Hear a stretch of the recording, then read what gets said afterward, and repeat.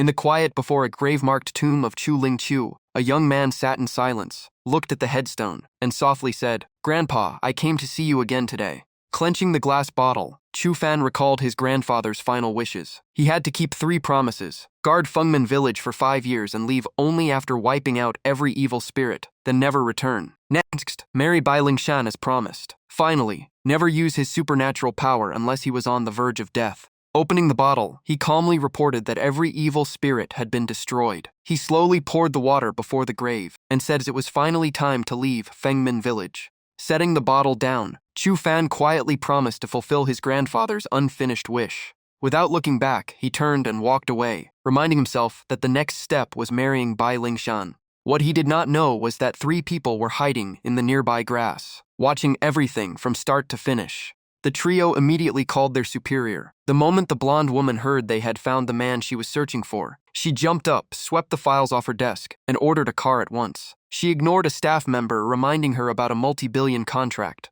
Elsewhere, a blue-haired woman coldly watched a man begging for forgiveness. She dismissed him with one glance, declared that traitors deserved no mercy, and immediately ordered a car. On a brutal battlefield, a short-haired female commander received news that endless evil spirits were closing in. She showed no fear, grabbed her weapon, and led the army into battle. As both sides clashed, her soldiers shouted that one more victory would finally bring them home. Though their lives were completely different, all 3 women were heading toward the same man, Chu Fan. Meanwhile, as he arrived at the Bai family estate, the butler opened the gate and coldly told him to wait outside. Standing at the entrance and looking across the huge estate, Chu Fan was surprised by how much everything had changed in just 5 years. The Bai family had become incredibly powerful. The butler looked down on him and loudly warned him not to touch anything, as if he had never seen wealth before. When they reached the villa entrance, Chu Fan reached for the door to walk inside. The butler immediately blocked him and coldly ordered him to keep waiting outside.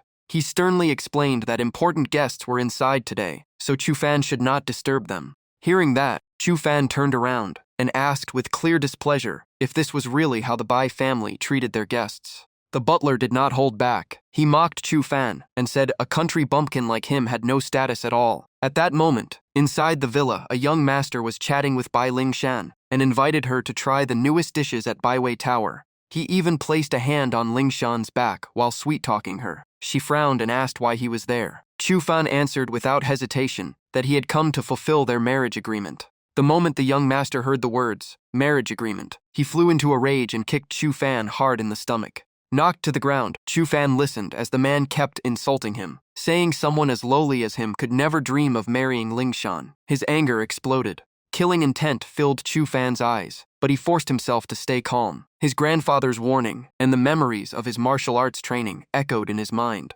The young master stayed arrogant, shoved both hands into his pockets, and sneered that if not for Lingshan, someone like Chu Fan was not even worth insulting.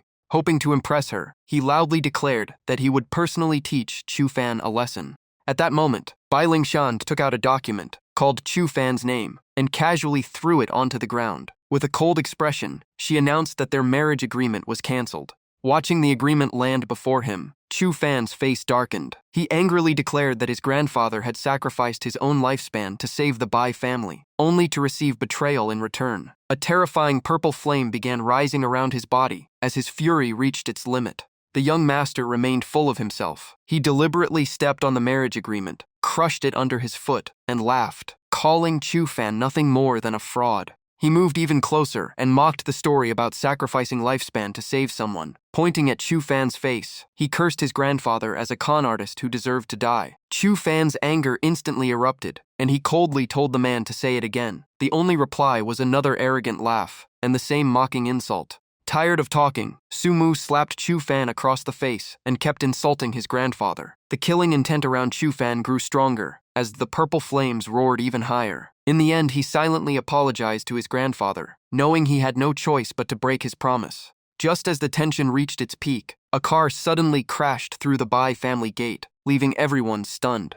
Before the bodyguards could react, the car came to a stop. A pair of long legs and red high heels stepped out, and her overwhelming presence instantly dominated the scene. The beautiful and powerful woman glanced around and casually remarked that the Bai family was nothing special. Lowering her sunglasses, she smiled at Chu Fan and greeted him. "Long time no see, junior brother." Sumu had no idea who she was. He shouted that she was just another troublemaker and boldly stepped forward. He immediately ordered every bodyguard to attack. The woman calmly hooked her sunglasses onto her collar and smiled with complete disdain, as if the whole situation amused her. Golden light burst around her body like lightning. A terrifying force gathered in her palm. She coldly declared that anyone who humiliated her junior brother deserved death, then unleashed the heaven round earth square technique. The overwhelming pressure alone made the bodyguards tremble before the fight even began. None of them had the courage to resist. Without giving them any chance to fight back, Huangfu Yiqiu followed up with the 1,000 gold strike technique. The bodyguards were instantly crushed and dropped to their knees. One of them shouted in fear, telling young Master Su to retreat because their opponent was a true master. Even then, Su Mu stubbornly cursed his men for being useless and ordered them to attack again, insisting she was only a woman.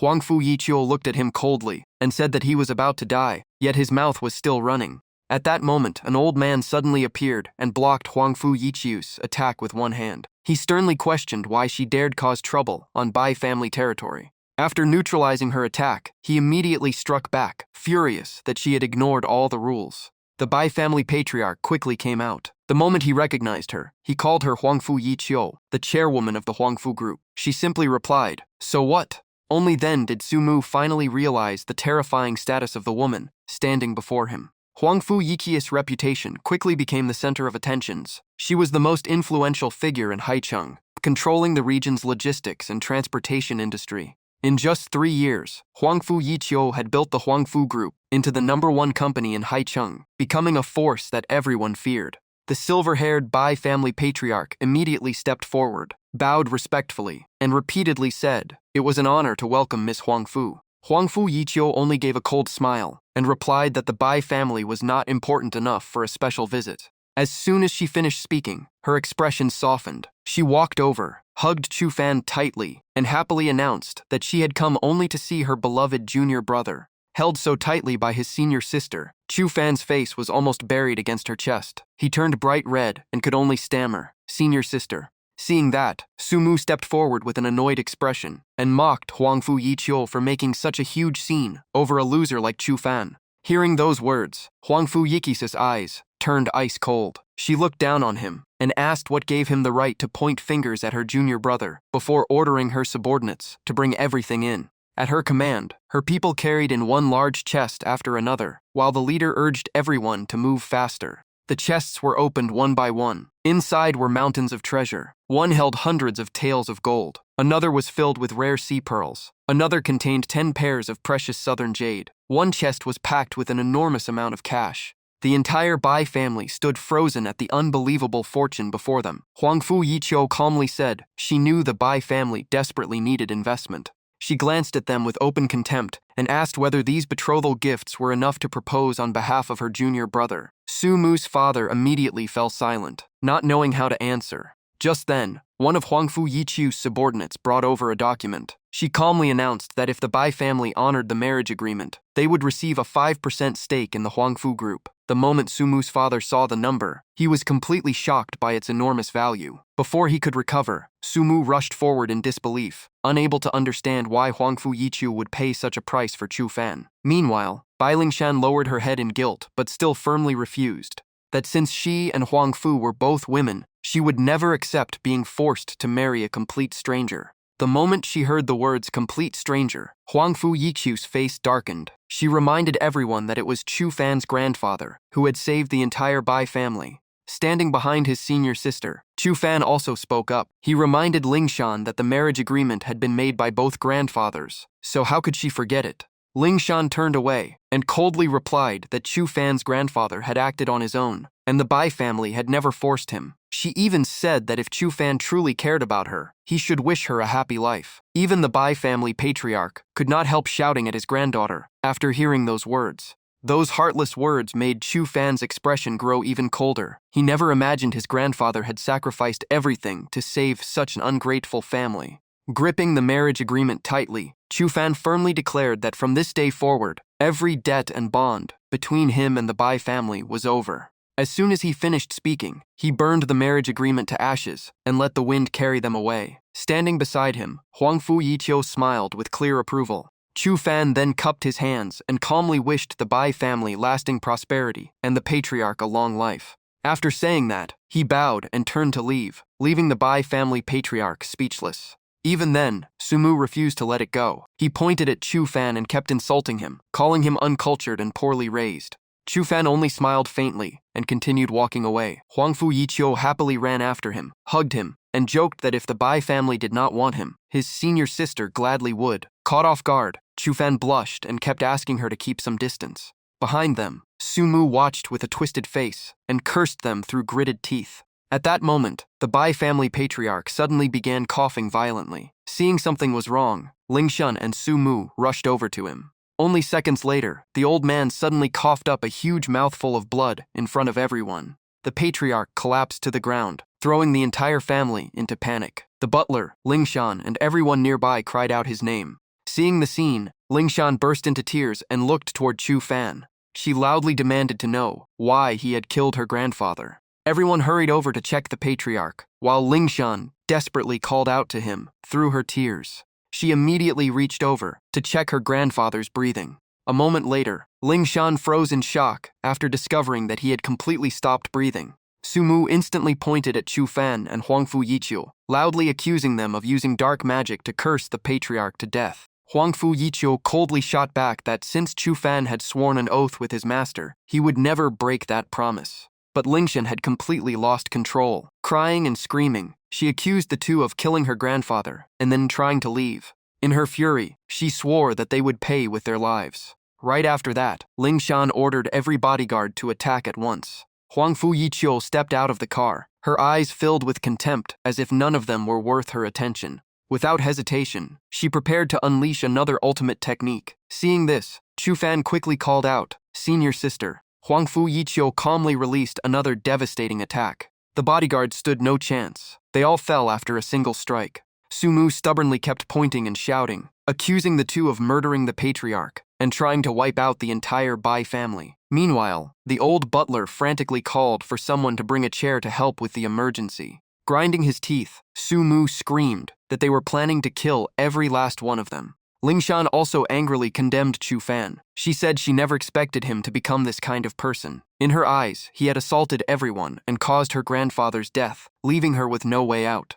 Huangfu Yiqiu folded her arms, looked at Chu Fan, and asked if he still planned to save these people. Chu Fan turned to her and replied that he simply did not want this incident to bring his senior sister any more trouble. Hearing that, Huangfu Yiqiu smiled with delight, hugged Chu Fan's arm, and playfully said that her junior brother had been worrying about her all along. Chu Fan blushed and repeatedly asked her not to stand so close, but she only laughed and teased him for looking so cute when embarrassed. Chu Fan calmly explained that he had never harmed the Bai family patriarch. According to him, the old man's condition was caused by violating the pact made with his grandfather. However, if Chu Fan treated him now, there was still a chance to save his life. Huangfu Yiqiu immediately backed him up, declaring that her junior brother was an exceptional physician and urging everyone to let him try to save the patriarch. But Lingshan refused to believe him. Clenching her fists, she screamed that Chu Fan had killed her grandfather and now wanted to keep him from resting in peace. Just as the tension peaked, a famous divine physician stepped forward and offered to examine the patriarch.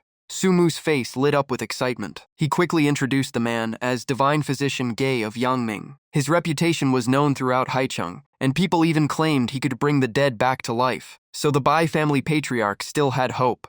Lingshan immediately begged Divine Physician Ji to save her grandfather as he began checking the old man's pulse. After a careful examination, Divine Physician Ji spoke in a heavy voice. The triple burner had collapsed, his vital energy was nearly exhausted, and the condition was beyond saving. Even so, Chu Fan calmly asked to give it a try. Divine Physician Ji instantly flew into a rage, shouting that a mere youngster had no right to speak while he was present. Was Chu Fan looking down on his medical skills? Ignoring Chu Fan's request, Divine Physician Ji took out 3 silver needles and said he would use acupuncture. There might still be one last chance. As soon as he finished speaking, he immediately performed his famous acupuncture technique to save the patriarch. After the needles were placed, the Bai family patriarch suddenly coughed, and signs of life seemed to return. Seeing him wake up, Lingshan happily hugged her grandfather. The old man gently patted her head, and everyone finally breathed a sigh of relief. Chu Fan alone remained calm. He remarked that it was only the last trace of life force, and the patriarch was still not truly out of danger.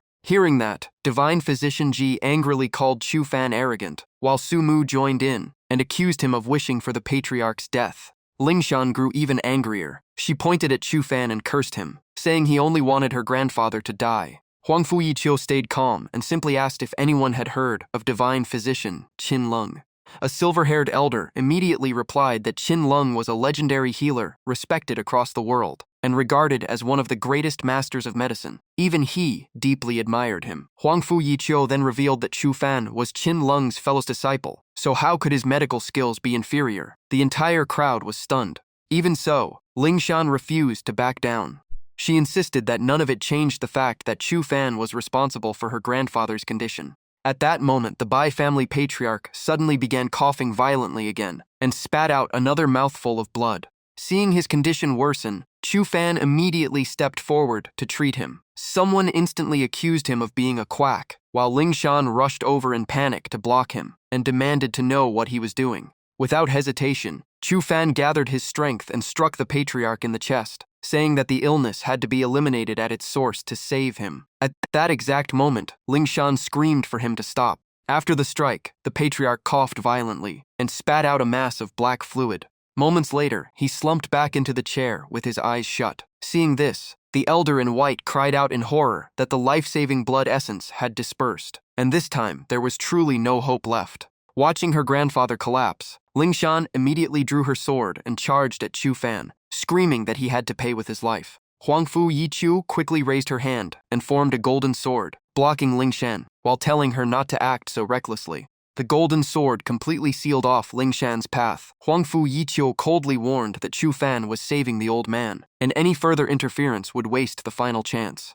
As chaos filled the scene, an orange sphere of energy slowly formed in Chu Fan's hand. He carefully guided that power into the patriarch's body. Lingshan still tried to rush forward, shouting at Huangfu Yiqiu for daring to stand in her way. Huangfu Yiqiu instantly flashed forward. Just as Lingshan slashed toward her neck, the golden sword blocked the attack in time. After stopping the strike, Huangfu Yiqiu stared at Lingshan with icy eyes and declared through gritted teeth that she was truly angry now. At that exact moment, the Bai family patriarch suddenly opened his eyes, sat upright, and immediately ordered Lingshan to stop. He warned her not to disrespect the man who had saved his life. The elder in white nearly collapsed in shock, repeatedly muttering that Chu Fan had actually succeeded.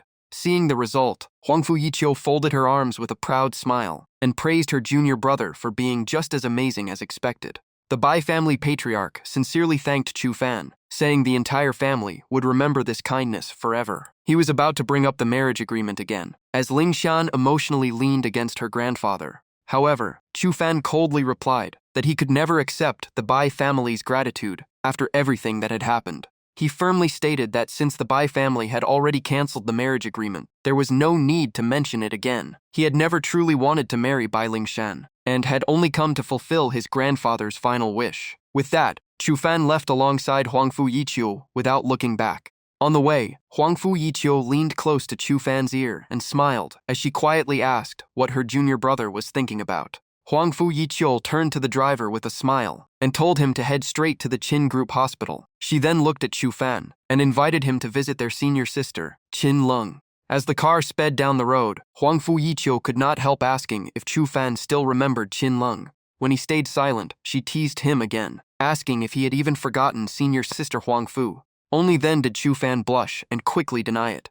Huangfu Yiqiu playfully brushed his leg with hers and laughed, asking why he had stayed so quiet if he had not forgotten. Chu Fan immediately turned red and asked her to stop, but Huangfu Yiqiu simply covered her mouth and giggled at how adorable her junior brother looked. Their cheerful moment was suddenly interrupted by a commotion ahead, prompting Chu Fan to ask what had happened. A large crowd was protesting outside the hospital, shouting that quack doctors had killed people, demanding justice for their loved ones, and calling for the hospital to be destroyed. In the crowd, a grieving woman clutched a towel and cried, accusing Dr. Qin of killing her son. Others quickly echoed her claims, insisting their own relatives had also become victims, and demanding the quacks pay with their lives. They did more than shout. Trash and various objects were thrown at the hospital entrance, while the woman stirred everyone into smashing the place. At that moment, Qin Lung walked out of the hospital, calmly asked what had happened, and requested to examine the patient. The woman immediately accused Qin Lung of ruining her son's life. Qin Lung did not argue. She calmly replied that if it was truly her fault, she would take full responsibility, but first she needed to check his pulse. With that, she immediately examined the patient's pulse. After a careful inspection, Qin Lung stated that the man had never suffered from any serious illness. Hearing that, the woman became even louder. She called Qin Lung a quack who refused to admit her mistake and insisted her son had never woken up after leaving the hospital. She hugged her son and burst into heartbreaking sobs, crying in agony. The onlookers also turned against Qin Lung, claiming she lacked the skill to practice medicine. Some even accused her of deliberately killing the patient. Huang Fuyiqiu quietly felt that something about the incident was suspicious. Chu Fan took one glance and immediately noticed the problem. He muttered that someone who had just coughed up blood should not have such a healthy complexion, then decided to get out of the car and investigate. Another woman rushed over and scolded Qin Lung for disgracing the medical profession. Even so, Qin Lung calmly asked how everyone wanted to resolve the matter. Just then, a female doctor, who called herself a divine physician, stepped forward and loudly declared that she would show everyone what real medicine looked like because those quacks refused to repent. She took out a needle, inserted it into the patient, and pretended to perform a mysterious secret technique. Moments later, the man lying on the ground suddenly opened his eyes and looked around in confusion, asking where he was. The sight shocked Qin Lung. The crowd immediately burst into cheers, praised the female divine physician, and continued condemning the Qin family hospital. The woman pretending to be the patient's mother even rushed forward to slap Qin Lung while repeatedly calling her a quack. Just before the slap landed, Chu Fan stepped in to stop her and told everyone to calm down. The female divine physician immediately challenged him, saying the evidence was obvious and asking what excuse he could possibly have left. Chu Fan calmly replied that he had no intention of arguing. He had simply noticed something interesting. His words made the fake patient suddenly change expression as panic began to creep in. The crowd immediately protested, claiming Chu Fan was making things up. He simply pointed at the female divine physician and remarked that something seemed wrong with her mouth. She opened her mouth to argue, only to discover that her mouth had suddenly become crooked and she could barely speak. Seeing that, Huang Fuyiqiu burst into laughter and teased that she really had become crooked-eyed and crooked-mouthed. Laughter and whispers spread through the crowd, leaving the female divine physician horrified as she realized her face had truly become disfigured. In the middle of the chaos, she hurriedly grabbed a mirror and screamed after seeing that both her mouth and eyes had become badly crooked. The fake patient rushed over in panic, asking what had happened. The woman pretending to be his mother immediately slapped the female divine physician and yelled that they had only planned to fake an illness to frame Qin Lung, but she had actually caused her son real harm. The entire group instantly turned on each other. Everyone blamed the female divine physician for insisting it was only an act, only to drag all of them into real trouble. Watching the chaos, Chu Fan smiled and remarked that even doctors could not always cure themselves. Qin Lung looked at him and asked if he had just used the golden light spell and whether he was Chu Fan. Chu Fan smiled, nodded, and politely greeted Qin Lung as his senior sister. Huang Fuyiqiu happily walked over, wrapped an arm around Chu Fan's shoulders, and asked how he was feeling. She also praised her junior brother for thinking so quickly. Qin Lung smiled helplessly and greeted Huang Fuyiqiu, saying it had been a long time since they last met. Qin Lung then led Chu Fan inside, saying she had prepared tea and wanted everyone to sit down and chat. But at that moment, a group of people rushed into the hospital carrying a little girl, desperately calling for divine physician Qin. The girl was already in critical condition, while her father begged in panic for someone to save his daughter. He was almost on his knees, promising to pay any amount of money as long as his daughter could survive. Qin Lung quickly reassured him that there was still time, but any further delay would be fatal. Hearing that, the father finally breathed a sigh of relief. While everyone focused on the little girl, Chu Fan suddenly frowned after noticing something strange. He quietly muttered that a demonic aura was lingering around the child. Qin Lung prepared to begin treatment, planning to stabilize the girl's vital meridians first. Just as she was about to begin, Chu Fan immediately stopped her and told her to wait. Seeing Chu Fan interrupt, the father instantly panicked and demanded to know what he was doing while his daughter's life hung by a thread. He quickly turned back and begged Qin Lung to save her. Qin Lung calmly assured him that Chu Fan was her junior brother and asked him to let Chu Fan try first. Chu Fan immediately formed hand seals, chanted an incantation, and unleashed the technique 4 underworlds break the sea, heavenly decree exterminate evil. A tiny beam of light shot from his fingertip straight into the center of the girl's forehead, and its power took effect at once. Moments later, the girl opened her mouth and expelled a stream of eerie black energy, as though something was being forced out of her body. A ghostly figure appeared with a terrifying cry before being blasted out into the open. The piercing scream forced everyone to cover their ears, because none of them could endure the sound. Chu Fan remained completely calm. Looking at the ghost, he coldly remarked that this was all the power it had. Completely suppressed, the ghost could only roar in furious frustration. The father burst into tears of joy, repeatedly bowing and thanking Chu Fan as the savior of the entire Song family. However, Chu Fan warned him not to relax yet, because he suspected the man had recently crossed paths with someone from the world of mystic arts. The father immediately denied it, insisting he had never offended or even encountered anyone like that. Chu Fan thought for a moment before saying the enemy was using extremely sinister techniques, so everyone had to stay on guard. He took out a grayish-blue stone, handed it to the father, and instructed him to keep it with him at all times, to drive away evil energy and protect himself. The moment the stone touched the father's hand, it began glowing with a faint light. The father immediately bowed deeply and sincerely thanked Chu Fan again. After that, the father and daughter escorted everyone all the way to the hospital entrance. Before leaving, Chu Fan waved goodbye and silently wished the father and daughter peace and safety. As soon as they stepped outside, Huangfu Yiqiu gently pulled Chu Fan's head against her chest and said he had barely come down from the mountain before getting dragged into one problem after another. Qin Lung watched with clear jealousy. While Huangfu Yiqiu showered him with concern, Chu Fan could only blush and ask his senior sister to stop. Not wanting to lose, Qin Lung grabbed Chu Fan's hand and happily invited him to rest in the hospital lounge. Huangfu Yiqiu immediately took his other arm, saying the hospital smelled too much like medicine and that he should stay at her place instead. Her car was already waiting outside. Caught between 2 senior sisters quietly competing over him, Chu Fan could only force a smile and suggest staying at a hotel instead. Both women almost answered in perfect unison, firmly rejecting the idea.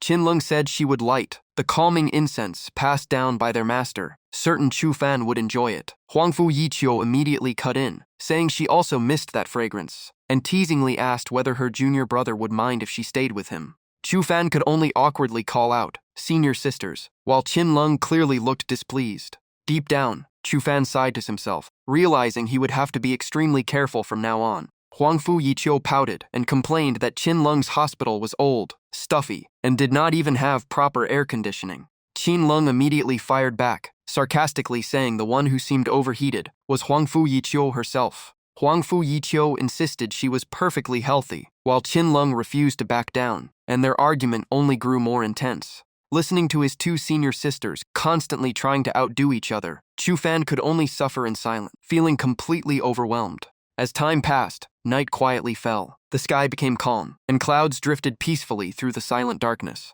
In the hazy darkness, Chu Fan suddenly saw a strange vision of a lightly dressed young woman. He jolted awake, and Huangfu Yiqiu rubbed her eyes before quickly sitting up as well. Qin Lung immediately asked what was wrong. Chu Fan quickly explained that the evil-repelling stone had shattered, which meant something had definitely happened to Song Bafeng. Right then, the phone suddenly rang. As soon as Huangfu Yiqiu answered, her face changed. She reported that Song Bafeng had been in a car accident and was being rushed to the hospital. Everyone immediately headed to the hospital to check the situation. The doctor explained that there was no way to tell when the couple's daughter would wake up, leaving the father terrified. At that moment, Chu Fan arrived. The father looked as though he had found his last hope and immediately begged him to save Xiaoxing.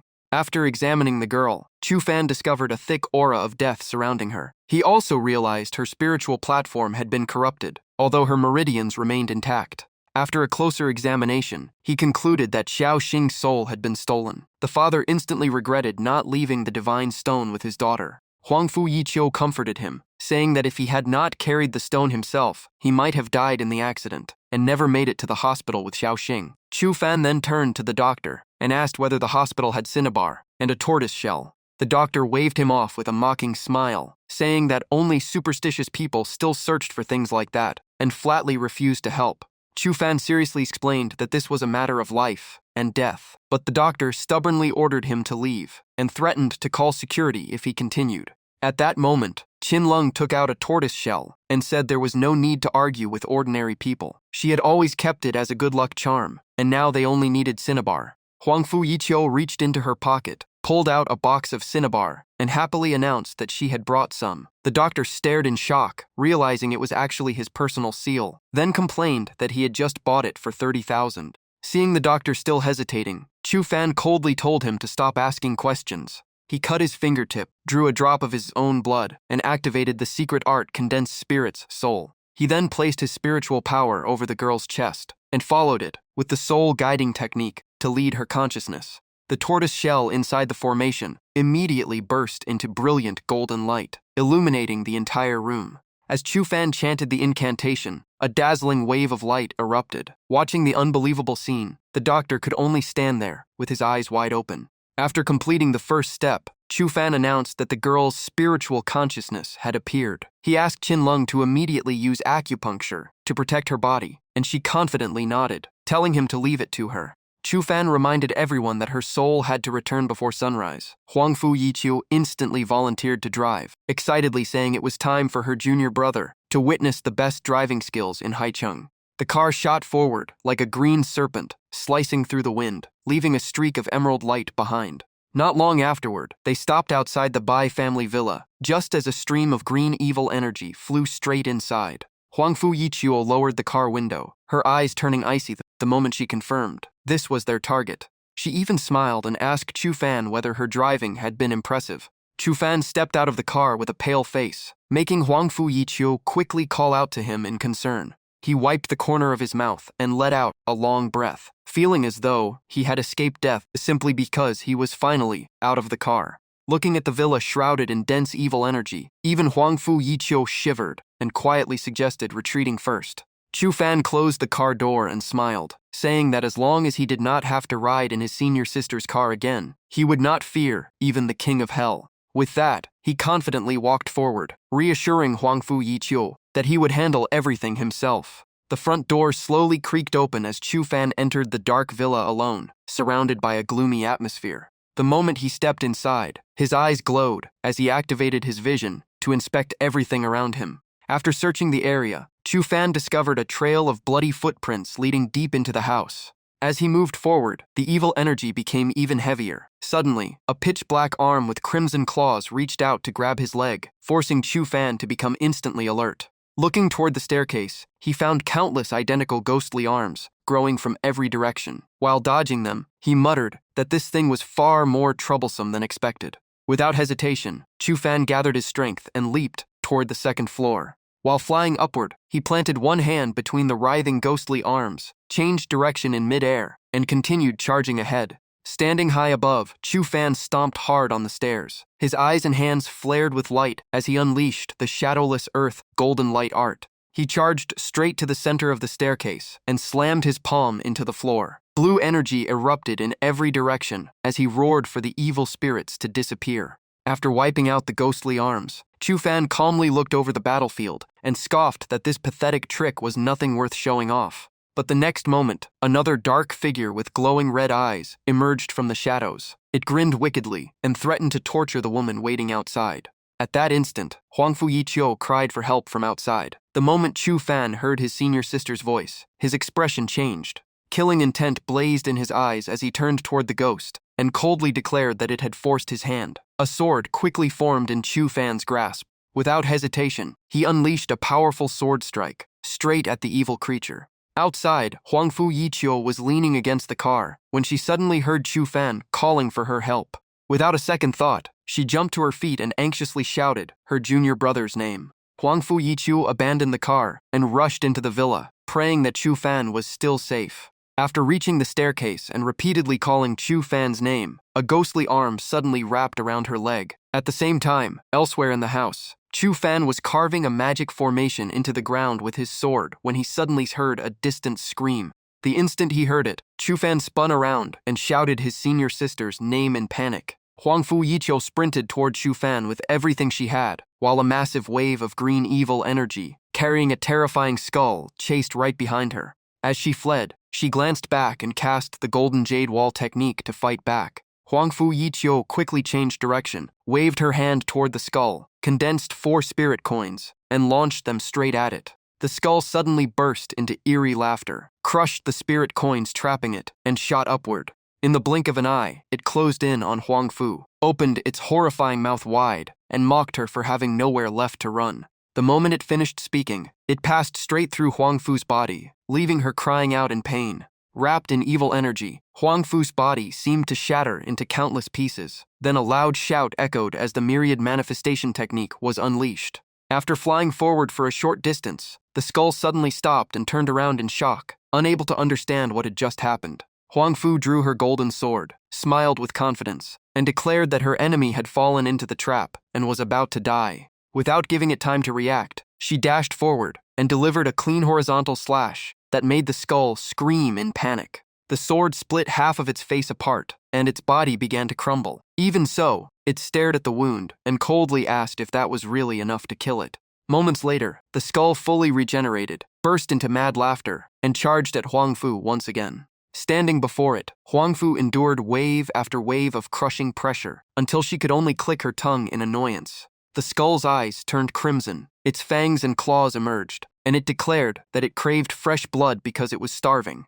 Huangfu immediately raised both hands, channeled her spiritual power, and firmly answered that she did not care what it said. A gigantic spirit coin descended from above and crushed the skull into the ground, cracking the earth apart. Seeing it pinned down, Huangfu even mocked that with enough money, even ghosts had to obey. Even while trapped beneath the ground, the skull roared that she could never escape. Huangfu immediately turned and ran, complaining that every time she used this move, it cost her another million. After hiding inside a room, Huangfu worried that the talisman could only hold the monster back for about half an hour, so she had to find another solution fast. Just then, a massive wardrobe in the room suddenly released a heavy wave of yin energy, startling Huangfu into shouting. Sensing the strange atmosphere, she grew uneasy and wondered what was hiding inside.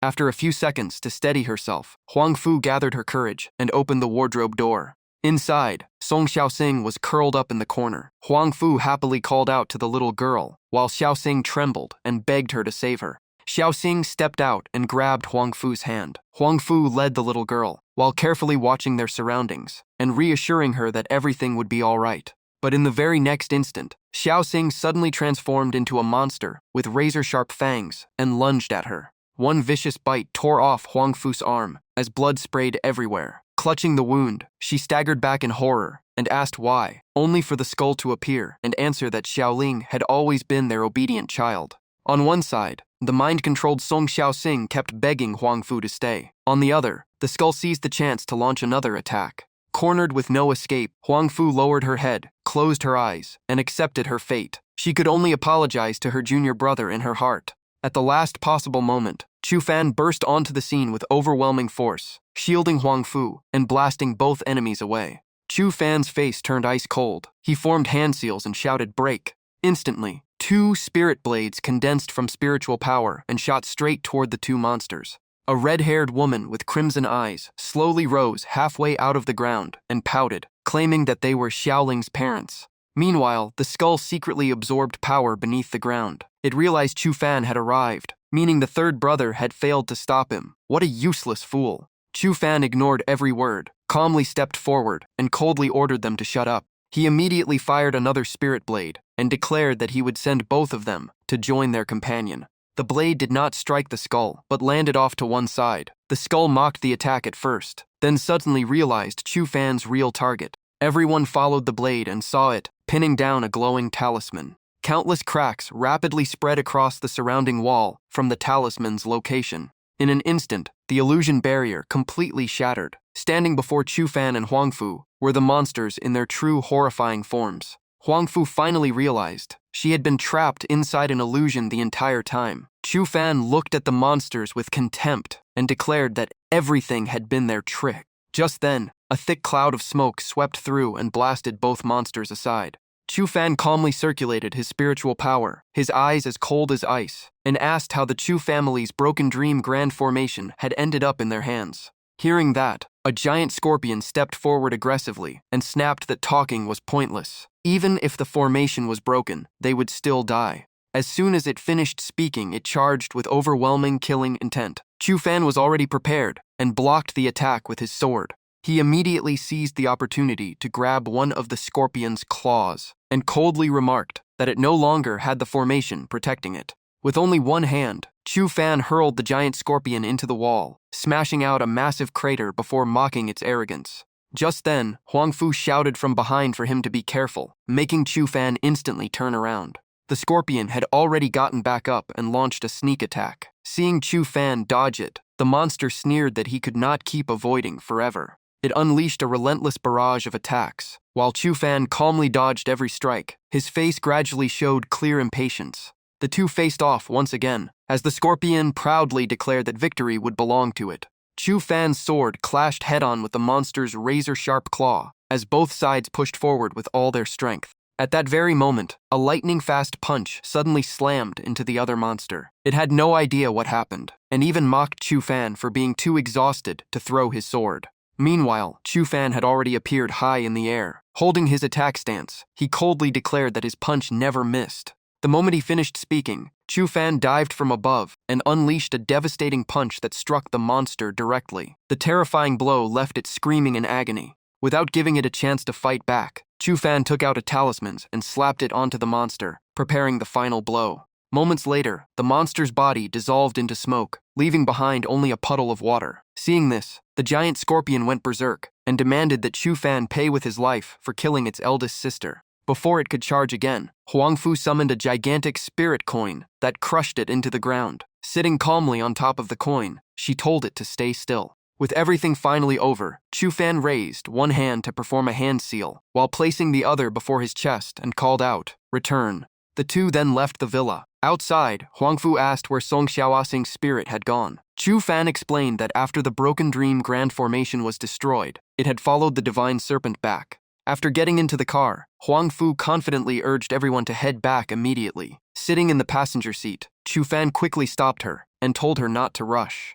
But Huang Fu ignored him completely, slammed the accelerator, and sped away. Inside the car, only Chu Fan's terrified cries for help could be heard. Not long afterward, the two arrived at the hospital. The moment they entered the room, Xiaoxing's father rushed over and told his daughter to quickly thank her two saviors. Xiaoxing's mother also asked with concern if they had been hurt. Chu Fan simply smiled politely and said he was fine. Lying in the hospital bed, Xiaoxing fought back tears as she thanked Chu Fan and apologized to Huang Fu. They both smiled to comfort her, and Huang Fu even showed her fully healed arm to put her at ease. Standing behind them, Xiaoxing's father said emotionally that the Song family had no idea why such a disaster had happened. Without these two benefactors, they never would have survived. Before he could finish, Chu Fan interrupted with a serious expression, reached into his pocket, and said he had found an important clue. He took out the bottle containing the ghost-faced centipede and explained that it was a forbidden technique of the Chu family and also the core of the Broken Dream Grand Formation.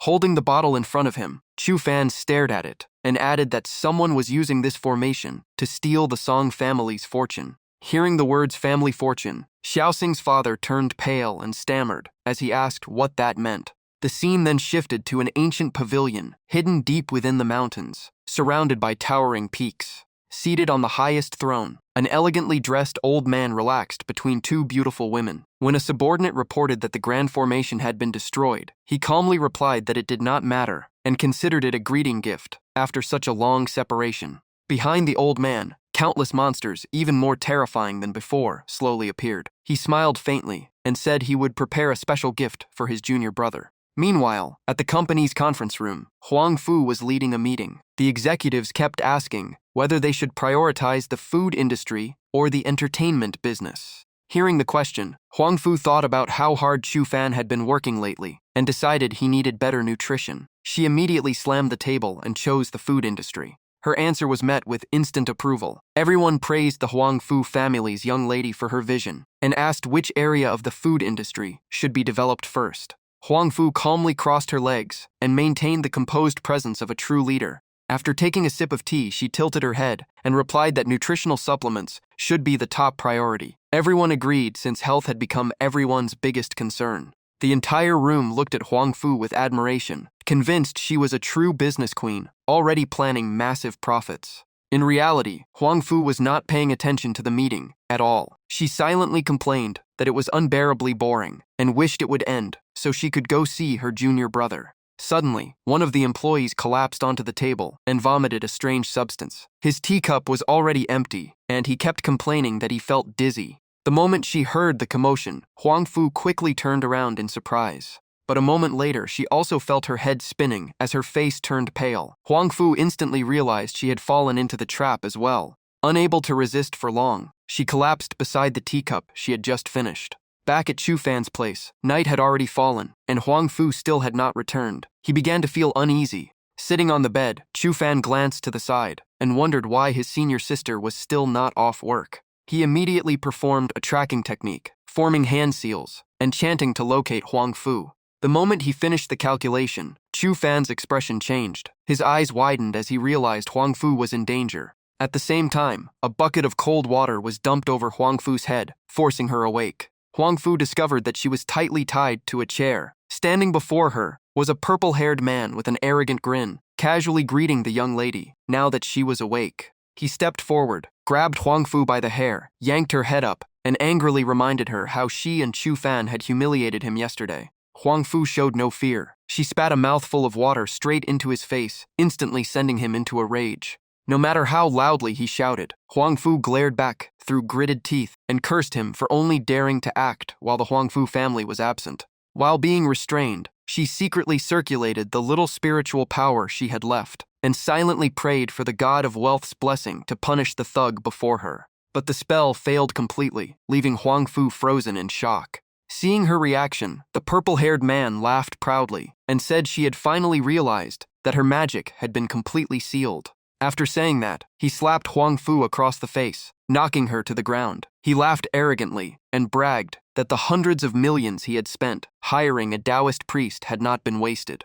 As soon as he finished speaking, a Taoist priest emerged from the black smoke behind him and declared that as long as his formation remained active, Huang Fu would never be able to use her magic in front of young Master Su. Even lying on the ground, Huang Fu firmly warned that her junior brother would never let them off. Young Master Su only laughed and mocked her. He proudly revealed that he had already hired the Black Water Assassins to lie in wait, so even if Chu Fan showed up, he would still end up dead. After saying that, young Master Su grabbed Huang Fu by the jaw. Even while restrained, she warned that if he dared harm Chu Fan, her sect would never forgive him. Hearing her warning, Su only gave a sinister grin and said that once he forced her to become his wife, everything she owned, from her sect to her corporation, would belong to him. The next second, Huang Fu suddenly broke free from the ropes and drove a punch straight into his face, leaving him with a bloody nose. Clutching his nose in pain, young Master Su roared with fury. Covering his face with one hand, he pointed at Huang Fu with the other and ordered his men to seize her immediately.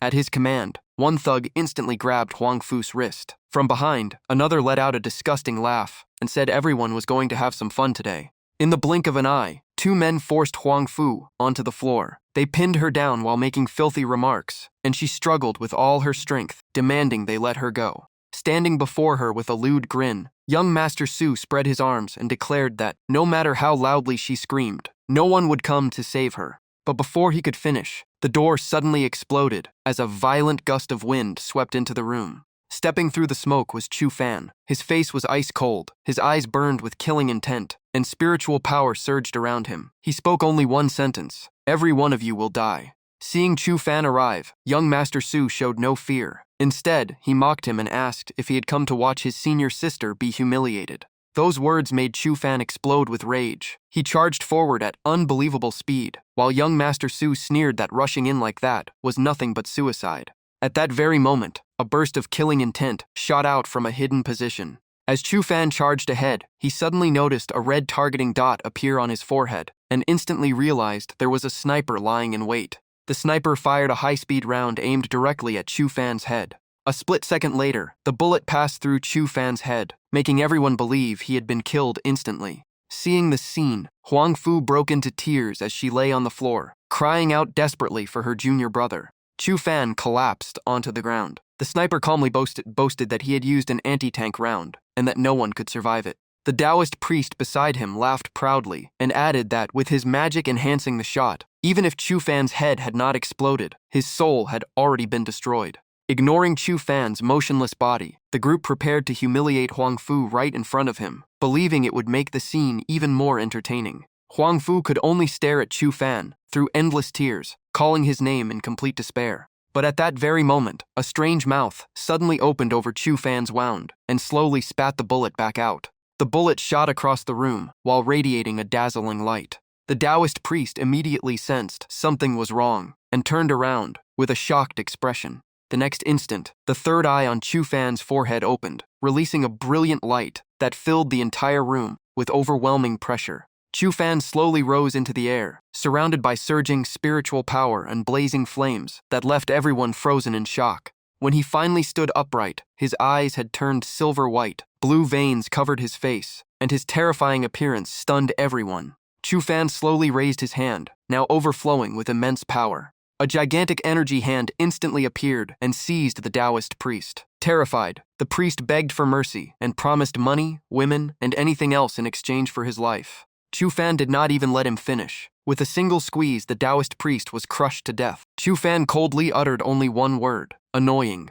Witnessing the horrifying scene, young Master Su stumbled backward in terror and frantically ordered his men to stop Chu Fan. Chu Fan never moved from where he stood. He simply pointed forward, sending the remaining two thugs flying. Young Master Su screamed for the sniper to fire again, but before he could finish, another subordinate had already fallen. A second shot rang out from the hidden sniper position. This time, Chu Fan casually caught the bullet with one hand, popped it into his mouth, and mocked it for being far too slow. The spiritual power surrounding him erupted once more. His eyes shone even brighter, and a tremendous force instantly surged back toward the sniper who had fired.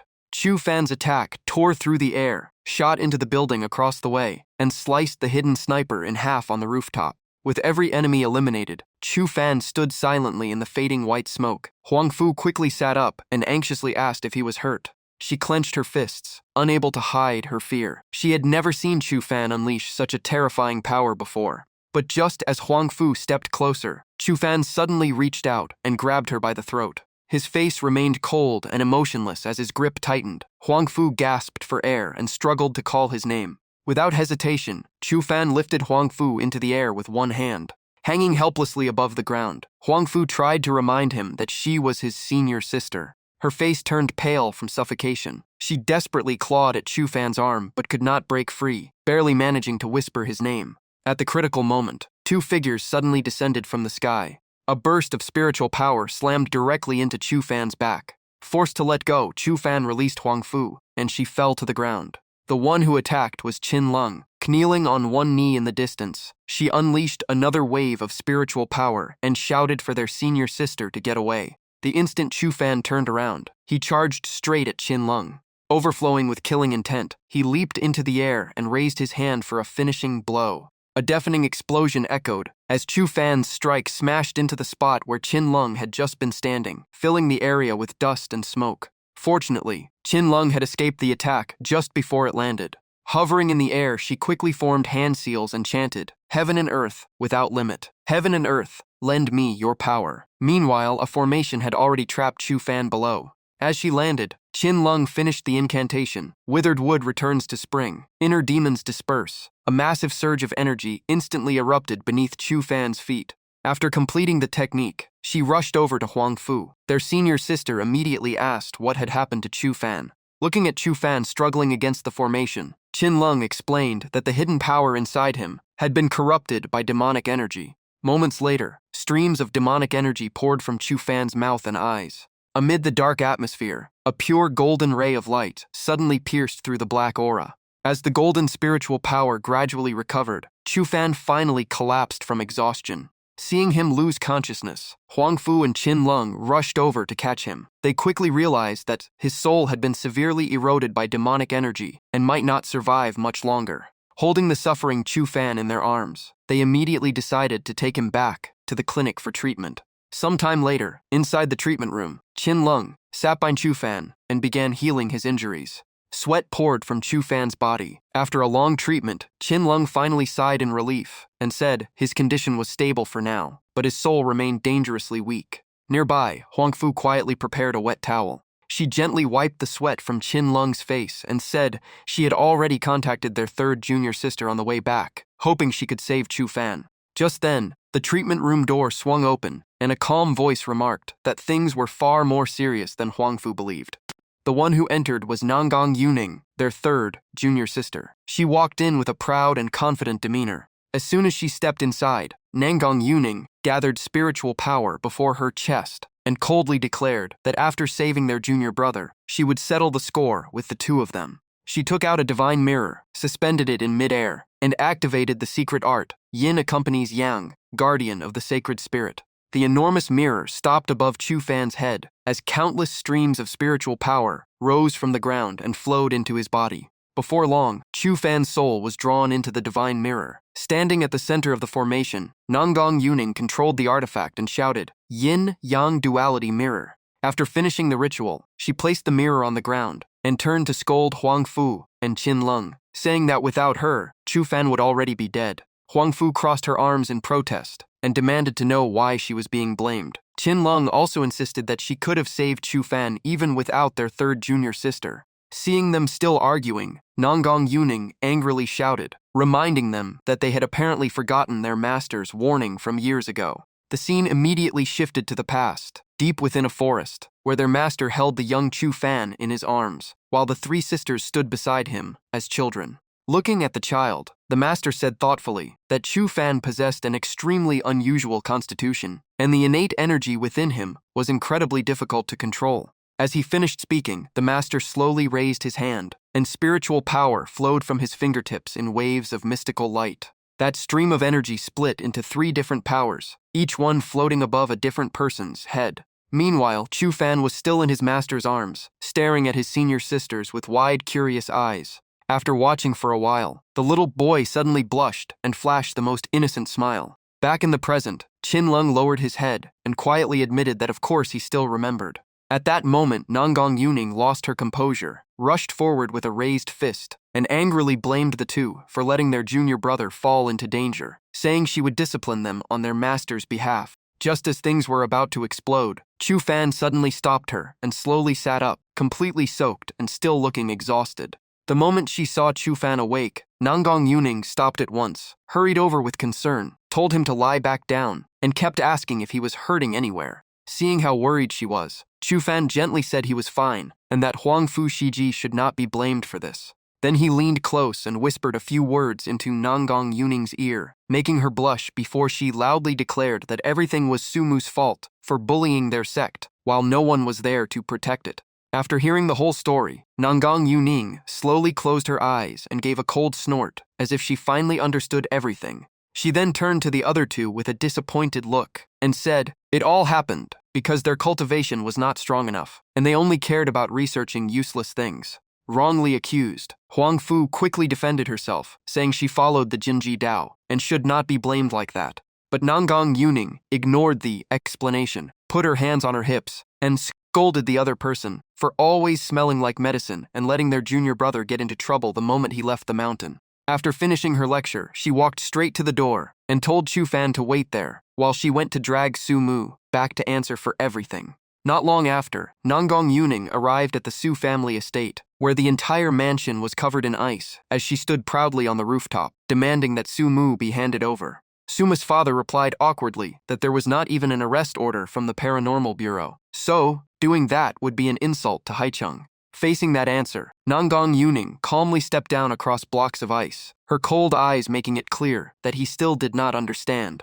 Floating in midair, she slowly turned around and declared that the one demanding Sumu today was not the Paranormal Bureau but Nangang Yuning herself. After landing on the ground, she continued speaking and prepared to make her second point. Standing firmly in place, with one hand raising a surging power, she looked him straight in the eye and asked if he truly wanted to stand against her. As the standoff continued, several announcements came from afar that Liu Huaqiang of the Liu family from Wangang and Tai Kun of the Tai family from Jingsha had both arrived. Then Ding Zhen of the Ding family also appeared, making Sumu's father even more uneasy. As soon as they reached the gate, the newcomers quickly greeted one another. When asked why he came, Tai-kun said that once the Nanggong family had spoken, there was no way he could stay away. And after hearing it was all because of one man, the others were shocked that someone had actually won the young lady's heart.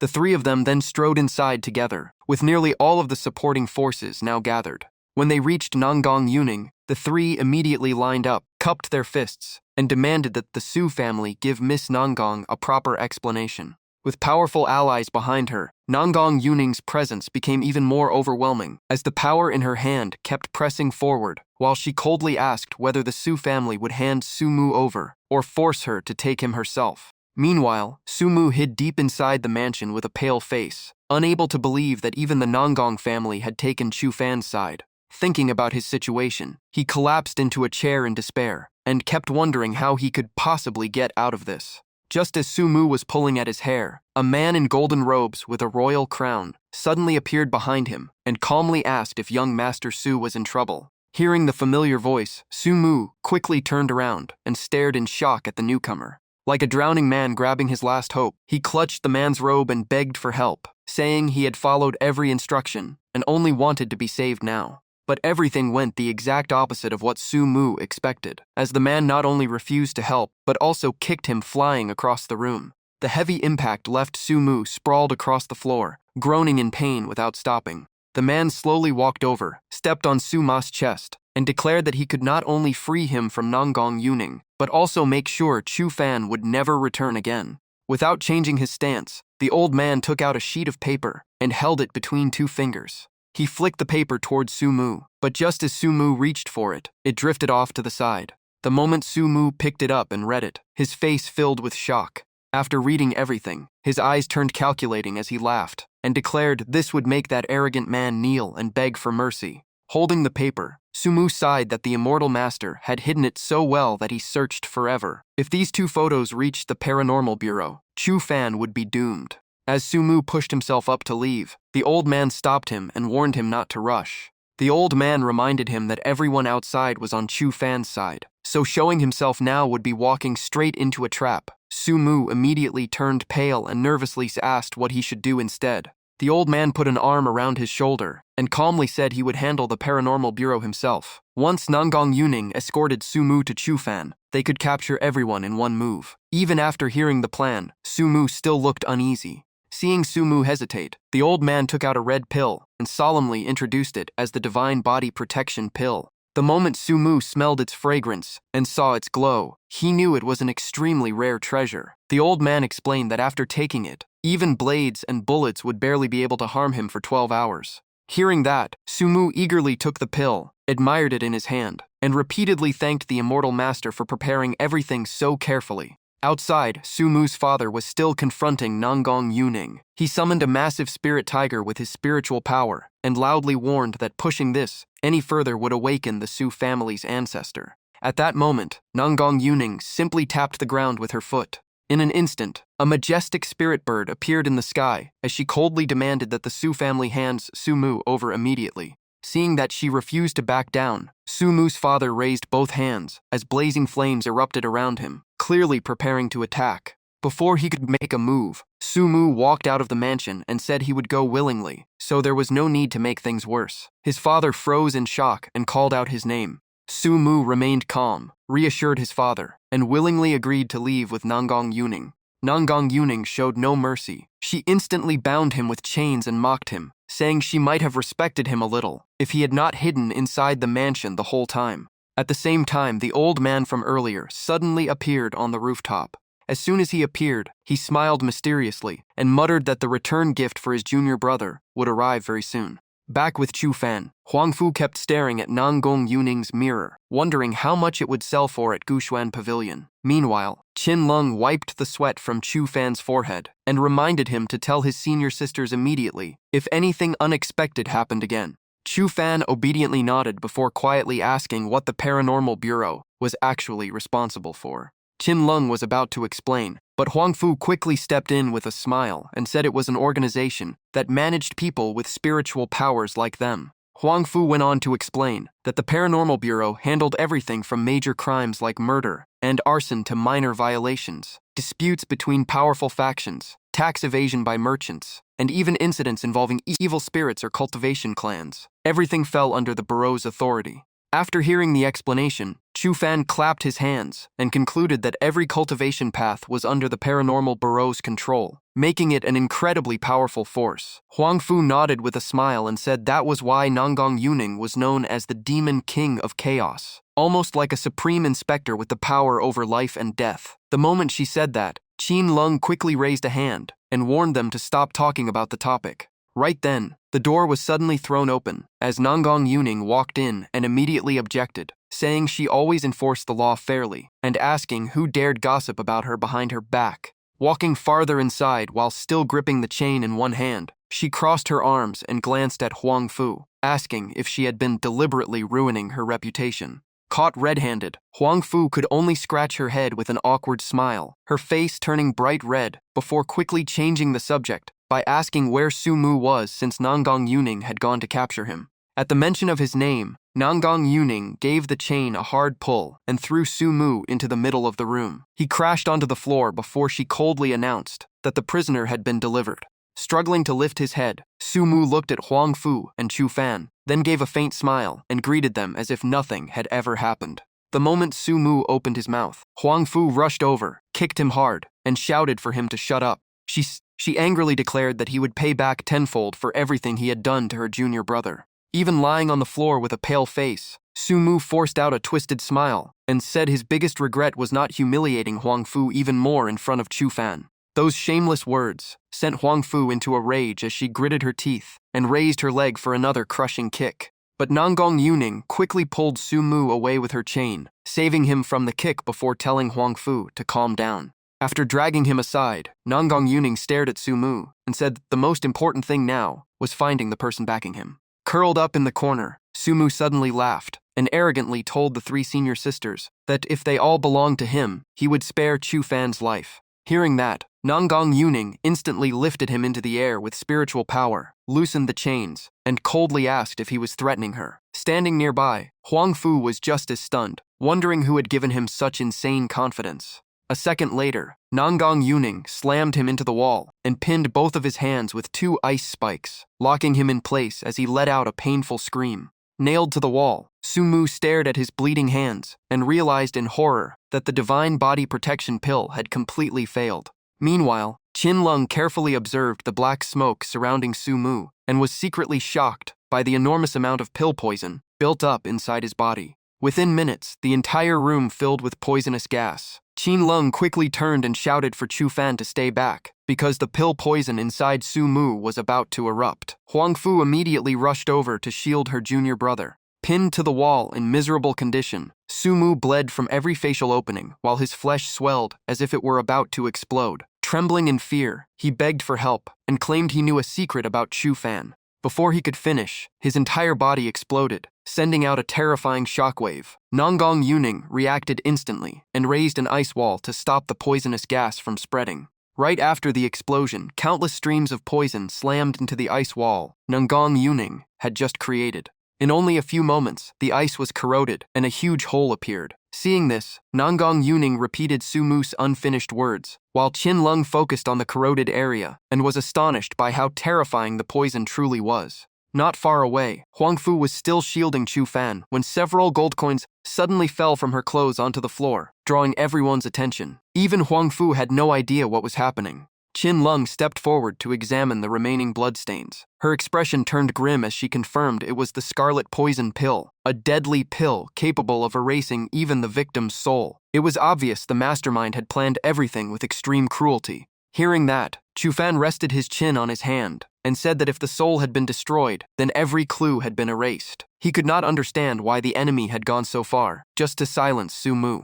After that conclusion, the entire room fell into heavy silence. A short while later, the scene shifted to the Qin family's clinic as evening slowly approached. Suddenly, the ceiling shook violently as if it were about to collapse. Everyone's expression changed as they sensed an overwhelming wave of spiritual pressure, knowing the newcomer had not come in peace. As the tension reached its peak, Huang Fu glanced at Nanggong Yuning and said there were very few old monsters in Haicheng who had reached this level, especially one appearing at such a critical moment. At that instant, everyone realized who was coming and spoke in unison. It was the Su family's ancestor. After piecing everything together, Chu Fan smiled confidently, realizing the enemy had already planned one step ahead with a flawless scheme. Just then, the sea-sling suddenly split apart, opening a massive hole that let the outside light pour in. Huang Fu immediately sensed something was wrong. In the blink of an eye, a gigantic golden spiritual hand crashed down through the opening. At the same time, an enraged roar echoed from outside, demanding that they repay the life of his son. Huang Fu reacted instantly, grabbing Chu Fan and pulling him out of the way. A moment later, Su Mu's father slowly descended, standing atop that enormous spiritual hand. Floating in midair, he glared at them and roared that they were nothing but insects before launching a deadly attack. Nangang Yuning immediately formed hand seals, her expression turning icy as she prepared to fight. In an instant, the old man's attack collided head-on with Nangang Yuning's power in a violent clash high in the air. As the battle erupted, Huang Fu wasted no time, shouted loudly, and charged in to help. Qin Lung quickly nodded and joined the fight as well. Huang Fu leaped into the air, formed hand seals, and unleashed her secret technique. Golden spiritual power instantly wrapped around her body, shining brilliantly as she let out a powerful battle cry. While the enemy was distracted, Qin Lung circled behind him, seized the opportunity, and unleashed the seventh form of the divine spirit needle. She drove the divine needle straight toward his head, intending to destroy his soul in a single strike. But the old man only smiled, calmly turned around, and mocked them, asking if that was all they had. With a single counterattack, he blasted both Huang Fu and Qin Lung back into the house. The moment they hit the ground, the floor cracked apart as loud impacts, and cries of pain echoed through the room. While the two struggled to get back up, Nangang Yuning continued holding the front line and shouted for everyone to support her. The three senior sisters immediately joined forces to resist the old man's overwhelming spiritual power. While resisting, Huang Fu turned to Chu Fan and warned that his soul was still unstable. She told him not to use too much spiritual power, or his future cultivation would be ruined, and urged him to escape while they could still hold the enemy back. Chu Fan simply smiled and calmly said he still had a life-saving move passed down by his grandfather, so there was no need to worry. That answer made both Nangang Yuning and Huang Fu turn toward him. Nangang Yuning even believed that with Chu Fan's unique physique, their master had probably passed down an incredibly powerful ultimate technique. Chu Fan stepped forward, raised one hand, and solemnly announced that he was about to use the supreme technique that only the leader could perform. After saying that, he struck a pose that looked more like a stage performance than a real technique. Seeing that, the three senior sisters froze in disbelief, as if they had all been struck by lightning. High in the air, the old man burst into laughter, mocking Chu Fan for thinking he could save himself with nothing but empty words. Facing the ridicule, Chu Fan calmly replied that the real fool was standing right in front of him. Spiritual power erupted beneath his feet as fierce winds began to roar. Chu Fan pointed out that the old man had chosen the wrong enemy while shouting about avenging his grandson. Chu Fan slowly rose into the sky until he stood face to face with the old man. With his hands behind his back, he coldly declared that if he were in Su Mu's place, he would rather be a chamber pot than that man's grandson. Furious, the old man glared at Chu Fan and demanded to know what gave him the right to say such a thing. Chu Fan immediately explained that based on when the poison had taken effect, it had already been planted inside Su Mu before his senior sisters captured him. That proved the old man had been manipulated by someone else without ever realizing it. The two faced each other in the sky without either one backing down, while the three senior sisters watched Chu Fan from below.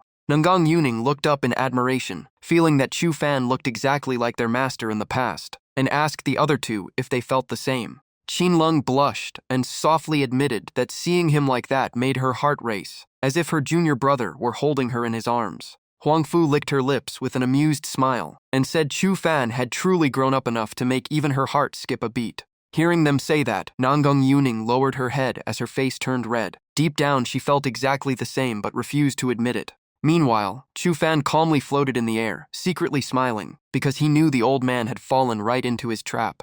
After hearing those words, the Su family's ancestor froze, instinctively clutching his head as he stammered that he had spent all this time in secluded cultivation.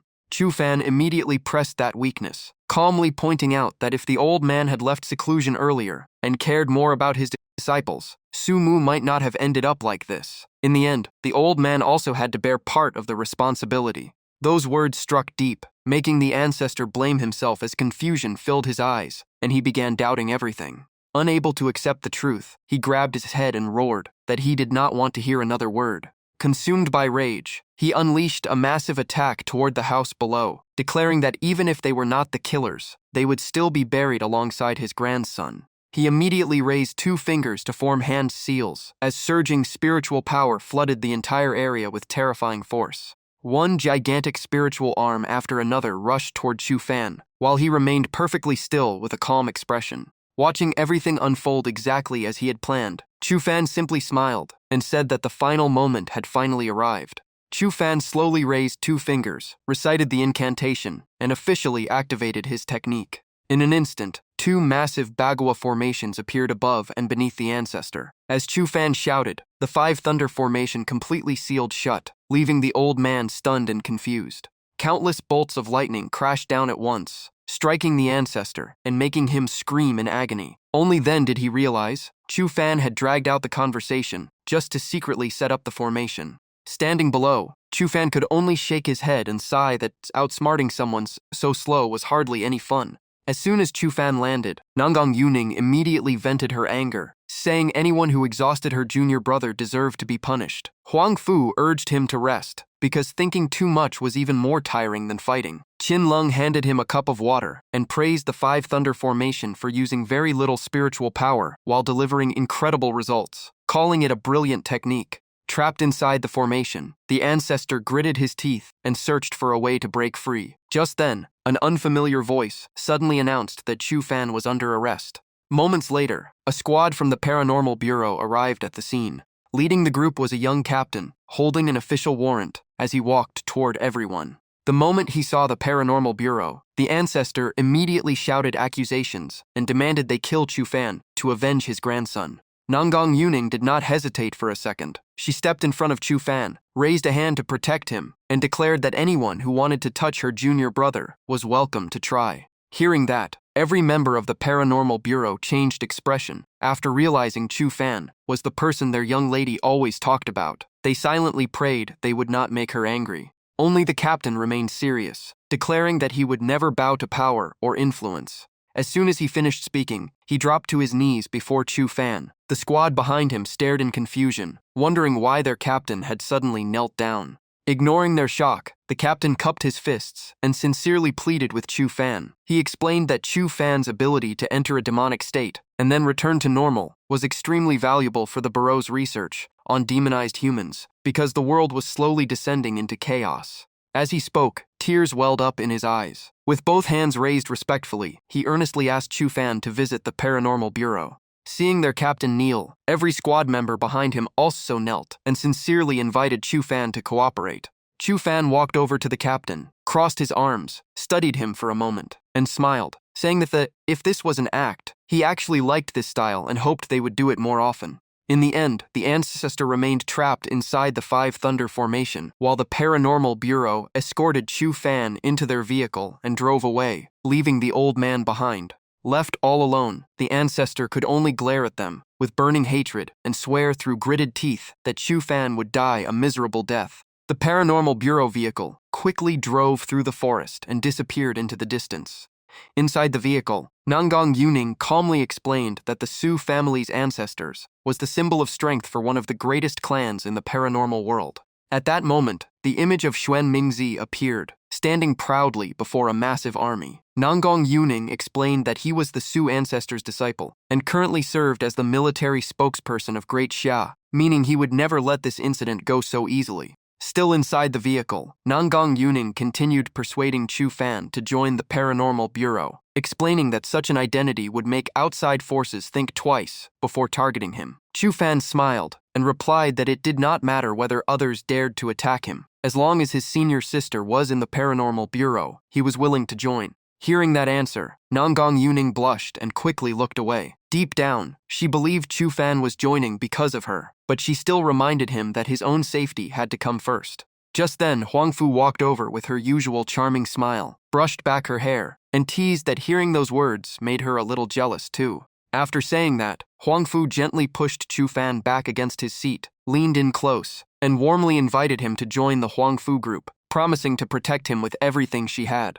Standing nearby, Qin Lung lowered her head and quietly sighed. She also wanted to keep her junior brother by her side, but her clinic had just been destroyed, leaving her with nothing to offer. Huangfu still refused to let go of Chu Fan, playfully asking again and again if he would agree. Chu Fan blushed bright red and awkwardly asked her to stop. Seeing his embarrassed reaction, Huangfu teased him even more until a loud shout suddenly came from behind. The one who shouted was Nanggong Yuning. She immediately walked over, pulled Huangfu away, and demanded to know what she was doing to her junior brother. Huangfu only laughed and replied that if Nanggong could be close to Chu Fan, then she deserved her turn too. Seeing the two about to argue again, the paranormal bureau captain could only wipe the sweat from his forehead and awkwardly announce that they had arrived at headquarters. He secretly sighed in relief that the vehicle had survived the trip.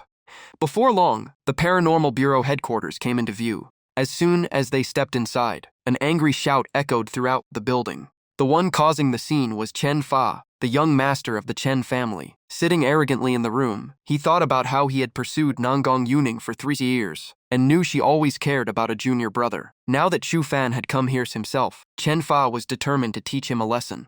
Nanggong Yuning did not let him talk for long. She immediately stepped forward and mocked him, saying everything he had was only because of his family's backing. Chen Fa leaned back in his chair with a confident smile and replied that at least he had passed the Paranormal Bureau entrance exam with his own ability. His bodyguard immediately chimed in to support him. Nanggong Yuning slammed her hand on the table and firmly declared that Chu Fan's strength had already surpassed the Bureau's recruitment standards without question. Embarrassed in front of everyone, Chen Fa angrily jumped to his feet, pointed at Chu Fan, and mocked him for hiding behind women all day. He sneered that Chu Fan relied on women to get ahead, did not even dare take the rookie test, and continued insulting him. Hearing that, Chu Fan simply burst into laughter. Wearing a scornful smile, Chu Fan walked up to Chen Fa and proposed a bet. If he passed the test, Chen Fa would bark like a dog and run naked around the Paranormal Bureau. Without hesitation, Chen Fa replied that if Chu Fan failed, he had to admit he was nothing but a man living off women and get out of there.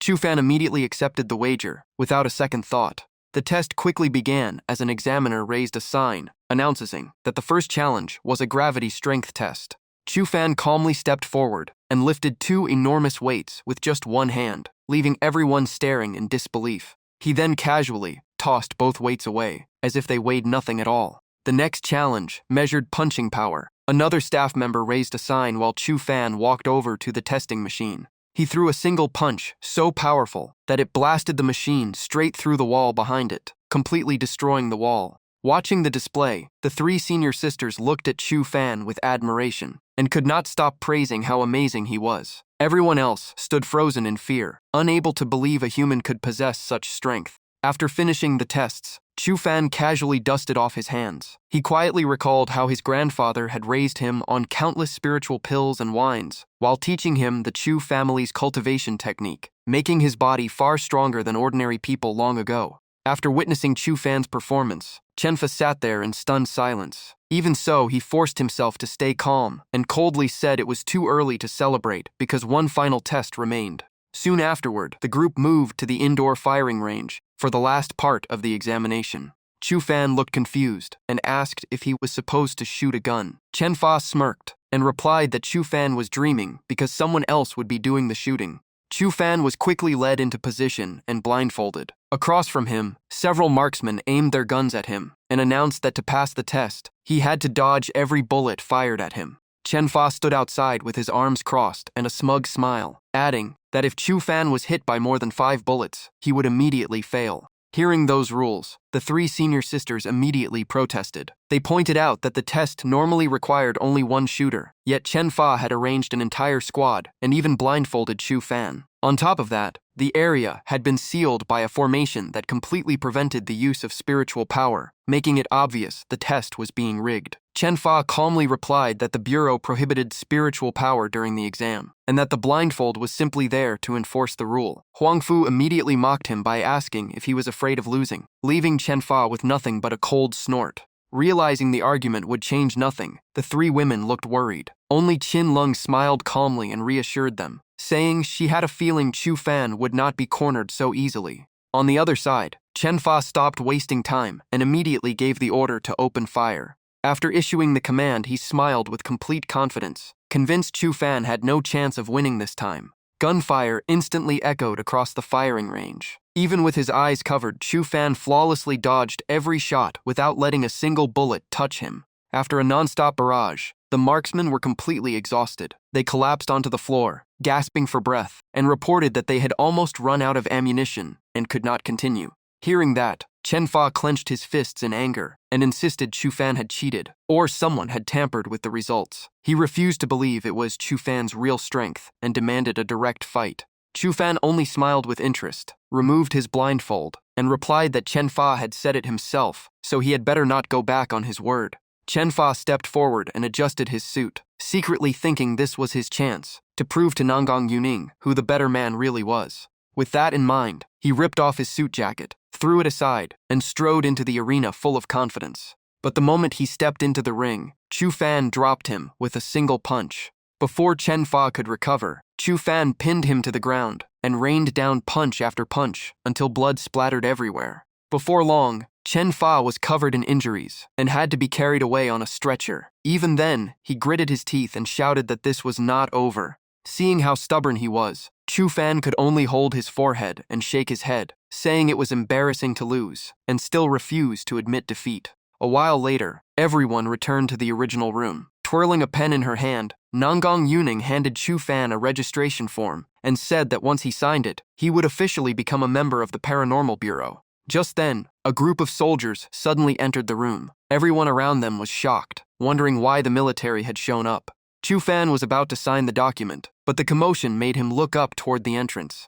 Nangang Yuning turned to the newcomers and coldly asked who they were. One of the officers held up an authorization device, introduced himself as a representative of the Great Xia military, and said he had come to deliver an official order for Chu Fan. The soldiers immediately raised their weapons at everyone. Their commander declared that anyone interfering with the mission could be shot first, with the report filed afterward.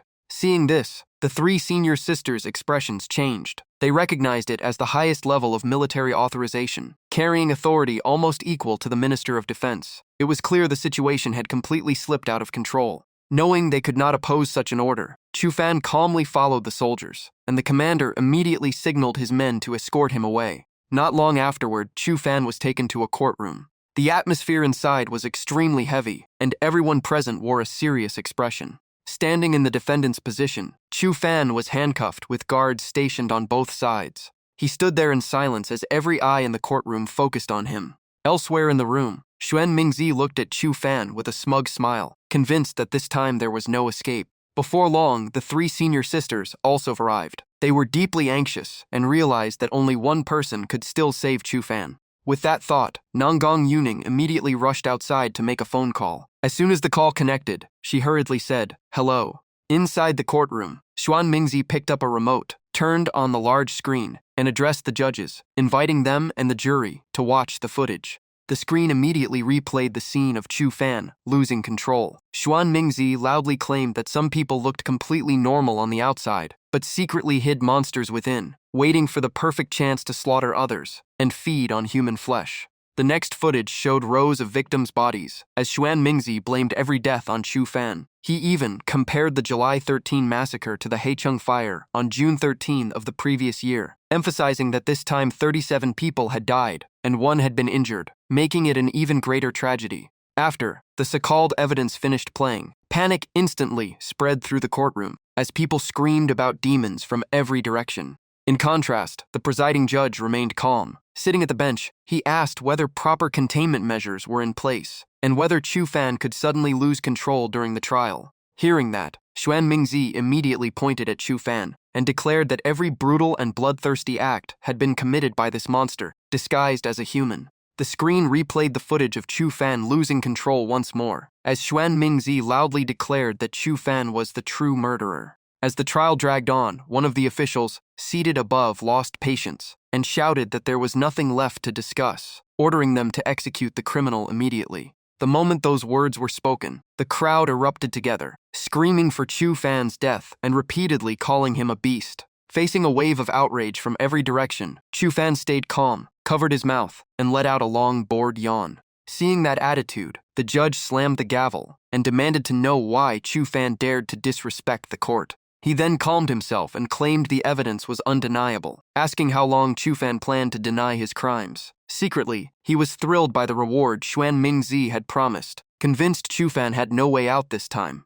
When his name was called, Chu Fan finally looked at the judge and coldly said that even death row inmates deserved legal defense. So where was his lawyer? A trial without fairness could never deliver true justice. He continued by asking why they even bothered holding a trial if the verdict had already been decided. They might as well throw him in prison or execute him on the spot if that benefited certain people. Realizing Chu Fan was hinting at corruption, someone in the courtroom immediately asked if he was accusing the court of making dirty deals. Chu Fan calmly replied that if they were truly innocent, they should investigate the people he killed. Every one of them carried a gun, not one was a civilian. The young master of the Su family had threatened and humiliated his senior sister, so he was forced to defend himself. Yet the truth had been completely twisted.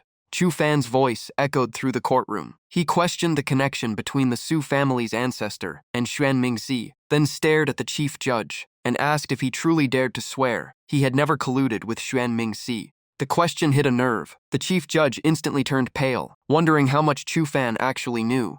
Right then, Xuan Mingzi slammed the table and interrupted, arguing that if the Su family's young master had only targeted Chu Fan, then Chu Fan himself had to be the real problem. He loudly declared that no matter how Chu Fan defended himself, he could never stand with everyone else, because he was a traitor to Da Xia, a threat to society, and deserved to be wiped out by the entire nation. Hearing those accusations, Chu Fan finally lost his patience as his power began to rise. He shouted that he had defended Fengmin village for years to stop the demon race from invading. Yet now the very people he protected were insulting him. Even a saint could not endure such injustice. Seeing Chu Fan about to erupt, someone quickly reminded him that the cuffs on his wrists were designed to suppress superhumans, locking his strength down to only 1%, so resistance was impossible. The chief judge then loudly announced that the court had enough evidence to convict Chu Fan of murder, and the defendant had shown no remorse.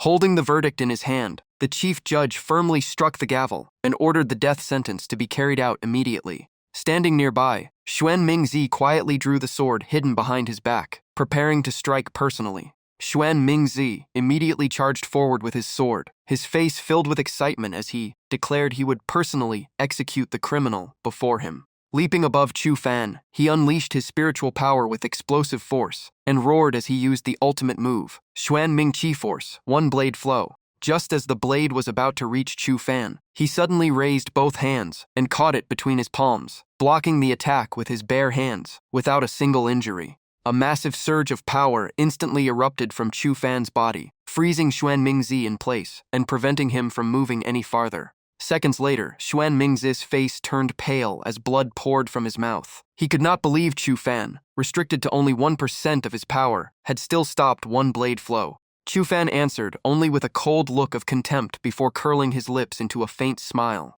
Chu Fan's aura continued to soar as crushing pressure rapidly spread across the entire courtroom. The suppression cuffs on his wrists suddenly shattered. The system repeatedly issued warnings that the target's power level had exceeded all limits, rendering the restraints completely useless.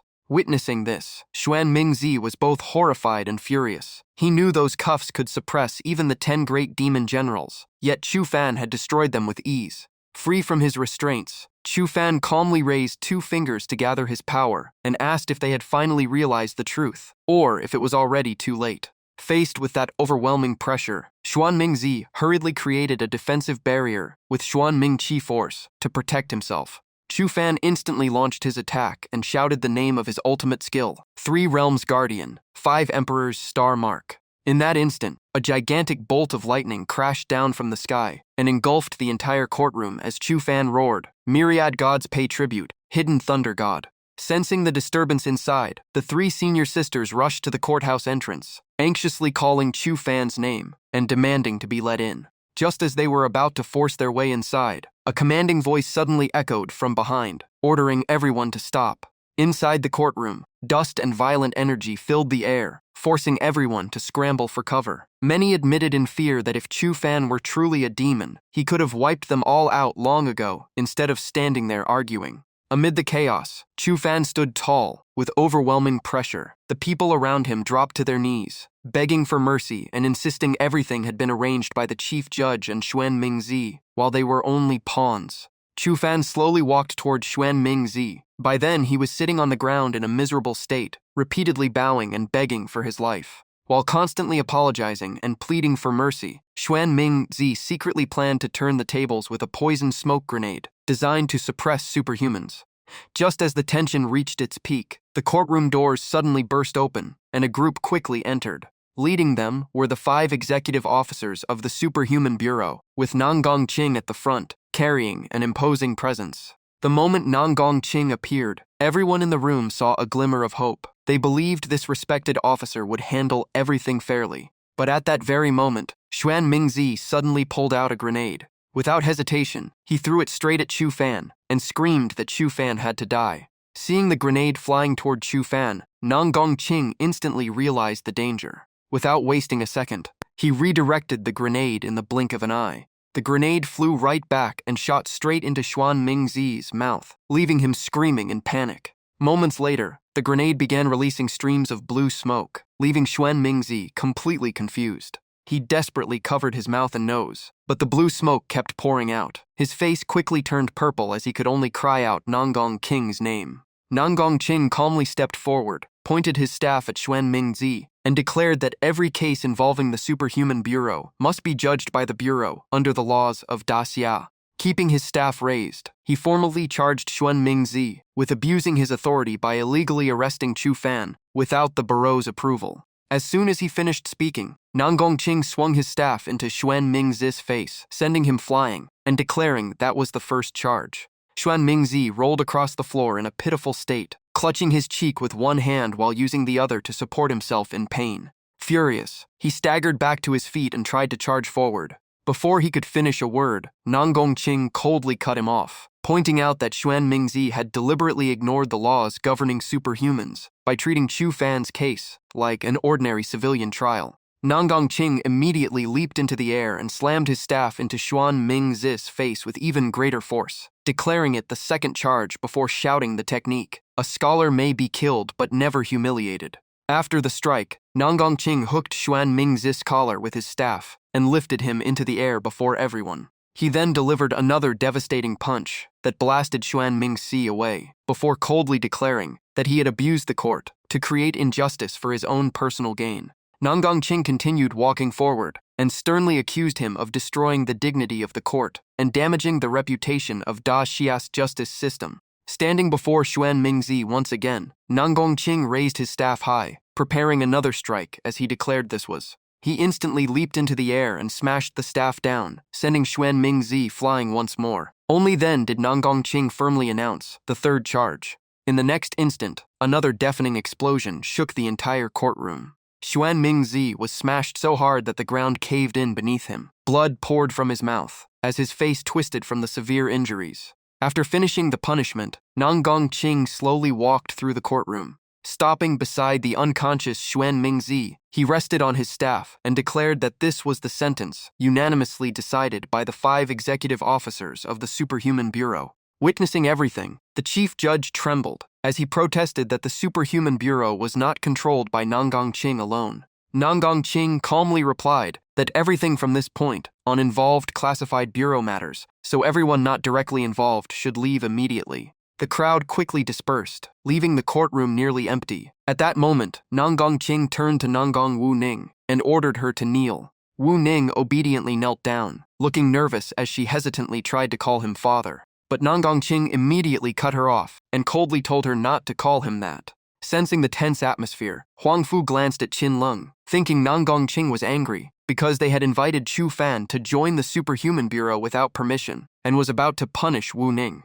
While Huang Fu and Qin Lung stood behind with their heads lowered, Wu Ning knelt and repeatedly admitted her mistakes. Nanggong Qing kept scolding her, saying she had far better options, like asking General Shangguan to pressure the court, or using public opinion instead of rushing in recklessly. He also blamed her for acting without thinking, asking what would have happened if something had gone wrong before he arrived. Hearing that, Huang Fu and Qin Lung exchanged awkward smiles. They had expected Nanggong Qing to be upset about recruiting Chu Fan, but it turned out he was most concerned that Wu Ning had put herself in danger. Seeing Wu Ning endlessly scolded, Chu Fan stepped forward with a smile, asked Nanggong Qing to calm down, and pleaded with him not to blame his senior sister anymore.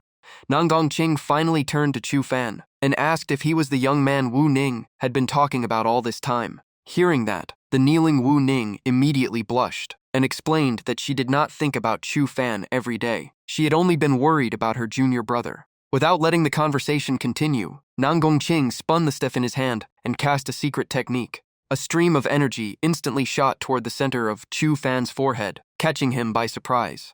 A blazing flame and a floating skeleton immediately appeared behind Chu Fan. It was a technique used to examine a person's innate foundation. After observing him, Nanggongqing was secretly satisfied. He realized Chu Fan possessed exceptionally rare talent, and even thought that if Chu Fan had appeared 20 years earlier, the Superhuman Bureau might never have needed him. Looking directly at Chu Fan, Nanggongqing said that his ability to transform into a demon did not concern him much, because the Superhuman Bureau had dealt with similar cases before. As he spoke, he drew his sword and stressed that what truly concerned him was that Chu Fan possessed a genuine demon soul that was already approaching maturity. Pointing the sword straight at Chu Fan, Nanggongqing demanded a full explanation of where the demon soul inside him had come from. Facing the question, Chu Fan cupped his hands to thank Nanggongqing for saving his life, but honestly admitted it was a secret of his sect that he could not reveal. Even so, he promised he would never harm anyone.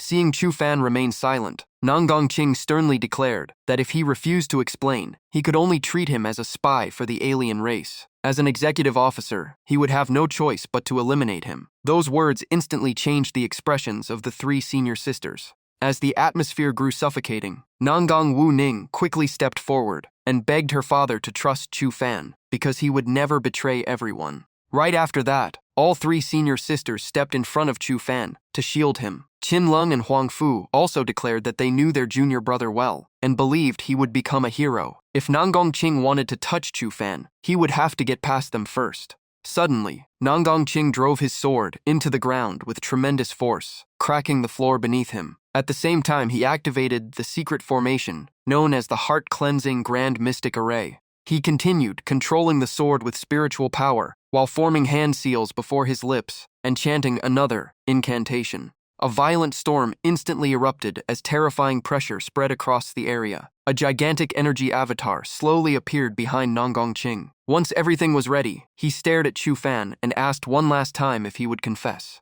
The overwhelming pressure forced all three senior sisters to struggle just to remain standing. They were shocked because Nanggongqing was clearly holding nothing back this time. Even under that crushing pressure, Chu Fan refused to back down and firmly declared that he could never reveal that secret. At Nanggongqing's command, the massive avatar immediately controlled the sword and launched it straight at Chu Fan with heavenly force. Facing the attack, Chu Fan quickly formed hand seals and unleashed his thunder arts, preparing to meet it head-on. Lightning exploded from Chu Fan's body as he pushed his power to the absolute limit to resist Nanggongqing's attack. The two overwhelming forces collided violently, creating a thick cloud of white smoke while fierce winds swept across the battlefield. After a long struggle, Chu Fan was finally overpowered. The sword pierced straight through his chest, sending him crashing to the ground as the earth beneath him shattered from the impact. Seeing Chu Fan collapse, the three senior sisters rushed toward him in panic, desperately calling out to their junior brother. Huang Fu Yiqiu knelt beside Chu Fan, holding him tightly as tears streamed down her face. She sobbed that if he would just wake up, she would gladly give him the entire Huang Fu family's fortune. Nanggong Wu Ning also dropped to her knees, crying as she declared that if Chu Fan died, she would drag the entire Superhuman Bureau down with him. Qin Lung could no longer hold back her tears. Looking at Chu Fan with her hands clasped, she said that if he truly left this world, her life would lose all meaning, and she would follow him. Chu Fan's consciousness sank deep into his sea of consciousness, where he was holding a child, radiating golden light. As he looked at the child, Chu Fan's eyes were filled with sadness and worry. Suddenly, the child's body shone even brighter, and the strange light made the child gently frown. Elsewhere, a blond man in a cloak told the platinum-haired man beside him that the kid had impressive talent and deserved another chance. The platinum-haired man simply smiled and replied that he was always cold on the outside but kind at heart. The pink-haired girl beside them glanced at her watch and said that judging by the timing, Chu Fan should be waking up soon. The other two immediately turned to look. Back at the scene, Qin Lung was still kneeling beside Chu Fan, crying as she was about to say she would follow him. Before she could finish, Chu Fan suddenly grabbed her hand, leaving Qin Lung completely stunned. Chu Fan slowly opened his eyes inside the massive crater left by the battle. Qin Lung, Huangfu Yiqiu, and Nanggong Wu Ning surrounded him. Looking at his senior sisters, he calmly assured them he was fine. Seeing Chu Fan awake, Huangfu Yiqiu burst into tears of joy, while Qin Lung finally sighed in relief. Nanggong Wu Ning curiously asked what had happened, and Chu Fan scratched his head with a smile, explaining that Nanggong Qing had never intended to kill him. He had only been helping Cecil the demon's soul. Chu Fan then looked seriously at his 3 senior sisters and asked them to promise one thing. No matter what danger he faced in the future, they must never throw away their own lives for his sake. Moved by his words, the 3 women hugged Chu Fan together, smiling as they said their junior brother had finally grown up. Chu Fan could only helplessly remind them that none of them had actually promised him yet. On another day, the 4 of them arrived at an auction house. Huangfu Yiqiu curiously asked why they had come, and Qin Lung replied that her divination revealed an item there that would greatly benefit their junior brother. Although she said it casually, Qin Lung secretly decided that she had never owed anyone before, but for Chu Fan, she was willing to change. The moment they stepped inside, Chu Fan could not hide his surprise. Huangfu Yiqiu explained that this auction for cultivators was held only once a year, and the requirements to enter were extremely strict. The interior was not particularly luxurious, but the treasures prepared for auction were what truly captured everyone's attention. Qin Lung then led the group toward another section. Huangfu Yiqiu was surprised because she thought only people of Nanggong Qing's status could enter there. Qin Lung simply smiled and asked the staff whether the last private room was still available. Just then, a man stepped forward to block the entrance and loudly declared that the final private room had already been reserved for him. The moment they recognized him, all 4 called out the name Chen Fa, each wearing an obvious look of annoyance. Bringing 2 subordinates with him, Chen Fa swaggered over and boasted that the last private room was reserved only for people of exceptional status and influence. He proudly pointed at himself and declared that he was the only one qualified to sit there. Chen Fa then mocked Chu Fan's group, saying that if they got lost, he would generously move the vase in front of him so they could at least have a little space to stand. Hearing his arrogant words, Nanggong Wu Ning finally reached her limit. While Chen Fa kept rambling, she suddenly flicked a tiny object straight into his mouth. Only after swallowing it did Chen Fa panic, clutching his throat as he frantically demanded to know what she had just fed him. Chu Fan pretended to look innocent and replied that if someone kept their mouth open all the time, it was only natural for a fly to fly in. Hearing that answer, Nanggong Wu Ning could only cover her mouth to hide her laughter. Chen Fa hurriedly spat everything out before angrily ordering his 2 subordinates to attack at once. Following his command, the 2 men activated their techniques, gathered power into their hands, and charged straight at Chu Fan. Facing the attack, Chu Fan merely let out a cold snort, not taking them seriously at all.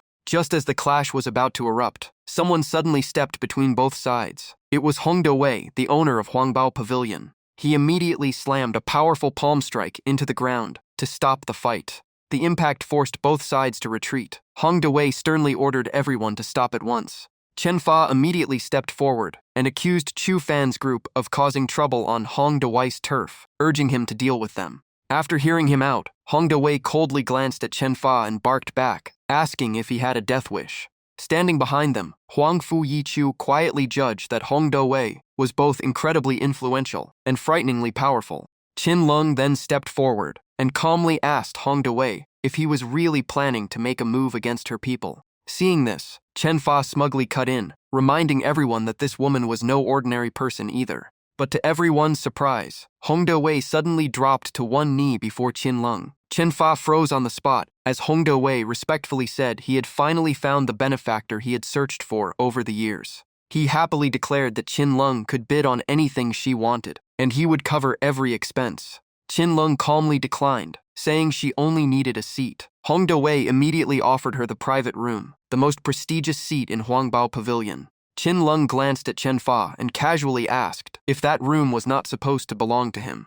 Hong Do-wei immediately replied that if his benefactor wished, he would throw that eyesore out at once. Qin Lung simply smiled and said there was no need. Since Chen Fa loved acting like a decorative vase, he could keep standing there. At that moment, the opening hammer sounded as the host officially announced the start of the auction. Turned into a laughingstock in front of the entire audience, Chen Fa could only grit his teeth in humiliation. The first auction item was quickly introduced, a spiritual medicine refined from numerous, rare heavenly treasures. A woman in a purple cheongsam carried the item onto the stage. As the host explained, it was a treasure that greatly nourished the soul, with a starting bid of 10 million. The moment he heard the introduction, Chu Fan frowned slightly after recognizing it as the purple Saint Herb. Without hesitation, Nangang Wu Ning raised her paddle and bid 20 million, believing the item would greatly help Chu Fan recover. Meanwhile, Chen Fa stood outside the private room with a calculating smile. He secretly vowed that Chu Fan's group would never get what they wanted, while everyone inside continued chatting comfortably. Not long afterward, Chen Fa raised the bid to 30 million. Nangang Wu Ning immediately realized he was deliberately interfering and angrily questioned him. Chen Fa merely laughed and said he could buy it for fun if he wanted, making her even more annoyed.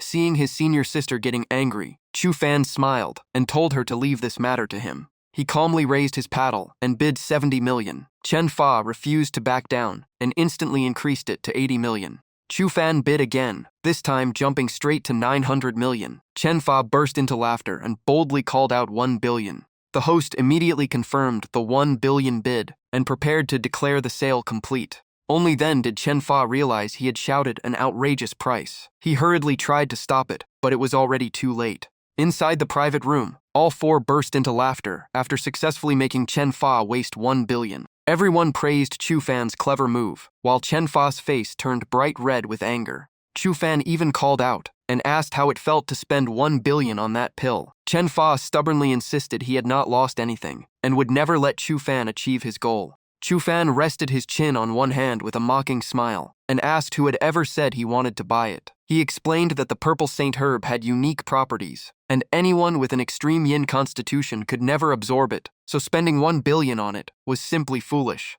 The woman in the purple cheongsam personally delivered the pill to Chen Fa. He grabbed it without admitting defeat and loudly declared he would absorb it on the spot to prove Chu Fan wrong. But no matter how hard he circulated his power, the medicinal energy refused to merge with him. Chen Fa's expression immediately changed as he realized Chu Fan had been right all along. Under the gaze of Chu Fan's group, Chen Fa could only collapse onto the floor, furiously shouting that this was not over yet.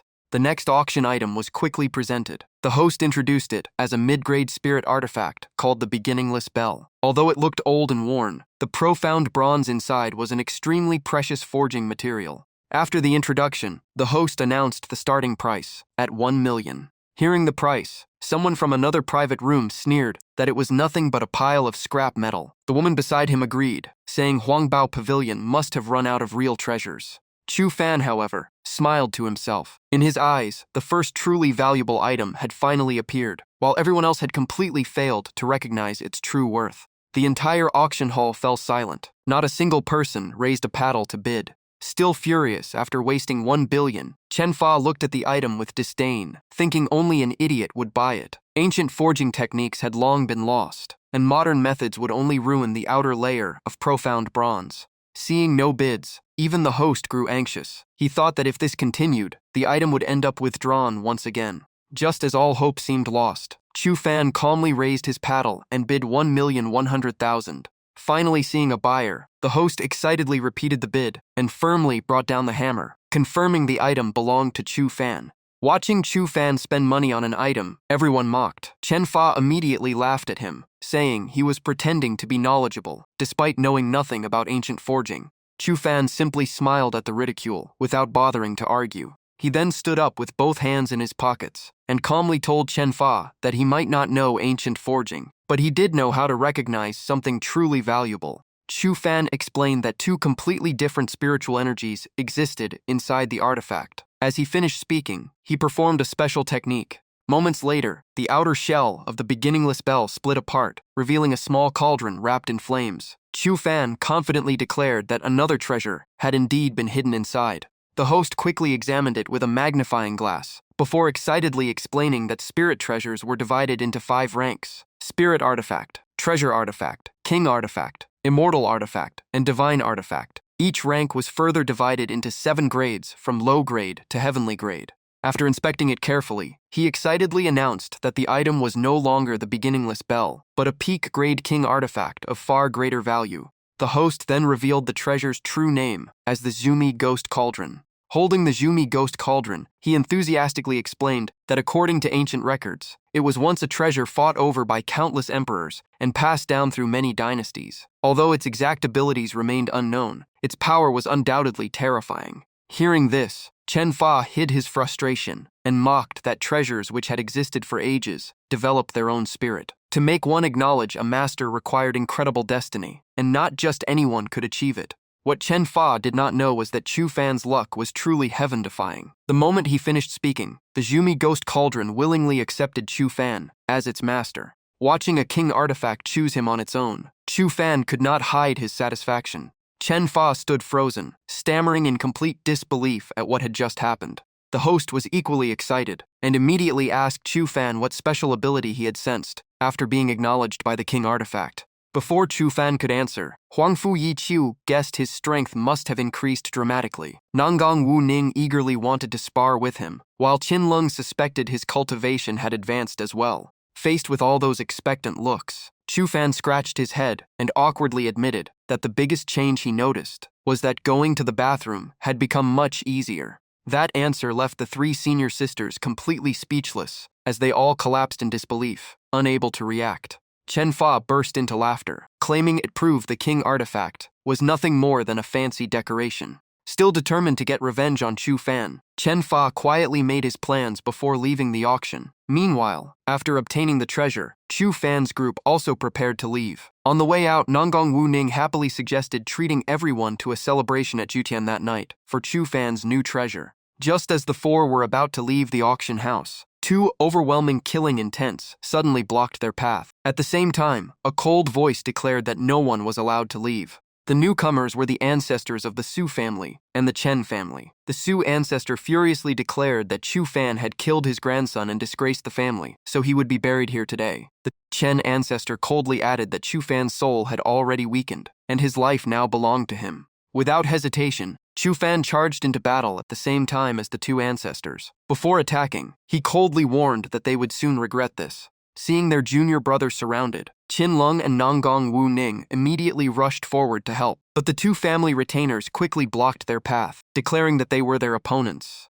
On the other side, the two ancestors joined forces and unleashed their strongest palm strike at Chu Fan, intending to kill him with a single blow. Facing the incoming attack, Chu Fan remained completely calm. He formed hand seals and chanted an incantation, summoning lightning to meet the assault. As he called out the technique, triple-layer thunder shield, countless bolts of lightning wrapped around his body, forming an incredibly powerful defense. The two palm strikes slammed into the lightning barrier, but could not push forward another inch. Every bit of their power was completely absorbed by the triple-layer thunder shield. A moment later, the accumulated energy erupted in a deafening explosion. Witnessing the scene, all three senior sisters turned toward the battlefield with stunned expressions.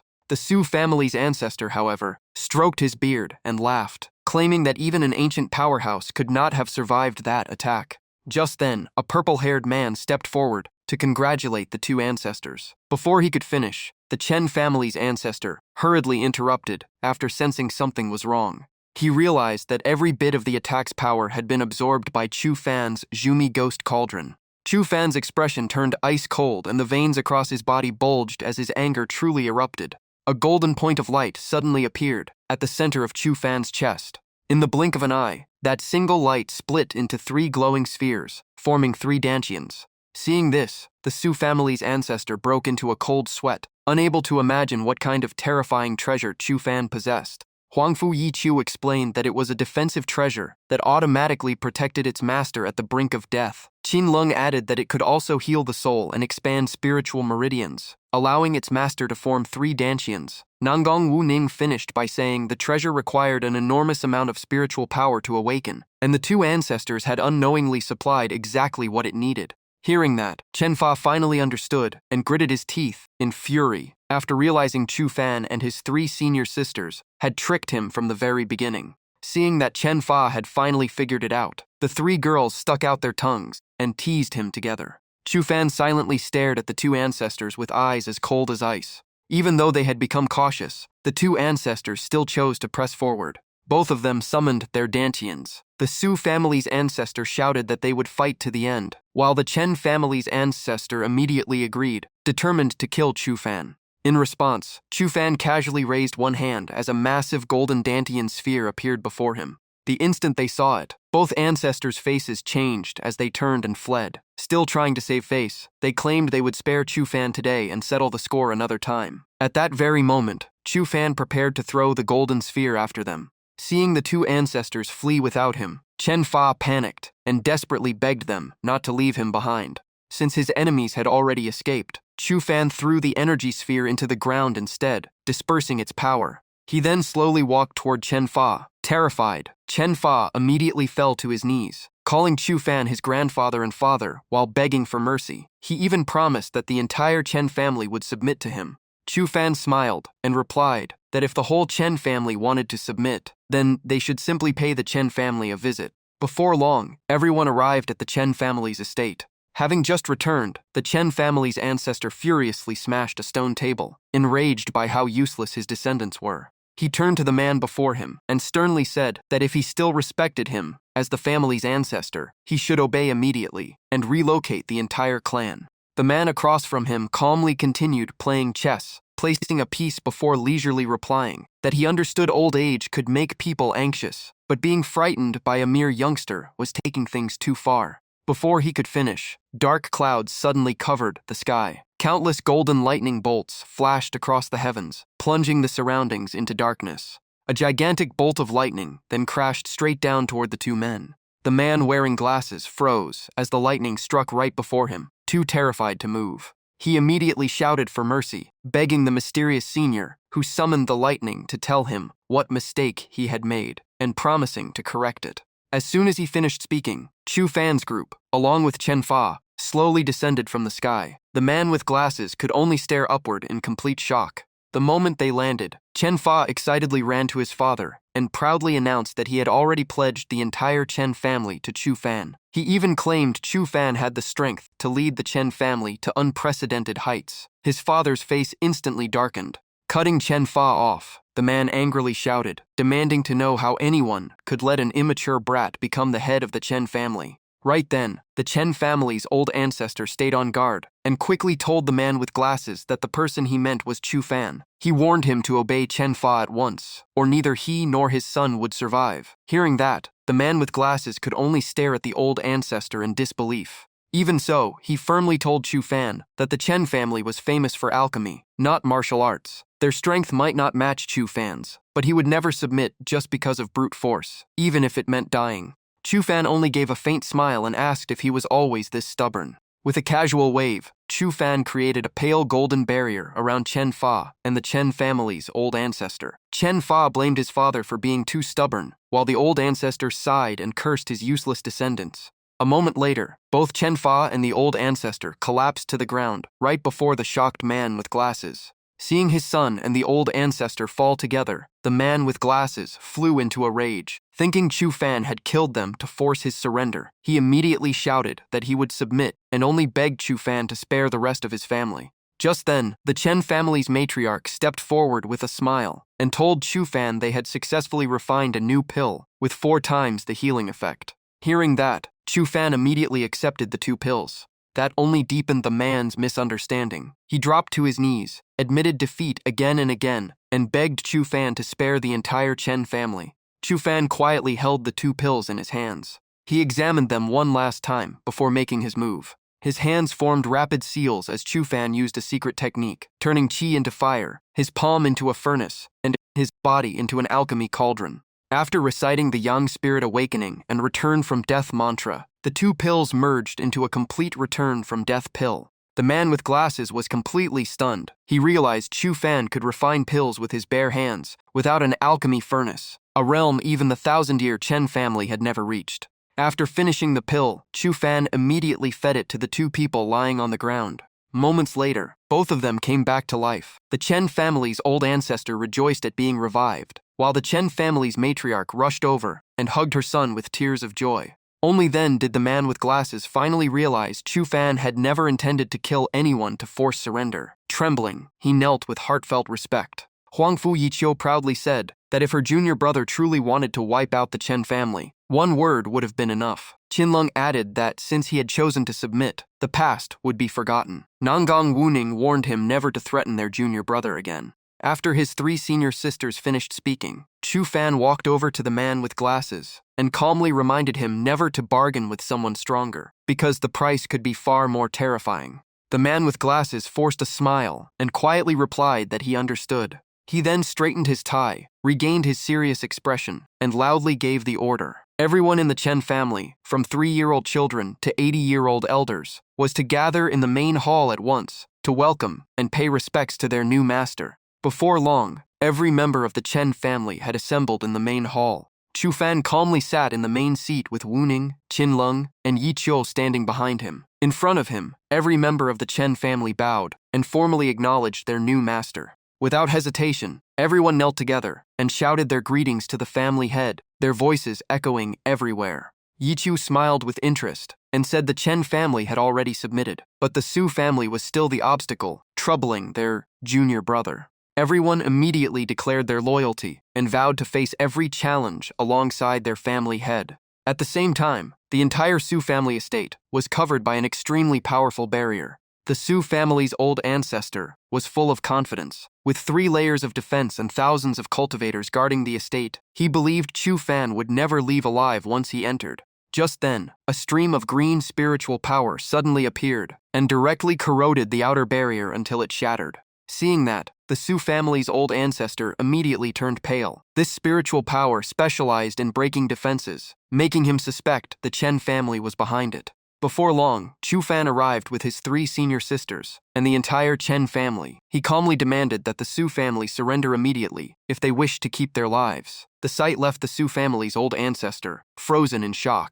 Standing high above, the Chen family's old ancestor coldly reminded them that the Chen family excelled not only in alchemy but also in poison arts. Once the poison entered the barrier, the entire Su family would have nothing left to do but wait for death. The Su family's old ancestor was both furious and contemptuous, mocking the Chen family's old ancestor for shamelessly becoming the enemy's lackey. The moment he finished speaking, he attacked. The Chen family's old ancestor only sneered, saying that those who adapt to the times are the truly wise ones. The Su family's old ancestor suddenly changed his tone, pretending to surrender as he rushed toward Chu Fan as if to kneel. But it was only a trick. The instant he got close, he unleashed the Shadow Snake Fist, a technique that sealed spiritual power and was meant to kill Chu Fan. Chu Fan effortlessly broke the attack and coldly declared that every one of his tricks would be crushed. With a single grab, Chu Fan completely restrained the Su family's old ancestor, making him scream in panic. Massive spiritual power gathered in Chu Fan's hand. He had no intention of sparing someone this despicable. A golden strike surged forward, but a strange barrier suddenly blocked it. Seeing that, Chu Fan frowned slightly, unsure what it was. The Chen family's old ancestor quickly explained that it was the heavenly fate black tortoise, a treasure bestowed by Lord Xiaoshang to summon Haicheng's defenders whenever the demon clan invaded. Feeling protected, the Su family's old ancestor burst into laughter. He believed Chu Fan would never dare kill him because it would make him a traitor to humanity. He even threatened to wipe them all out after returning. Chu Fan answered with a murderous smile and calmly asked if he was truly certain he would not strike. Just then, a spatial portal opened directly behind the Su family's old ancestor. He proudly turned around and mocked Chu Fan, saying the portal to the battlefield was open, so he could follow if he had the courage. Suddenly, an arrow carrying overwhelming power tore through the air. It pierced straight through his back, leaving him only enough time to cry out in shock. His body collapsed with a massive wound. In his final moments, he could only regret not submitting to Chu Fan sooner. Watching their old ancestor die, the entire Su family fell into chaos. Cries for help and shouts to run echoed everywhere. After withdrawing his attack, Chu Fan smiled in satisfaction. It felt no different from casually crushing a cockroach with bug spray. Wuning suddenly noticed something strange about him and hesitantly told her junior brother to look at himself. Chu Fan looked down at the golden light surrounding his body, while everyone nearby showed obvious concern. The light suddenly erupted into a massive pillar of energy, and the mark of death appeared. The Chen family's old ancestor recognized it immediately and shouted that anyone bearing that mark would be branded a traitor of Great Xia. The scene grew even more chaotic, as the pillar released an overwhelming killing intent and declared that the marked one must be eliminated. The Chen family's old ancestor dropped to his knees and urged Chu Fan to leave immediately. As long as he survived, there would always be a chance to return. Wu Ning did not hesitate. She said she would stand beside him even against all of Great Xia. Yi Qiu gently promised to stay with him, no matter how much they suffered. Qin Lung softly reassured him that he still had her. Seeing the determination of the three women, even the Chen family's old ancestor was left speechless, thinking they were even bolder than their family head. Chu Fan scratched his head helplessly and said things were not at their worst yet. They should head to the battlefield first and see what was happening. Chu Fan immediately left for the battlefield with his three senior sisters, while the Chen family's old ancestor stayed behind to handle the aftermath. He bowed deeply and respectfully saw his family head off. The scene quickly shifted to the front lines, where humanity was desperately resisting the demon clan's fierce invasion. The demon clan leader appeared, tightened his grip on his weapon, and sneered that humans only knew how to hide like rats. The demons behind him spread out in every direction, relentlessly searching for anyone still in hiding. Not far away, the defending forces held their breath behind ruined walls to avoid being discovered. A young man urgently warned everyone that the 8 trigrams formation used to mislead the enemy was about to fail. Hearing that, everyone immediately helped the wounded retreat, while urging each other to move faster. A soldier gravely explained that fighting the demon clan allowed demonic energy to invade the body, and without purification, those wounds would never heal. Another added that only the Su family's old ancestor could remove the demonic energy, making everyone anxiously ask when he would arrive. The young man tried to calm everyone, saying Lord Xiaoshang had summoned the Su family's old ancestor through the golden light pillar. They only needed to hold on a little longer. Just then, a beam of light suddenly appeared right in front of everyone. The moment the young man saw it, his face turned pale. He knew the Su family's old ancestor was dead. The soldiers also fell into despair, believing no one could cleanse the demonic energy on the battlefield anymore. A moment later, Chu Fan slowly stepped out of the spatial portal. The instant they recognized him, every soldier raised their weapons, convinced he was the one who had killed the Su family's old ancestor. The young man angrily demanded to know why Chu Fan had killed the only person who could save them. Chu Fan calmly replied that placing their hopes on someone like that was worse than trusting him. Wu Ning confidently declared that if the Su family's old ancestor could do it, then her junior brother could as well. Yi Qiu quickly urged everyone not to act rashly because they had come to save lives, while Qin Lung introduced herself as a doctor who could treat the wounded. Just as the young man was about to fire, the demon clan leader silently appeared behind him, grinning as he finally found his prey. The young man spun around in shock, with only one thought in his mind that this time they were truly doomed. The demon clan leader attacked at once while mocking humans as nothing but rats. Everyone nearby could only scream for others to get out of the way. The sweeping attack tore across the battlefield, severely injuring many people nearby. Chu Fan redirected the entire attack with a single move. Meanwhile, Qin Lung rushed over to treat a wounded soldier clutching his injured leg in agony. Chu Fan's eyes turned ice cold as he slowly warned the demon clan leader not to drag innocent people into the fight because his real opponent was Chu Fan. The demon clan leader only sneered, believing Chu Fan was ridiculously arrogant. Chu Fan immediately used a secret art and summoned the thunder summoning sword with a powerful incantation. The demon clan leader charged in to finish him, but Chu Fan effortlessly blocked the strike with the newly summoned sword. As the demons rushed in together, the young man was stunned to realize Chu Fan was truly protecting them. Yi Qiu also shouted for everyone to stop watching and join the battle. The battle instantly exploded into chaos, as both sides unleashed powerful techniques that shook the battlefield. During the fight, Chu Fan suddenly realized his body could absorb the demon clan's power. Spotting what seemed like an opening, the demon clan leader secretly rejoiced and accelerated, intending to end the battle. He unleashed a full-powered slash straight at Chu Fan. But just before the attack landed, Chu Fan appeared behind him with a smile and said that deceiving your opponent was also part of combat. Only then did the demon clan leader realize the opening had been a trap Chu Fan created on purpose. Without giving him another chance, Chu Fan finished him with a single sword strike. The demon clan leader let out one final scream before collapsing, while Yi Qiu could not hide her admiration, saying that if gods truly existed, Chu Fan had to be one of them. After the battle, Chu Fan floated in the sky behind the front lines. The people all knelt when they saw him, believing he was an immortal sent by heaven to save humanity. Holding his longsword, Chu Fan slowly descended to the ground under everyone's respectful gaze. Just then, the sky was suddenly torn apart by a pair of gigantic hands, making everyone look up in horror. A creature even more terrifying than the demon clan leader stepped out of the spatial rift with an evil grin. Behind him came an overwhelming army of dragonborn demons. The ground shook violently beneath the terrifying presence of the new army. Their leader stood proudly in the sky and ordered everyone to kneel before him. Chu Fan remained where he stood and bluntly asked why he should kneel before someone he would defeat sooner or later. The enemy laughed scornfully, saying humans were not only weak but also loved to boast. Without another word, the dragonborn demon army fired a massive blast of energy at Chu Fan, intending to kill him on the spot. Chu Fan casually raised one hand and blocked the attack with ease, then coldly said, "Their arrogance came from looking down on humanity." He raised his hand as purple lightning rapidly gathered, unleashing thunder roar, shocking strike. Without giving them time to react, Chu Fan followed with thunderfire judgment of gods and demons. The dragonborn demon army immediately countered with the indestructible heavenly tribulation body. Chu Fan rushed forward with a devastating kick, while his opponent quickly raised a shield to defend. But empowered by lightning enhancement, Chu Fan shattered the entire defense with a single knee strike. He immediately followed with a powerful kick to the enemy's abdomen, sending him flying backward.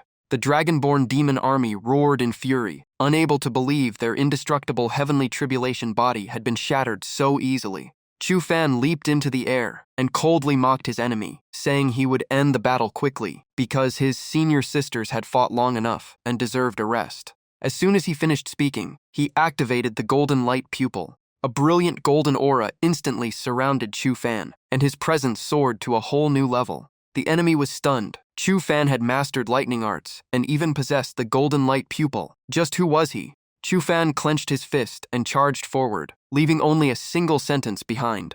"If you want answers, ask the King of Hell yourself." In an instant, he appeared before his opponent and drove a devastating punch into his stomach, making him cough up blood and stagger backward. Chu Fan grabbed one of his horns. The dragonborn demon leader immediately begged for mercy and even offered to sign a contract that would share the dragon clan's 10,000-year lifespan. Dragging his enemy by the horn, Chu Fan simply shook his head and said that if he had humbled himself sooner, things would not have ended this way. Then he continued channeling his power. He unleashed myriad laws, returned to silence, yanked his opponent forward, and slammed him into the ground with terrifying force. Dust exploded into the air as the earth split apart into massive cracks. When the dust finally settled, everyone saw only Chu Fan standing there, with his enemy's severed head in hand. Seeing their greatest enemy defeated, the people erupted in cheers and repeatedly shouted Chu Fan's name, like the hero who had saved the world. Even the soldiers dropped to one knee and sincerely apologized for their earlier disrespect and misunderstanding.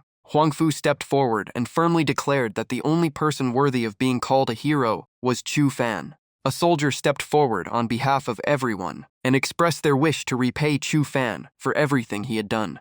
Chu Fan only smiled awkwardly and said he had merely helped out along the way. Huang Fu complained that they had done all the work while someone else received the glory. Wu Ning also scolded everyone for speaking kindly only after being saved. Qin Lung gently eased the tension, saying that true gratitude should be shown through actions rather than empty words. The soldier sighed to himself, thinking the three women were even harder to deal with than Chu Fan. Then he remembered the entire battle had been recorded, providing enough evidence to clear Chu Fan's name. Everyone immediately declared that they would testify together and prove Chu Fan's innocence. Just then, Mingzi suddenly appeared in the sky and looked down at the crowd with a mocking laugh. He immediately accused the Variant Squad of conspiring with a traitor to overthrow the government. Hearing that, the young guard instantly raised his weapon and stayed on high alert. He shouted back that they did not care about those false accusations because they knew Chu Fan was the one who had saved everyone.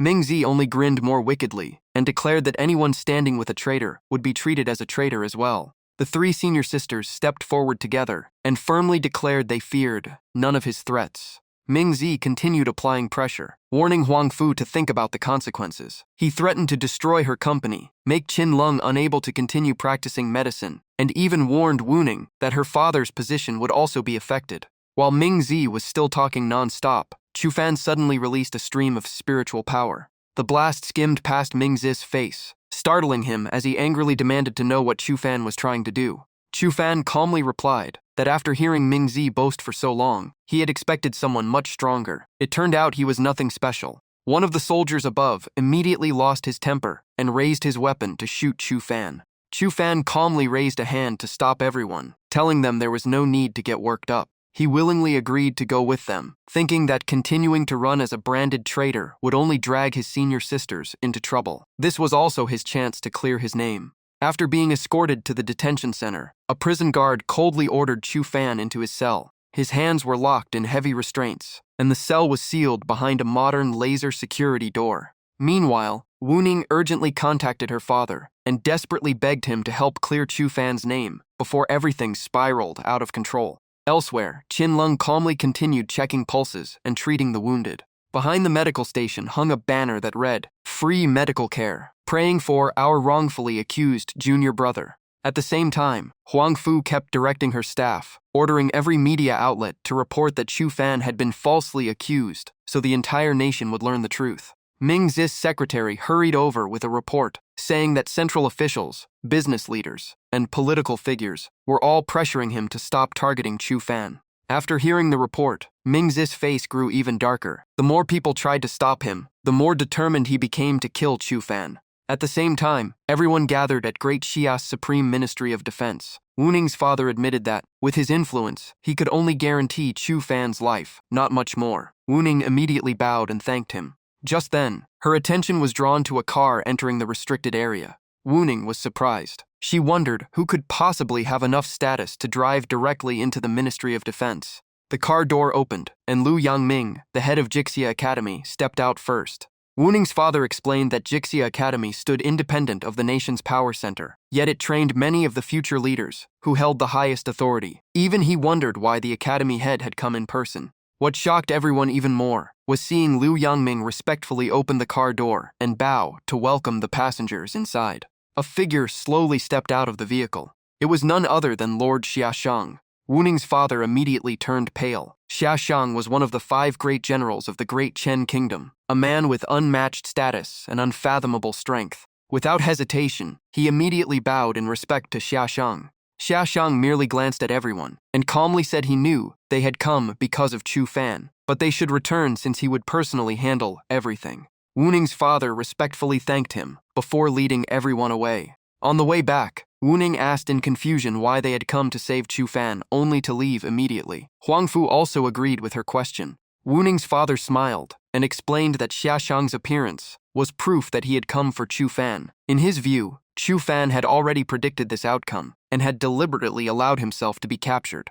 After defeating the dragonborn demons alone without being corrupted by demonic energy, Chu Fan had become an invaluable talent. Every major force wanted to recruit him, not kill him. This time, Ming Zi had completely lost. He added that Chu Fan and the 3 women would likely step into a completely different world in the future, leaving all of them puzzled by his words. The next scene shifted to the office of the Military Executive Commissioner. Ming Zi arrived with an execution order and desperately argued that Chu Fan had to be eliminated before he became a real threat. He repeatedly urged the commissioner to sign the kill order. Once the signature was placed, Chu Fan would be executed immediately. However, the military executive commissioner hesitated because of the overwhelming pressure from every side. Even Ming Zi knew that acting first and explaining later would have severe consequences. Just then, Xiaoshang walked in and declared that every matter concerning Chu Fan was now under his direct authority. Ming Zi turned around in shock and anger when he realized even Xiaoshang had stepped in to protect Chu Fan. Even so, he could not let go of his hatred over the Su family's old ancestor's death and the humiliation Chu Fan had caused him. He secretly planned to get the kill orders signed first, eliminate Chu Fan, and worry about the consequences afterward. But at that very moment, energy bindings created by Xiaoshang wrapped tightly around Ming Zi's entire body. Xiaoshang coldly declared that Ming Zi had defied a superior's orders. He was stripped of his rank on the spot and sent to prison. Xiaoshang's men immediately dragged Ming Zi away, as he desperately begged for mercy and one more chance. The military executive commissioner still looked uncertain and asked if removing Ming Zi from office over Chu Fan was too harsh. In his eyes, the punishment still seemed excessive. Xiaoshang reminded him of what had happened 20 years ago and asked if he truly wanted to miss another child of destiny. The moment he heard the words, "child of destiny," The military executive commissioner froze in shock. Xiaoshang smiled and said that once Chu Fan passed Jixia Academy's trial, every answer would become clear. Meanwhile, Chu Fan remained inside the detention cell. He sat in deep thought, feeling that everything was far too peaceful compared to what he had expected. Suddenly, the cell door slowly opened, leaving Chu Fan surprised. Qin Lung walked in, wearing an unusually revealing outfit, and softly called out to her junior brother. The moment he saw her, Chu Fan completely froze at his senior sister's rare and stunning appearance. Blushing brightly, Qin Lung covered her face and shyly explained that she had lost a game of rock, paper, scissors, so everyone had forced her to wear this outfit when coming to pick him up. She was so embarrassed that she lost her composure, and even her steps became unsteady. Losing her balance, Qin Lung fell straight into Chu Fan's arms. Flustered, she quickly told him that he had been cleared of all charges and released, while Ming Ziz had been imprisoned. She added that such great news deserved a celebration. Seeing Qin Lung so gentle and charming for the first time, Chu Fan immediately blushed and awkwardly told her to get up. Qin Lung smiled and gently took his hand. She happily pulled Chu Fan along, saying everyone was waiting for him at the celebration. The scene suddenly transformed into a paradise as Chu Fan relaxed in a hot spring with Qin Lung, Huangfu Yiqiu, and Nanggong Wuning. Qin Lung lovingly brought him a plate of fruit and softly told him to eat more because the food in prison must have been terrible. Right after that, Huangfu Yiqiu skewered a piece of watermelon and fed it to him herself. Surrounded by their care, Chu Fan smiled with complete satisfaction, feeling truly happy to have his senior sisters by his side. Huangfu Yiqiu smiled gently and softly asked if they could stay with him forever from now on. Nanggong Wuning wrapped her arms around Chu Fan and playfully asked if he did not like his senior sisters. Qin Lung also blushed as she looked at him and quietly asked if this was not what he had always wanted. The moment she finished speaking, all three beauties leaned into Chu Fan's embrace. Just then, a mysterious voice whispered into his ear, tempting him to follow his heart and lose himself in this dream forever. Chu Fan immediately became alert, turned around, and demanded to know who had spoken. He frowned slightly, beginning to suspect that all of this was nothing more than his deepest hidden desires. Without hesitation, Chu Fan pushed all three senior sisters away. Watching through a viewing sphere, Yang Ming gasped in shock. Even the trial of lust had failed to stop Chu Fan. It was beyond imagination. A deep sense of unease immediately filled Chu Fan, as he could not understand what had just happened. He slowly opened his eyes and sat up, wondering if everything had only been a dream. Just then, a familiar senior sister's voice called from outside the cell. Qin Lung and Nanggong Wuning walked in together and told Chu Fan that he had been cleared of all charges and released, while Ming Zi had been imprisoned. But when he did not see Huangfu Yiqiu, Chu Fan immediately asked where she was. The two women remained silent, making Chu Fan even more worried, as he kept asking where Huangfu Yiqiu had gone. Qin Lung awkwardly glanced toward Nanggong Wuning. Seeing that neither of them would answer, Chu Fan firmly declared that he would not leave until they told him the truth. In the end, Nanggong Wuning explained that after the video of Chu Fan defeating the demon clan leader spread everywhere, countless powerful forces rushed to recruit him. The Nanyang Liu family had pressured Huangfu Yiqiu to arrange a meeting with Chu Fan, threatening a full business war against the Huangfu group if she refused. Qin Lung sadly said that Yiqiu did not want to drag Chu Fan into the conflict, so she chose to shoulder everything alone. The Huangfu group was now in complete chaos. After hearing everything, Chu Fan calmly clasped his hands together and wondered why so many troublesome people had suddenly appeared. He then decided to head straight to the Nanyang Liu family. Before long, the group arrived at the headquarters of a massive corporation. A man in a brown suit opened an enormous vault door, revealing mountains of dazzling gold and treasure inside. Standing before the fortune, he proudly declared that his family had secretly accumulated this wealth since the Han dynasty, and that it was worth more than 10 Huangfu groups combined. He eagerly invited Chu Fan to join the Liu family, saying they needed a leader strong enough to guide the entire clan. If Chu Fan agreed, he would become the richest man in Great Xia. He deliberately added that Chu Fan would never have to rely on a Wu man's money again. Chu Fan walked over, placed a hand on a golden chair, and nodded thoughtfully, admitting that the offer sounded tempting.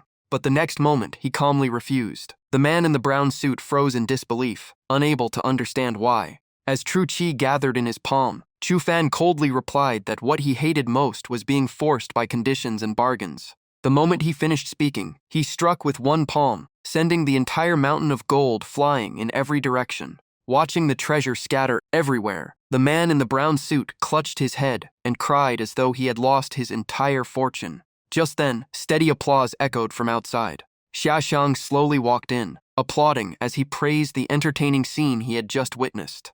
Nanggong Wuning quietly introduced him to Chu Fan, saying this was Lord Xiaxiang, one of the 5 great generals of the Great Chen Kingdom. Qin Lung added that he was a figure admired by countless people. Xiaxiang walked up to Chu Fan and said that he had turned down the invitation of the wealthiest family in Great Xia. If money could not tempt him, would he at least be willing to hear Xiaxiang's offer? Chu Fan simply looked at him with suspicion and asked what his real purpose was. Xiaxiang smiled and got straight to the point, saying he wanted Chu Fan to become his successor. Hearing that, Chu Fan pointed at himself in surprise. Xiaxiang summoned the inheritance token and said that after 100 years, he wanted someone to carry on his legacy and protect Great Xia. After observing Chu Fan for a long time, he believed Chu Fan was the perfect choice and promised to place him above everyone else. As the inheritance artifact floated in the swirling energy, Xiaxiang continued tempting Chu Fan, saying that power was not only meant to rule others, but also to break every chain, freeing one's will and deepest desires. Finally, he declared that this power could become the wings that would carry Chu Fan toward a future greater than even the Nanggong family. Nanggong Wuning also urged her junior brother to accept the offer, while Zlung said their master would surely be proud if he could see Chu Fan's achievements today. Chu Fan lowered his head and muttered coldly, "Would the old man really be happy?" In the next instant, his anger erupted. He smashed the cauldron before him with a single strike and shouted that if it was such a joyful occasion, they might as well split the cauldron in half too. Nanggong Wuning and Qin Lung were both startled. They anxiously called out to their junior brother, unable to understand what had just happened. Chu Fan slowly explained that he had almost been led astray by those tempting words, but the moment he heard his master mentioned, his mind instantly became clear. A powerful surge of inner strength erupted around him. Chu Fan declared that his master had never allowed him to chase after power, so Qin Lung would never betray their master's true wishes either. The energy around him continued to gather violently. As Chu Fan said, he had already sensed something strange from the very first trial. The pressure from his overwhelming aura exploded, shattering every pane of glass around him. Standing amid the destruction, Chu Fan firmly concluded that if his guess was correct, everything here was nothing but an illusion. Watching the illusion break apart so quickly, Yang Ming was left speechless. Passing the trial of wealth was impressive enough, but now Chu Fan had even seen through the flaw in the trial of power. Only then did Xiaxiang calmly say that after all these trials, both he and Yang Ming finally had their answer about Chu Fan's true identity. After breaking free from the illusion, Chu Fan found himself in a completely different place. Just then, a cheerful female voice announced that their junior brother had passed the test. Qin Lung, Huangfu Yiqiu, and Nanggong Wuning immediately ran over, smiling with joy as they praised their junior brother for never disappointing them. Seeing how genuinely happy they were for him, Chu Fan felt deeply moved. Even so, he still asked in confusion what had really happened, while Yang Ming simply watched from a distance with a smile. Yang Ming explained that everything Chu Fan had experienced was part of Jixia Academy's examination. Since he had passed every trial, he was now officially a member of the academy. Hearing that, Chu Fan folded his arms and showed little interest, asking who had ever said he agreed to join. Seeing his reaction, Nanggong Wuning lightly knocked him on the head and told him this was a once-in-a-lifetime opportunity. Jixia Academy held enormous influence, and aside from the very strongest figures, no one dared lay a hand on its members. Huangfu Yiqiu also reassured him that she would still visit him often, while Chu Fan simply nodded and changed the subject. He then explained why he had wanted to refuse. While secretly reading records about his master, he had found references to Jixia Academy and felt this place might hold the key to uncovering the truth behind Fengmen Village. Qin Lung leaned close and quietly reminded him to take good care of himself. After arriving there, uncover the truth, and most importantly, find a way to break the curse that limited his life to 20 years. Those words made Chu Fan fall even deeper into thought. Fengmen Village and now Jixia Academy seemed to be connected by the same hidden mystery. Sometime later, Chu Fan officially arrived at Jixia Academy, a place filled with peace and quiet. As he walked, he carefully observed his surroundings and realized the entire academy was sealed by a barrier. Outsiders could not enter, and those inside could barely leave. It felt more like a giant prison.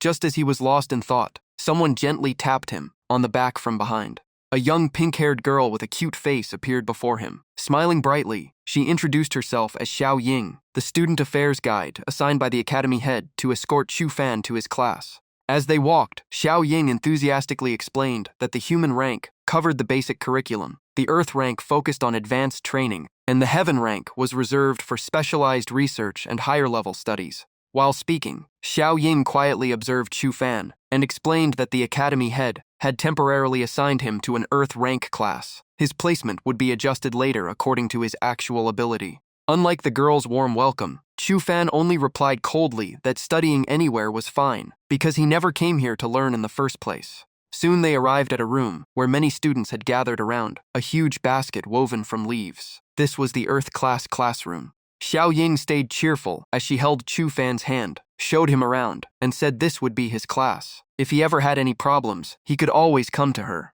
She suddenly leaned close and whispered that even personal matters were fine because she was his assigned guide. That intimate moment immediately caught everyone's attention. Some mocked him as the special freshman, while others joked that the female students would probably love him. Seeing Chu Fan being mocked, Xiao Ying instantly got angry, turned around, and shouted at the two students while trying to defend him. But Chu Fan stopped her, walked straight up to them, and coldly warned that he would not stay here long, so nobody should cause trouble. The blonde student refused to back down. He claimed his family had old grudges with the Chu clan, and now Chu Fan had walked right into his territory. Chu Fan stayed calm, quietly gathered his spirit energy behind his back, and asked how the other side wanted to settle this. Just as the tension was about to explode, a loud shout rang out as a rope shot between them. The newcomer immediately ordered both sides to stop. Chu Fan casually raised one hand and easily caught the rope. The rope belonged to Professor He, a beautiful and charming instructor. She looked at Chu Fan and asked if he was already looking for trouble on his first day. Chu Fan showed no respect. He yanked the rope toward himself and replied that he was not the one causing trouble. Under Chu Fan's control, the rope instantly wrapped tightly around Professor He, making her cry out in pain. The distance between them closed in an instant, leaving Professor He completely powerless against Chu Fan's strength. Embarrassed and furious, she loudly demanded that he release her at once. Seeing things getting worse, Xiao Ying quickly reminded Chu Fan that this was Professor He, the instructor in charge of practical magic training. Ignoring the warning, Chu Fan looked straight at Professor He and said she attacked before knowing the truth while he was only defending himself. Hearing that, she angrily turned her face away. After calming down, she explained that she had only wanted to stop the fight before it got worse. Professor He quickly returned to teaching and told everyone to begin class. Xiao Ying left with an excited smile, thinking Chu Fan might fit in perfectly here. A while later, Professor He brought out a terrifying monster with razor-sharp teeth. She explained that it was a high-level human inspecting corruption curse, but it had been sealed inside a cage so everyone was safe. With a serious expression, she began teaching how to use talismans to exchange spirit energy and cast the purification curse. It was a difficult spell, so failure was completely normal. The class watched carefully as Professor He held a talisman before her mouth. While demonstrating, she reminded everyone to stay fully focused and keep a clear mind, or the spell would easily fail. The talisman burst into flames as she chanted, "Heavenly righteous force, destroy all evil, divine phoenix cleanse corruption, wipe out every wicked spirit." As the talisman turned to ash, a spirit sword instantly appeared. With a simple gesture, she sent it flying to unleash the purification curse. The students below began copying her, but most of them failed again and again. Seeing that, Professor He smiled and encouraged everyone not to give up because they would improve with practice. At that moment, the student who had argued with Chu Fan secretly threw a dart at the monster's cage, deliberately breaking the barrier. He smirked, hoping the human inspecting corruption curse would deal with Chu Fan.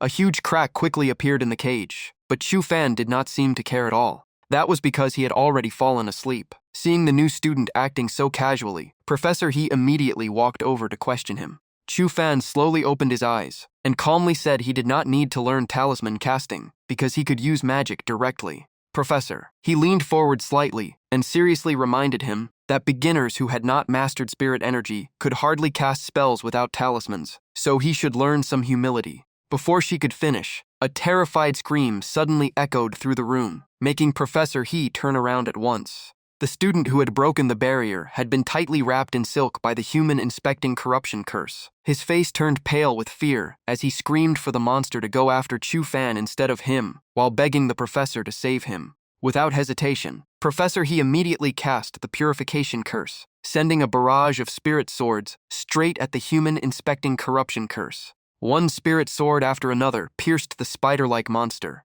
Unfortunately, the attack only held it back for a moment. Professor He realized she had used up all her talismans, and the situation became critical. The moment she turned around, the human inspecting corruption curse was already right in front of her. She could only think that this was the end. At the most dangerous moment, Chu Fan suddenly stepped in and stood directly in front of Professor He. He calmly chanted, "Heavenly righteous force, destroy all evil, purification curse." The instant he finished, a gigantic spirit sword crashed down and pierced straight through the monster. Professor, he was left speechless by what she had just witnessed. She never expected Chu Fan to pull off something like that. The monster was quickly destroyed by Chu Fan. As he turned to leave with a yawn, he explained that his master had taught him, if you still needed time to draw talismans in a life-or-death situation, you were only cornering yourself. That was why he had trained to cast spells without them. Before he could finish speaking, the entire building and classroom suddenly shook violently. Even Chu Fan staggered slightly from the sudden tremor. Sensing the spirit energy spreading through the quake, he immediately frowned. This aura was exactly like the one from Fengmen Village. The student who had just been saved was helped to his feet, but he still refused to accept it. He accused Chu Fan of using dark magic against him, insisting the monster should have targeted Chu Fan instead. Hearing those accusations, many students immediately spoke up against him. Everyone had seen him break the cage first, so blaming someone else now was completely ridiculous. Chu Fan remained calm. After a brief he finally said he did not know why the monster ignored him, but he knew exactly why it chose the other student. Looking straight at him with a mocking smile, Chu Fan coldly replied, "Because you are simply too weak." Watching from the side, Professor He found herself liking Chu Fan more and more. She could not help admiring his remarkable presence. Furious, the student immediately ordered Kong Ershang, who was standing beside him, to teach Chu Fan a lesson. Kong Ershang rushed forward without hesitation, but before he could even get close, Chu Fan knocked him flying back with a single strike and coldly said, "Stay away from me." With just one casual blow, Kong Ershang was sent soaring into the air. The scene shocked the entire class, and everyone felt the academy was about to face major turmoil. Professor He only smiled knowingly, becoming even more convinced that Chu Fan was no ordinary person. Meanwhile, deep within the sealed land, an ancient tower remained bound by countless massive chains and a mysterious force. Yang Ming appeared before the seal, and Chu Fan slowly walked over as well. The moment he saw him, Yang Ming greeted him.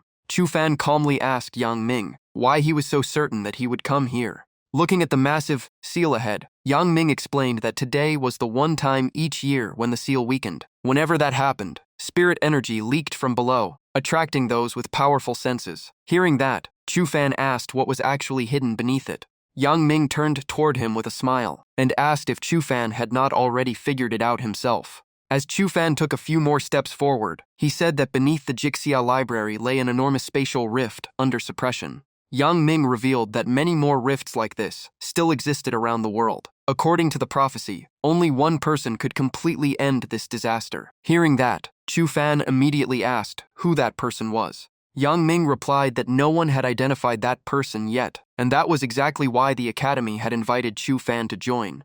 Chu Fan kept staring ahead and made his purpose clear. He had only come here to find out why he could never live past the age of 20. Before them stood a gigantic space gate. Yang Ming said that according to fate, this was Chu Fan's destiny. At that moment, a loud shout echoed from the distance, calling Chu Fan by name. The newcomer was Kong Li, the eldest son of the Kong family, and the same man who had clashed with Chu Fan before. He declared that Chu Fan had humiliated his family and demanded an honorable duel. Elsewhere in the academy, Xiao Ying sat alone, in a quiet garden, plucking flower petals, while wondering whether Chu Fan already had a girlfriend. When only the last petal remained, she suddenly froze for a moment. The instant she saw the result, Xiao Ying jumped up in excitement, convinced that Chu Fan was still single. But just as Xiao Ying was about to leave the garden, she overheard two students saying that Kong Li, from the Heaven class, was about to challenge a freshman named Chu Fan. The moment she heard that familiar name, Xiao Ying's expression changed as she immediately worried about him.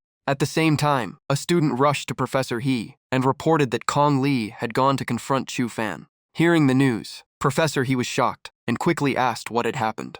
At the arena, an official announced the rules. The academy allowed student duels, but taking an opponent's life was strictly forbidden. Once both sides were ready, the battle would begin.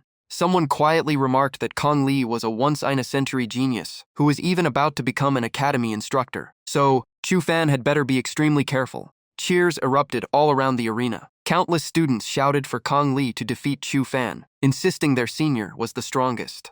Standing among the crowd, Professor He looked deeply worried and could only hope Chu Fan would make it through the fight safely. Under the watchful eyes of countless students, the duel between the two officially began. The moment the battle started, everyone watching widened their eyes as events unfolded far beyond their expectations. The blonde student smiled confidently, believing Chu Fan's overwhelming power was exactly the type that Kong Li could completely counter. As soon as he finished speaking, Kong Li gently placed his hand on the 9-bead abacus before him. His expression turned serious as he chanted, rites, music, archery, charioteering, calligraphy, mathematics, the ancient 6 arts, complete formation. Without stopping, he continued, 9-number theory, heavenly calculation. Then he completed the final chant, 9 numbers formation. The instant he shouted, activate, countless red coins filled the entire battlefield.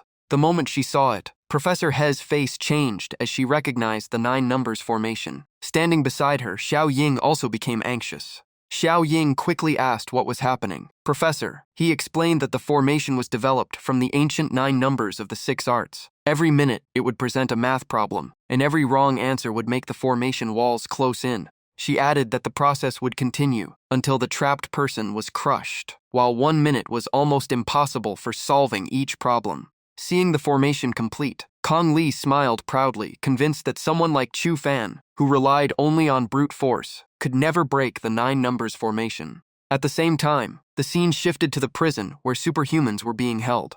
Inside his cell, Mingzi smiled bitterly and wondered if his life was truly going to end there. Just then, a mysterious figure appeared, leaving Mingzi stunned as he recognized the newcomer. The visitor was Zhang Xuanji. Wearing a calculating smile, he asked Mingzi whether he wanted revenge. Back at the arena, Kong Li still wore a victorious grin, convinced Chu Fan had no way out this time. Xiao Ying anxiously looked toward the headmaster and reminded him that the academy forbade life-threatening duels. Yet, Kong Li had clearly crossed that line. Professor He also spoke up, hoping the headmaster would step in and stop the battle immediately. Suddenly, someone shouted for everyone to look ahead. A dazzling burst of light suddenly erupted from the center of the formation.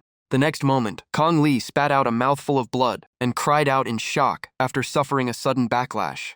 Chu Fan calmly looked at his opponent and coldly commented that it was the worst formation he had ever seen.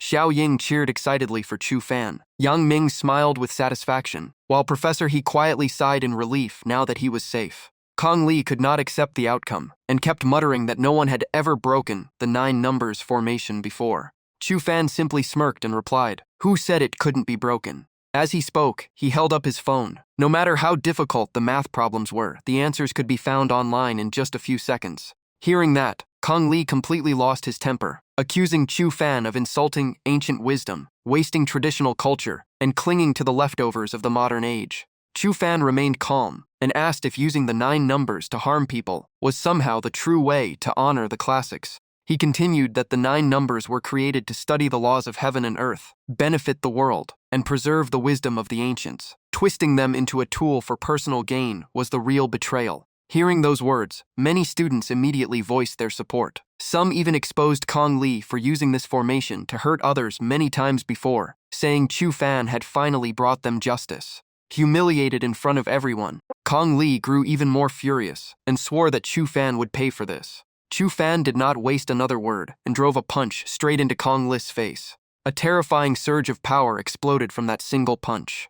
Kong Li was completely defeated and could no longer continue the fight. Xiao Ying happily threw her arms around Chu Fan to congratulate him. Cheers erupted everywhere as everyone praised his overwhelming victory. After the duel, Professor He suddenly remembered that Kong Li had been scheduled to teach the next day. She awkwardly asked the headmaster how they should handle it. Yang Ming simply smiled and calmly said that they now had an even better choice. As he spoke, his eyes shifted toward Chu Fan, who was surrounded by people celebrating his victory. Not long afterward, the scene shifted to the teacher's office. Inside the office, Professor He firmly objected, insisting that the lesson absolutely could not go ahead.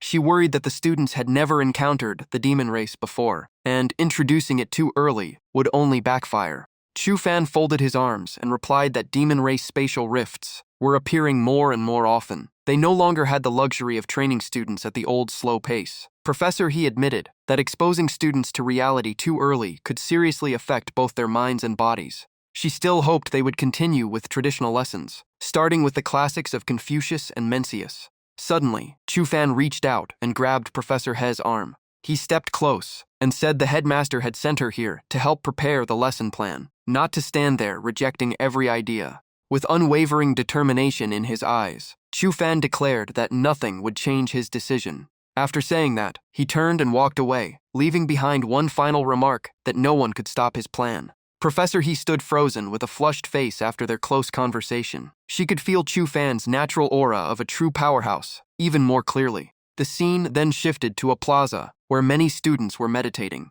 Chu Fan looked around in surprise. He had thought no one would sign up for his class, yet far more students had come than he expected. Scanning the crowd, he even spotted Xiao Ying among the students. Once everyone had settled down, Chu Fan announced that the first lesson would be how to refine demonic energy. One student immediately questioned how something as harmful as demonic energy could possibly be refined. Before he could finish, Chu Fan cut him off and said he needed a volunteer for a demonstration. The moment Chu Fan asked for a volunteer, Xiao Ying eagerly raised her hand and insisted on going first. Chu Fan smiled and warned her to prepare herself, because the process would be painful, so she needed to endure it. The instant the process began, Xiao Ying's eyes flew open as she let out a piercing scream. Not long afterward, she fainted. Chu Fan calmly explained that once demonic energy was purified enough, the human body could safely absorb it. He then told Xiao Ying to repeat after him. Chu Fan slowly chanted, "Supreme Pure Three Realms, gather the primal energy, return all things to their origin, complete purification." Xiao Ying struggled to repeat every line after him. Then Chu Fan spoke the final words, "Demonic energy break." Xiao Ying immediately repeated them. The moment she finished, Xiao Ying woke up with a flushed face and excitedly shouted that she had succeeded. Witnessing the result, the students were filled with admiration for Chu Fan. They realized this method was incredibly valuable because they would no longer have to rely on others to purify demonic energy, and they could even save themselves on the battlefield. Chu Fan simply smiled and said that no matter how much they praised him, the standard would not change. Anyone who failed to refine demonic energy would not be dismissed. Just then, a blonde student voiced his dissatisfaction, saying they did not want to learn how to deal with demonic energy and only wanted to study the classics. Chu Fan sternly replied with his own interpretation, saying that if a true gentleman wanted to earn respect, he also needed the strength to act when necessary. He coldly looked across the group and asked, "Isn't that the kind of lesson you wanted?" The blonde student's expression instantly changed. He hurriedly shook his head and admitted that refining demonic energy was far more useful than studying the classics. At that moment, a woman with an overwhelming presence walked in.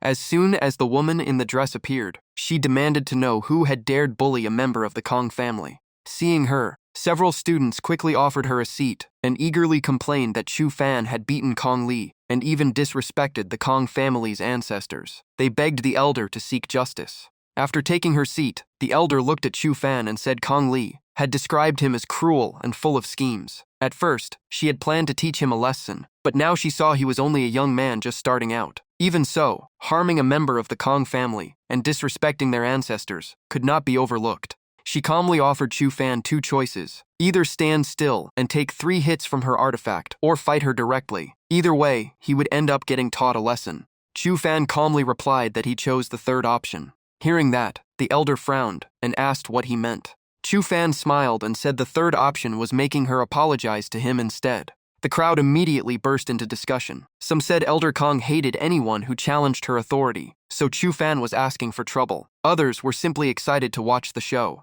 Some students even shouted for Chu Fan to take the challenge head-on. Elder Kong was completely enraged and declared that Chu Fan had chosen the hard way. Chu Fan calmly replied that she claimed to be helping him, but in reality, she only wanted to humiliate him in front of everyone. That was exactly why he would never let her succeed. While dodging her attacks, he kept provoking her, saying her artifact looked impressive, but it was far too slow. Standing nearby, Xiao Ying anxiously warned that Elder Kong's brush was a famous artifact with both offensive and defensive power, and it had almost never failed. Chu Fan absolutely could not underestimate it. After watching every attack get neutralized, Elder Kong gradually lost her composure. She cried out in shock, unable to understand when Chu Fan had made his move. Chu Fan grinned and asked, "That's surprising?" He mocked her again, asking if that artifact was the only reason she had become an elder. As he spoke, Chu Fan grabbed her brush and asked what would happen if the artifact changed owners. He then recited a secret technique, temporarily making the sentient artifact acknowledge a new master.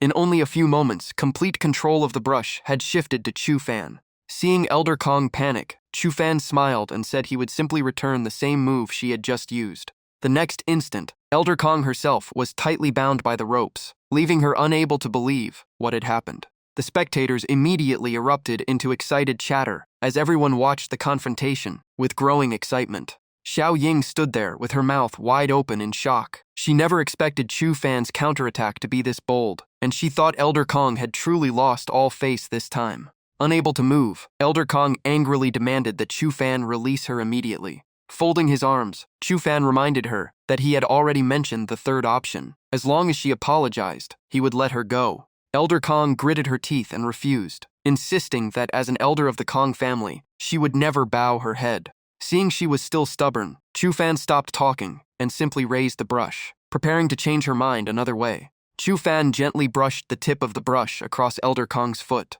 Elder Kong immediately trembled and stammered that she would never beg for mercy. Refusing to surrender, Kong Yun secretly formed hand seals and chanted, "Book Mountain, Sea of Brushes, Inkstone Manifest." Moments later, she broke free from Chu Fan's restraint. The instant she regained her freedom, Kong Yun shouted that she was not someone who relied only on a single brush. Chu Fan also took a fighting stance with an amused smile. It seemed she still had plenty of hidden trump cards. Kong Yun recalled her artifact and silently swore that Chu Fan would pay for this. With that thought, she swung the brush through the air, every stroke carrying overwhelming power. She then shouted and unleashed the forbidden character technique. A gigantic character appeared in the sky, yet Chu Fan seemed completely unaffected. Chu Fan smirked and reminded her that although the brush had returned to her hand, it still had not fully accepted her as its master again. Hearing that, Kong Yun could only grit her teeth in frustration. Chu Fan seized the opportunity and struck back, restraining Kong Yun once again. The entire academy erupted with laughter and chatter. Some students even urged everyone to hurry to the cafeteria before Elder Kong calmed down and came back for revenge.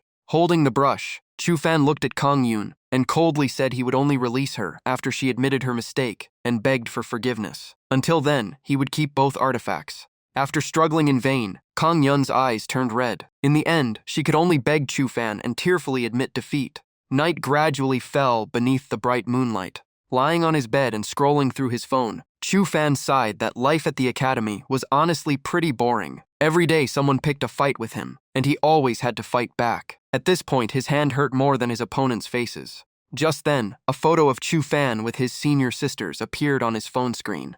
Looking at the picture, Chu Fan suddenly missed them deeply and wondered how they were doing. At the same time, the scene shifted to Huangfu Yiqiu's mountain estate. Huangfu Yiqiu, Qin Lung, and Nanggong Yuning were moving together through the quiet night. Right then, Chu Fan received a message from Huangfu Yiqiu, warning him that the academy had plenty of beautiful girls, but he absolutely must not get involved with any of them. After reading it, Chu Fan smiled to himself. He thought his senior sister was worrying too much because he barely had time to think about romance, and the girls at the academy probably were not even interested in him. At that moment, a knock on the door made Chu Fan sit up. He looked toward the door and asked who was outside. It was Xiao Ying. Holding a strawberry cream cake, she blushed the moment she saw Chu Fan and shyly offered it to him. Earlier, Chu Fan's senior sisters had enthusiastically given Xiao Ying some advice. They told her that bringing sweets to a guy late at night was an easy way to win his favor, and if she looked decent enough, he would rarely refuse. But Chu Fan simply scratched his head with an awkward smile and said he had already brushed his teeth and did not really like sweets anyway. Hearing that answer, Xiao Ying lowered her eyes in disappointment, feeling that her entire plan had failed. Seeing there was nothing else to discuss, Chu Fan turned around to close the door and said he was about to go to bed. Xiao Ying quickly stopped him and claimed she had come to ask about her studies. Secretly, she promised herself that she had to seize this chance to spend more time with Brother Chu. Tilting her head with sparkling eyes, she said she still had not mastered refining demonic energy and wanted more guidance. Chu Fan suspected nothing and immediately invited her inside. He told her to try refining it once more, and he would personally help if she ran into any problems.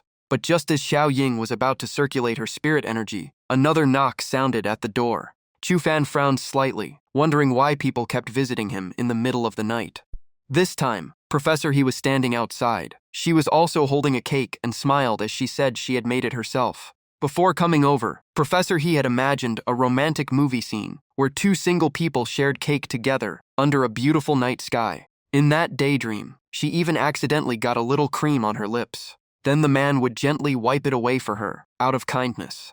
The two of them would gaze into each other's eyes, and the atmosphere would slowly become warm and romantic, just like in a love story. But back in reality, Chu Fan simply rested his chin on his hand and said in surprise that even Professor He had come to learn from him. Chu Fan's response was completely beyond Professor He's expectations, leaving her frozen in shock for a moment. Seeing she was still standing there, Chu Fan laughed and said there was no need to be polite or bring gifts because he would teach her as promised. He then urged her to come in since Xiao Ying was already waiting inside. The moment she heard Xiao Ying was in the room, Professor He blinked in confusion and asked what Xiao Ying was doing there. Chu Fan could only sigh, saying that being a teacher really was not an easy job.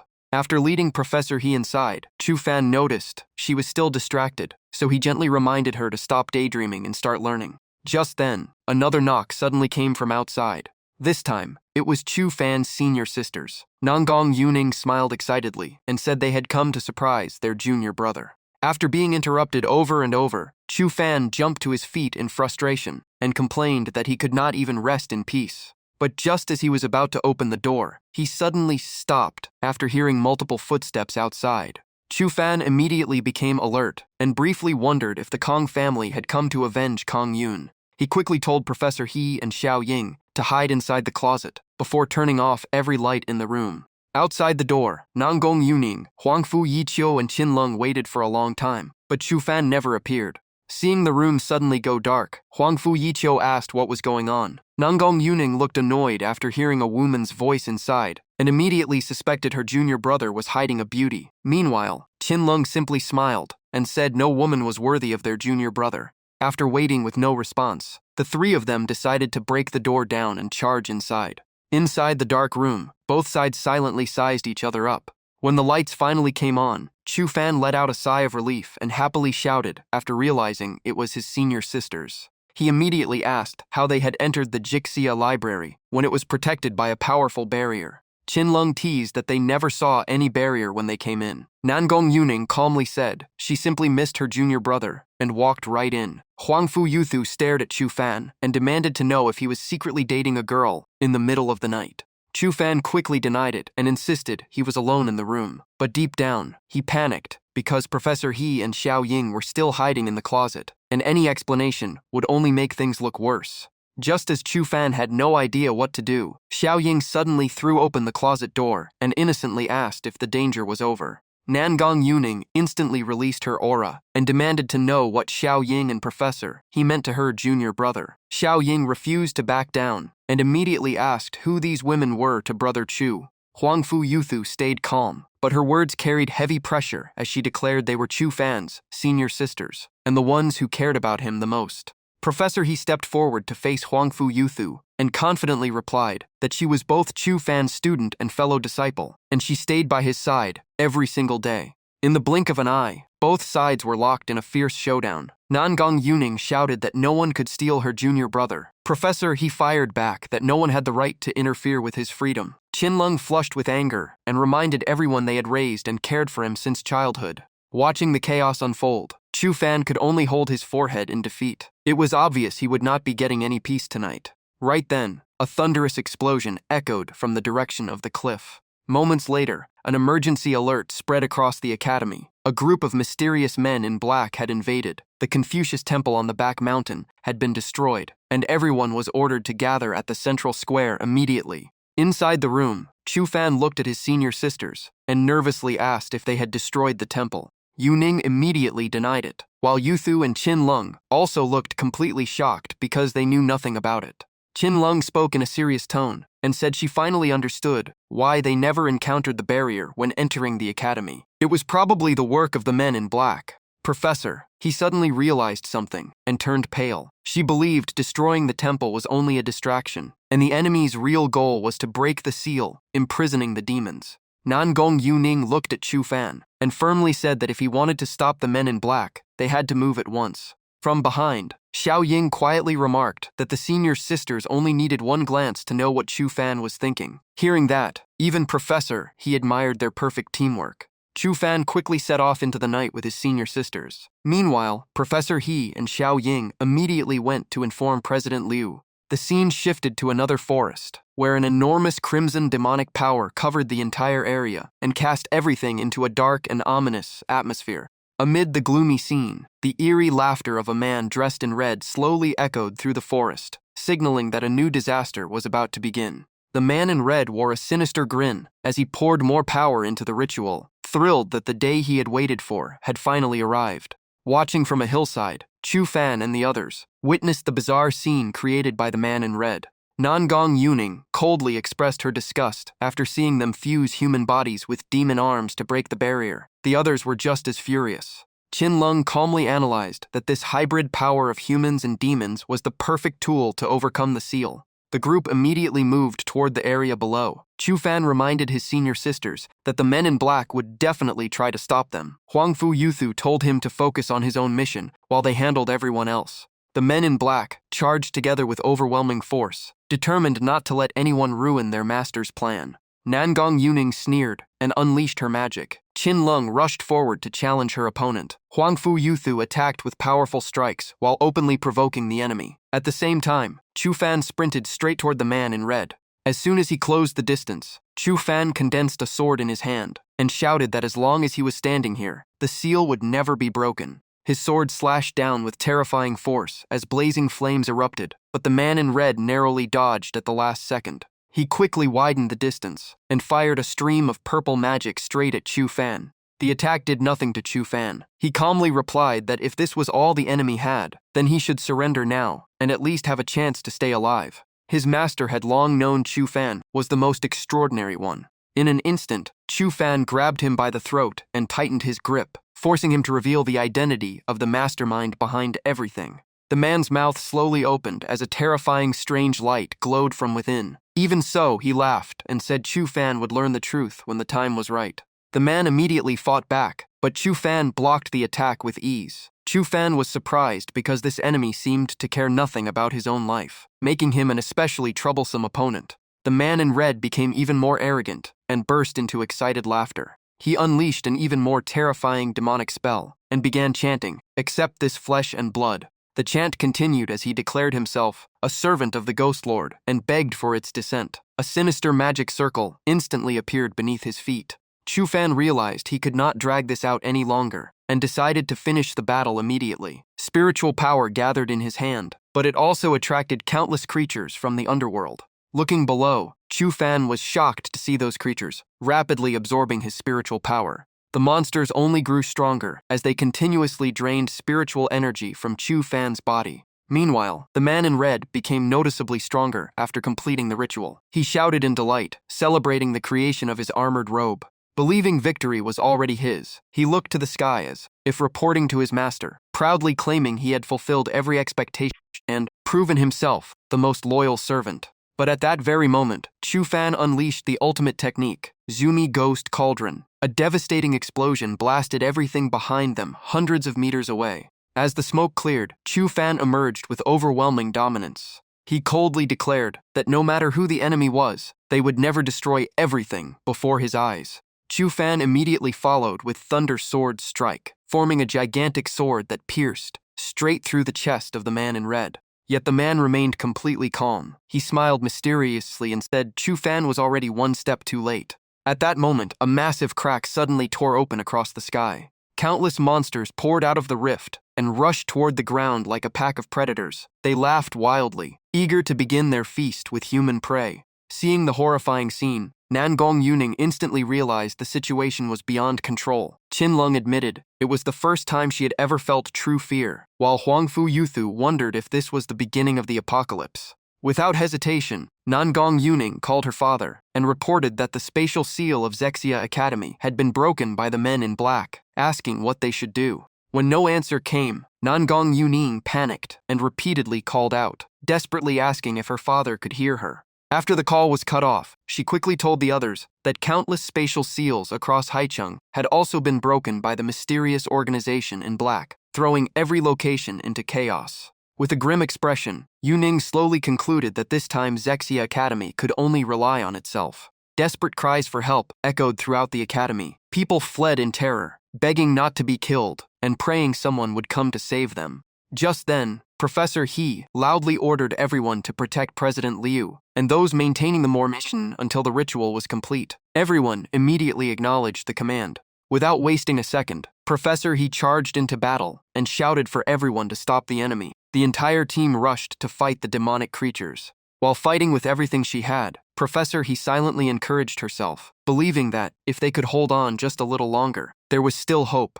Everyone fought with their full strength. Xiao Ying quickly unleashed the spell she had trained so hard to master, using it to disperse the demonic energy. Xiao Ying could not hide her worry. She knew they would never have lasted this long against the demons without Brother Chu, and she could only pray he was safe. At the same time, the group responsible for the formation finally began the ritual, as one of them loudly recited the incantation. The man with glasses continuously chanted ancient spells, doing everything he could to maintain the formation's power. Moments later, the grand formation burst with dazzling light as the energy within it continued to rise. Watching everything unfold, Kang Yun smiled with satisfaction, thinking that the day she could finally repay the academy for raising her had arrived. After saying that, she calmly picked up a small dagger and pointed the blade directly at her own chest. The others followed her lead. As the chant echoed, countless streams of light extended from their swords and connected to a massive sphere floating high in the sky.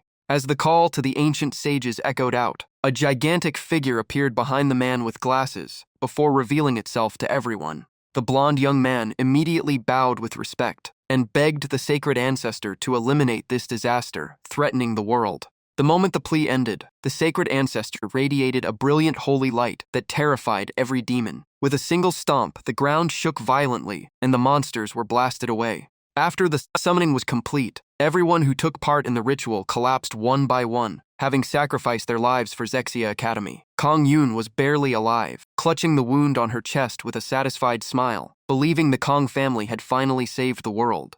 In her final moments, Kang Yun softly called Chu Fan's name as a farewell before closing her eyes forever. On the other battlefield, everyone was reaching their limit. One fighter gritted his teeth and complained that the demons kept returning no matter how many were destroyed. Just then, Chu Fan suddenly noticed something unusual and cried out in surprise. A majestic voice echoed across the battlefield. The sacred ancestor stomped once more, crushing a demon into the ground and splitting the earth apart. The sacred ancestor then sat, cross-legged in midair, as holy light spread in every direction, forcing the demons to retreat in fear. The mighty voice declared that every demon would be wiped out. Immediately afterward, a massive anchor descended from the sky. A terrifying power erupted, shaking both heaven and earth, as a thunderous voice resounded throughout the battlefield. Huangfu Yuthu looked at the scene before her and could not help marveling at the sheer intensity of the battle. Nangong Yuning then asked how things were going at the Special Ability Bureau. Looking across the battlefield, Chu Fan wondered why there were so many bodies of Kong family disciples and why their wounds did not look like they were caused by demons.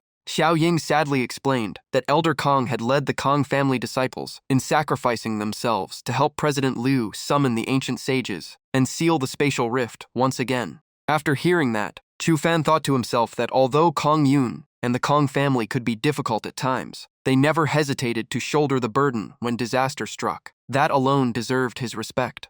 Chu Fan then told his senior sisters that things were stable here for now, but countless people outside still needed help, so he wanted to save as many as possible. As soon as he finished speaking, the blue-haired senior sister rushed over and hugged him with a smile. She said she had always known he would make this choice and that she would stand beside him. Qin Lung stepped forward and wrapped her arms around Chu Fan's arm. She gently admitted she was terrified of what was coming, but promised she would always stay by his side. Finally, Huangfu Yuthu walked over. Leaning close to Chu Fan, she softly whispered that after everything was over, he had to spend an entire month making it up to her. Watching from a distance, Xiao Ying quietly thought that Brother Chu was about to leave, yet she still had not confessed her feelings. Just then, a Kong family disciple came over and asked Chu Fan to speak with him. The disciple looked Chu Fan in the eye and asked if the prophesied catastrophe had truly begun outside the academy. Would he still choose to leave? Without a moment of hesitation, Chu Fan calmly replied that, like everyone else, he simply wanted to live in peace.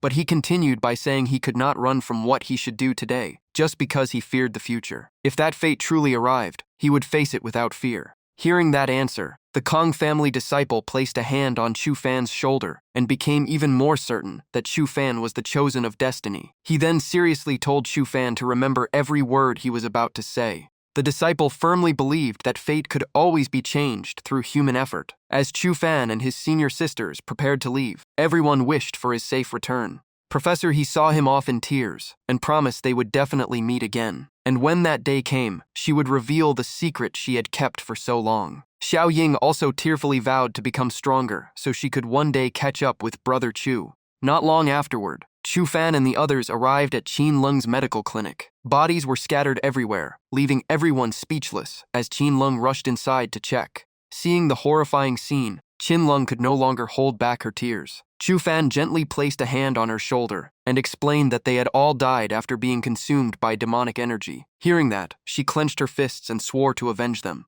Pushing aside their grief, the group continued deeper into the clinic. Looking around, Chu Fan realized that since the Special Ability Bureau was founded, this was the first time he had ever witnessed casualties on such a devastating scale. Nangong Yuning noticed someone was still barely alive. She rushed over to support him and urgently asked where everyone else was and what had happened to her father. The trembling man replied that a terrifying existence had appeared at the Bai family estate. From a distance, the massive mansion had already been swallowed by a sea of flames, with blazing fire covering the entire area. The once grand Bai family estate was now nothing but ruins after the demon attack. At that moment, Chu Fan and the others finally arrived. Before them stood a section of the courtyard protected by a defensive barrier. Inside, Gongqing and the disciples were doing everything they could to heal the wounded, while constantly maintaining their techniques to disperse the demonic energy. Seeing the devastation, Nangong Yuning rushed forward to call for her father, but Chu Fan immediately stopped her, explaining that he was critically injured and could not be disturbed during treatment.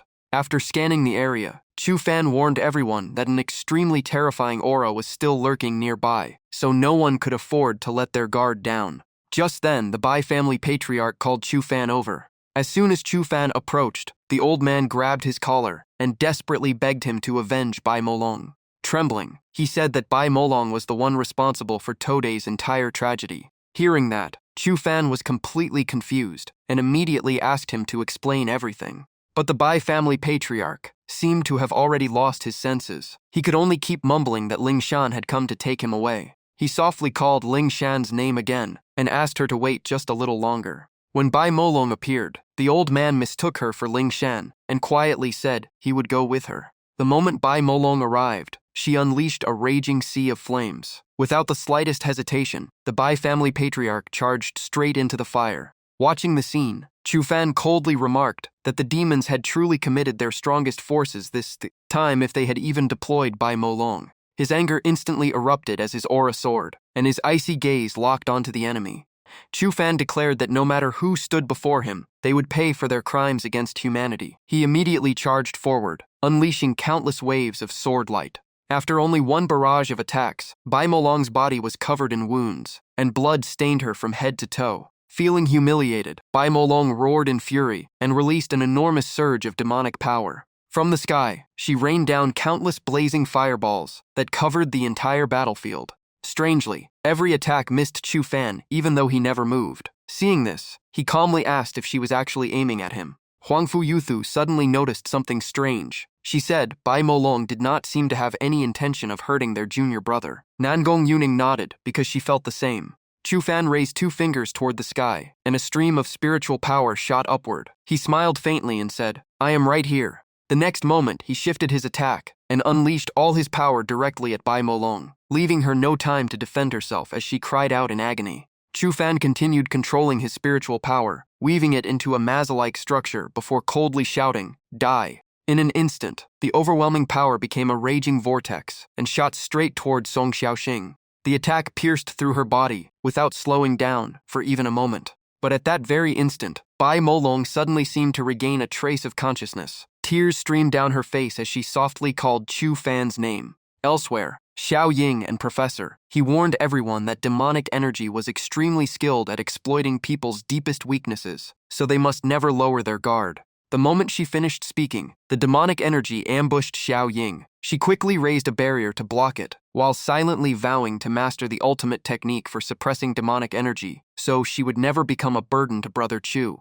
Her determination only grew stronger as Xiao Ying continued casting her spell, but the moment she finished the incantation, her defensive barrier suddenly vanished. A figure that looked exactly like Chu Fan appeared before Xiao Ying, gently embraced her, and softly said he was deeply touched by everything she had done for him. The illusion of Chu Fan, created by the demonic energy, slowly pressed Xiao Ying down and whispered that he would never leave again, because he only wanted to stay with her forever. Hearing those words, Xiao Ying blushed bright red. The demonic energy continued using Chu Fan's appearance to tempt her, quietly offering to teach her a special technique that would make both of them happy. Meanwhile, another fake Chu Fan appeared before Professor He, using demonic energy to restrain her legs. He sweetly confessed that he had fallen in love with her ever since their days at the academy. Professor, he turned to face him and calmly replied that if Chu Fan really wanted to do something, he should be gentle because she was afraid of pain. The imposter moved even closer, speaking in a seductive voice, as he told her to drop her weapon and fall into his arms. Just then, Xiao Ying shouted that wearing Brother Chu's face did not give him the right to do whatever he wanted. Professor He also firmly admitted that she would like to, but this was absolutely not the right time. The moment she finished speaking, Xiao Ying cast a spell that shattered the demonic illusion before her with a single strike. Professor He immediately deployed the golden light formation and blasted the fake Chu Fan far away. Inside the room, Yang Ming watched everything unfold and smiled, praising the two of them for improving far beyond before. He then looked out the window and said in a serious voice that Chu Fan's battlefield was where the real fight was about to begin, because the mastermind was finally ready to reveal himself. Sure enough, at that very moment, a mysterious hand appeared beside Chu Fan. The newcomer casually tossed out a cloth while chanting a strange incantation. As the cloth floated into the air, a powerful vortex immediately formed, covering the entire area with a mysterious aura. The moment Huang Fuyuthu saw the newcomer, she instantly recognized who he was. Floating in the sky, the man looked down at Chu Fan and the others, before smiling and greeting his junior brothers and sisters, after so many years apart. Taking advantage of the moment, Bai Molong stepped into a black portal and looked back at Chu Fan, saying they would definitely meet again. With those final words, she completely vanished into the void. Chu Fan immediately questioned his senior brother, asking where he had been all these years, and why he had saved Bai Molong. The man only laughed mockingly, saying Chu Fan still knew nothing, and remained as innocent as a helpless lamb. Chu Fan angrily demanded an explanation. At that moment, no one noticed the cloth behind them, quietly preparing to strike. The man then revealed that every event since Chu Fan left the mountain had been orchestrated by him, including their master's death and the tragedy that befell Bai Song Xiaoxing. In the blink of an eye, the cloth shot forward and tightly wrapped around Qin Lung, leaving her unable to move as she let out a frightened cry. The man grabbed Qin Lung by the throat and coldly said that before she died, he had returned all the memories between her and Chu Fan, so she would only realize her true feelings at the very end. He continued telling Chu Fan that everything had been planned from the very moment his dagger pierced her heart. According to him, even while dying, Qin Lung begged only for Chu Fan's life, and that amused him greatly. Seeing Qin Lung captured, Nangong Yuning and Huang Fuyuthu attacked at the same time. Chu Fan also moved without hesitation, unleashing his spiritual power as he shouted for the man to release his senior sister. But the old man effortlessly blocked the attack with his palm thunder technique. The overwhelming force instantly blasted both Huang Fuyuthu and Nangong Yuning away. They were thrown dozens of meters before crashing heavily onto the ground with serious injuries. Chu Fan coldly warned the old man to release Qin Lung, or he would make him pay no matter the cost. The old man remained completely unfazed and laughed, saying that although he could not guarantee defeating Chu Fan, he could still drag Qin Lung down with him. If Chu Fan wanted to save her, there was only one choice. He had to break his own seal. Hearing that, Nangong Yuning and Huang Fuyuthu immediately objected. They desperately begged Chu Fan not to do it, because releasing the demon's soul one more time would destroy what remained of his human soul. Chu Fan looked at the old man and replied that he could not remove the seal left behind by Nangong Chung on his own. The old man instantly flew into a rage, shouting that Chu Fan could never fool him because his power had surpassed Nan Gongcheng long ago. As he spoke, he pressed a blade against Qin Lung's chest, drawing blood and making her cry out in pain. Even while being held captive, Qin Lung looked toward Chu Fan and begged him not to make that choice because of her. But Chu Fan had already decided. He placed his hand on his chest and called upon the soul sealed within him. A brilliant light immediately burst from his chest. A strange three-eyed creature appeared in Chu Fan's hand. It was the demon soul sealed inside his body. Chu Fan solemnly declared, "Release the seal." In an instant, darkness engulfed Chu Fan's entire body as he slowly rose into the air. The demon soul quickly took control. Chu Fan's eyes became completely emotionless. A third eye opened on his forehead, and he coldly asked who had dared to awaken him. Seeing that scene, the old man was overjoyed and kept saying everything had turned out even better than expected. Then he casually tossed Qin Lung aside. But the demon soul ignored him completely, called him a filthy insect, and attacked without hesitation. The old man quickly blocked the strike with a mysterious cloth while laughing and trying to convince the demon soul they were on the same side. He pointed at the senior sisters and said fresh prey was waiting there, secretly hoping the demon soul would completely devour Chu Fan's soul. Driven by pure instinct, the demon soul slowly walked toward Qin Lung and declared she would be its first meal. Even with death right in front of her, Qin Lung showed no fear. She gently hugged Chu Fan and softly called him a fool. Then she kissed Chu Fan and silently decided that even if it cost her life, she would still save him. Watching everything unfold, Huangfu Yichu realized Qin Lung was using her own body to help Chu Fan suppress the demonic energy and regain his mind. Nanggong Yuning could only pray someone would save them both. Right at the critical moment, a blue bird descended from the sky. A voice announced it was the heavenly fate mystic bird named Kang. The heavenly fate mystic bird immediately fired a beam of light into the third eye on Chu Fan's forehead, forcing the demonic energy to stop advancing. Right behind the mystic bird, Xia Chang arrived as well. He told Chu Fan that the bird could only protect half of his human soul. The rest depended entirely on his own will. Seeing his plan fall apart, the old man flew into a rage and cursed non-stop. With the help of Xia Chang and Qin Lung, Chu Fan slowly regained partial control of his body. But the demon soul fought back fiercely, and the two souls clashed violently. The pain became so unbearable that Chu Fan could only hold his head and scream. Xia Chang quickly explained that Chu Fan's human soul and the demon soul were battling inside his body. If they could not ease his pain, the situation would become extremely dangerous. Qin Lung remembered that her kiss had transferred demonic energy earlier, and it had helped Chu Fan calm down. Huangfu Yiqiu saw that Qin Lung was almost out of strength and told her to rest while she handled the next step. Nanggong Yuning also stepped forward. Embarrassed, she said she really did not want to do this, but there was no other choice, and hoped Chu Fan would forgive her. Taking a deep breath, Yuning blushed and nervously said she was about to begin. But the next moment, she started punching Chu Fan over and over, leaving everyone completely stunned. After the ruthless beating, Yuning seriously explained that she wanted to use physical pain to keep Chu Fan awake. But before she even finished, Chu Fan cried out that now not only his head hurt, but his whole body did too. Huangfu Yiqiu immediately shouted that their junior brother was in even worse shape now, while Qin Lung helplessly wondered what kind of bizarre method that was. Huangfu Yiqiu suddenly said that if they wanted to reduce Chu Fan's stress, he needed something soft, and she claimed to have plenty of experience with that. As she spoke, she gently lifted one corner of her dress. She sat down with a charming smile and told Chu Fan to give it a squeeze, saying she always did the same whenever she felt stressed. Nanggong Yuning immediately cut her off and reminded her this was supposed to be a serious story, so she should stop adding weird scenes. On the other side, the old man anxiously muttered that if this continued, his entire plan would be ruined. He immediately formed hand seals and chanted a summoning spell. Black winds howled, thunder roared, dark clouds covered the sky, and a monster beneath the earth awakened.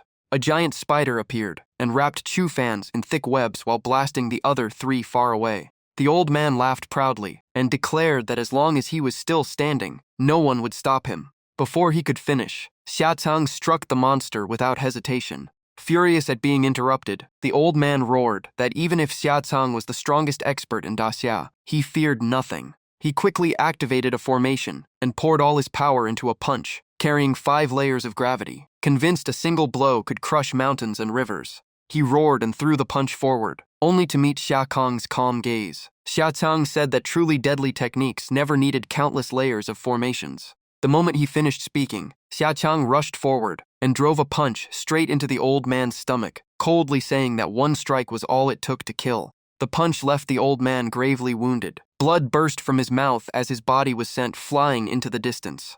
Even so, the old man wore a triumphant grin and declared that he was still the final winner. He had deliberately calculated where Xiaqiang's punch would send him, so he would land beside Chu Fan, then immediately threw the mysterious cloth. Xiaqiang's expression changed as he realized the old man had intentionally used his punch to complete the plan. In the blink of an eye, both the old man and Chu Fan turned into flames and vanished.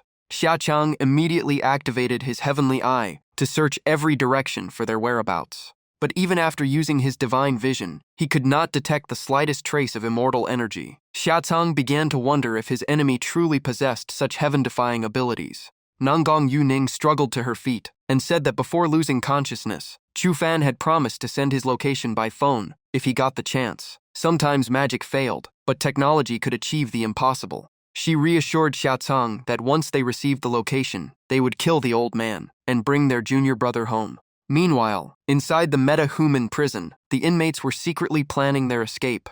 Outside the cell, 2 guards mocked Mingzi, saying he had always looked down on lower-class people, so now they had no reason to help him. Mingzi simply smiled and asked if they could guess what the first thing he would do after escaping was. One guard immediately shouted back, reminding him that Xiaqiang had destroyed his spirit vein, leaving him completely powerless. Mingzi calmly tossed a strange pill into his mouth and smiled, saying things might not be so simple. Seeing the unusual move, the 2 guards quickly sounded the alarm and reported that prisoner 3071 had swallowed an unknown drug. But in the next instant, Mingzi snatched the key card and unlocked the cell himself. He instantly overwhelmed both guards and pierced their bodies with a single strike, then praised the spirit pill from Zhang Xuanji for working perfectly. Seeing Mingzi regain his strength, the other prisoners erupted in cheers. Mingzi told everyone not to rush and said they would all get out one by one because this prison now belonged to them. Before long, every prisoner was free, and together they destroyed the entire facility. As they slaughtered Xiaqiang's subordinates, they laughed and claimed chaos was far more exciting than order. Hearing that, Mingzi laughed even harder. However, he did not stay long and said he would join the fun later because he had someone important to find first. Soon, Mingzi stopped outside a hidden room on the 17th floor of the prison. Looking at the door, he was surprised such a place existed and wondered if Zhang Wanji had been deceiving him. The moment he finished speaking, Zhang Xuanji appeared behind him. He calmly said everything had gone smoothly and only the final step remained. The moment Mingzi saw Chu Fan being brought in, he became furious and demanded to know why Zhang Xuanji had not killed him. Zhang Xuanji coldly scolded Mingzi for being too foolish to realize Chu Fan's true value. Looking at the unconscious Chu Fan suspended by the mysterious cloth, Zhang Xuanji slowly revealed that Chu Fan was the descendant of a noble bloodline born from both humans and demons. Then he lowered Chu Fan into the center of the formation and introduced him as his junior brother from the human world. At that moment, Ling Shan smiled from her throne and said the day she had been waiting for had finally arrived. Mingzi immediately bowed and congratulated the Empress on finally obtaining the demon blood she had always desired. Zhang Xuanji also knelt and said that once the Empress absorbed Chu Fan's blood, she would regain all her power and merge the demon realm with the human world. Mingzi followed by pledging his loyalty. Zhang Xuanji laughed wickedly as he imagined the demon army overrunning the world, humanity becoming slaves, and endless cries of despair filling the land. To him, that was the perfect future. The Empress slowly rose from her throne and calmly said she had waited for this moment for countless years. However, she admitted that joining the sect, being cared for by her master and senior sisters, and especially meeting Chu Fan, were memories she had never expected. The Empress gently brushed Chu Fan's hair aside and remembered meeting him when he was just a little boy. Now he had grown so much she could barely recognize him. Her memories drifted back to the day their master called young Chu Fan over to meet his new 7th senior sister. Back then, Chu Fan panicked and shouted for everyone to stay back because he could no longer control his sword. But the next second, he lost his balance and fell right into Di Xin, making her angrily yell at him.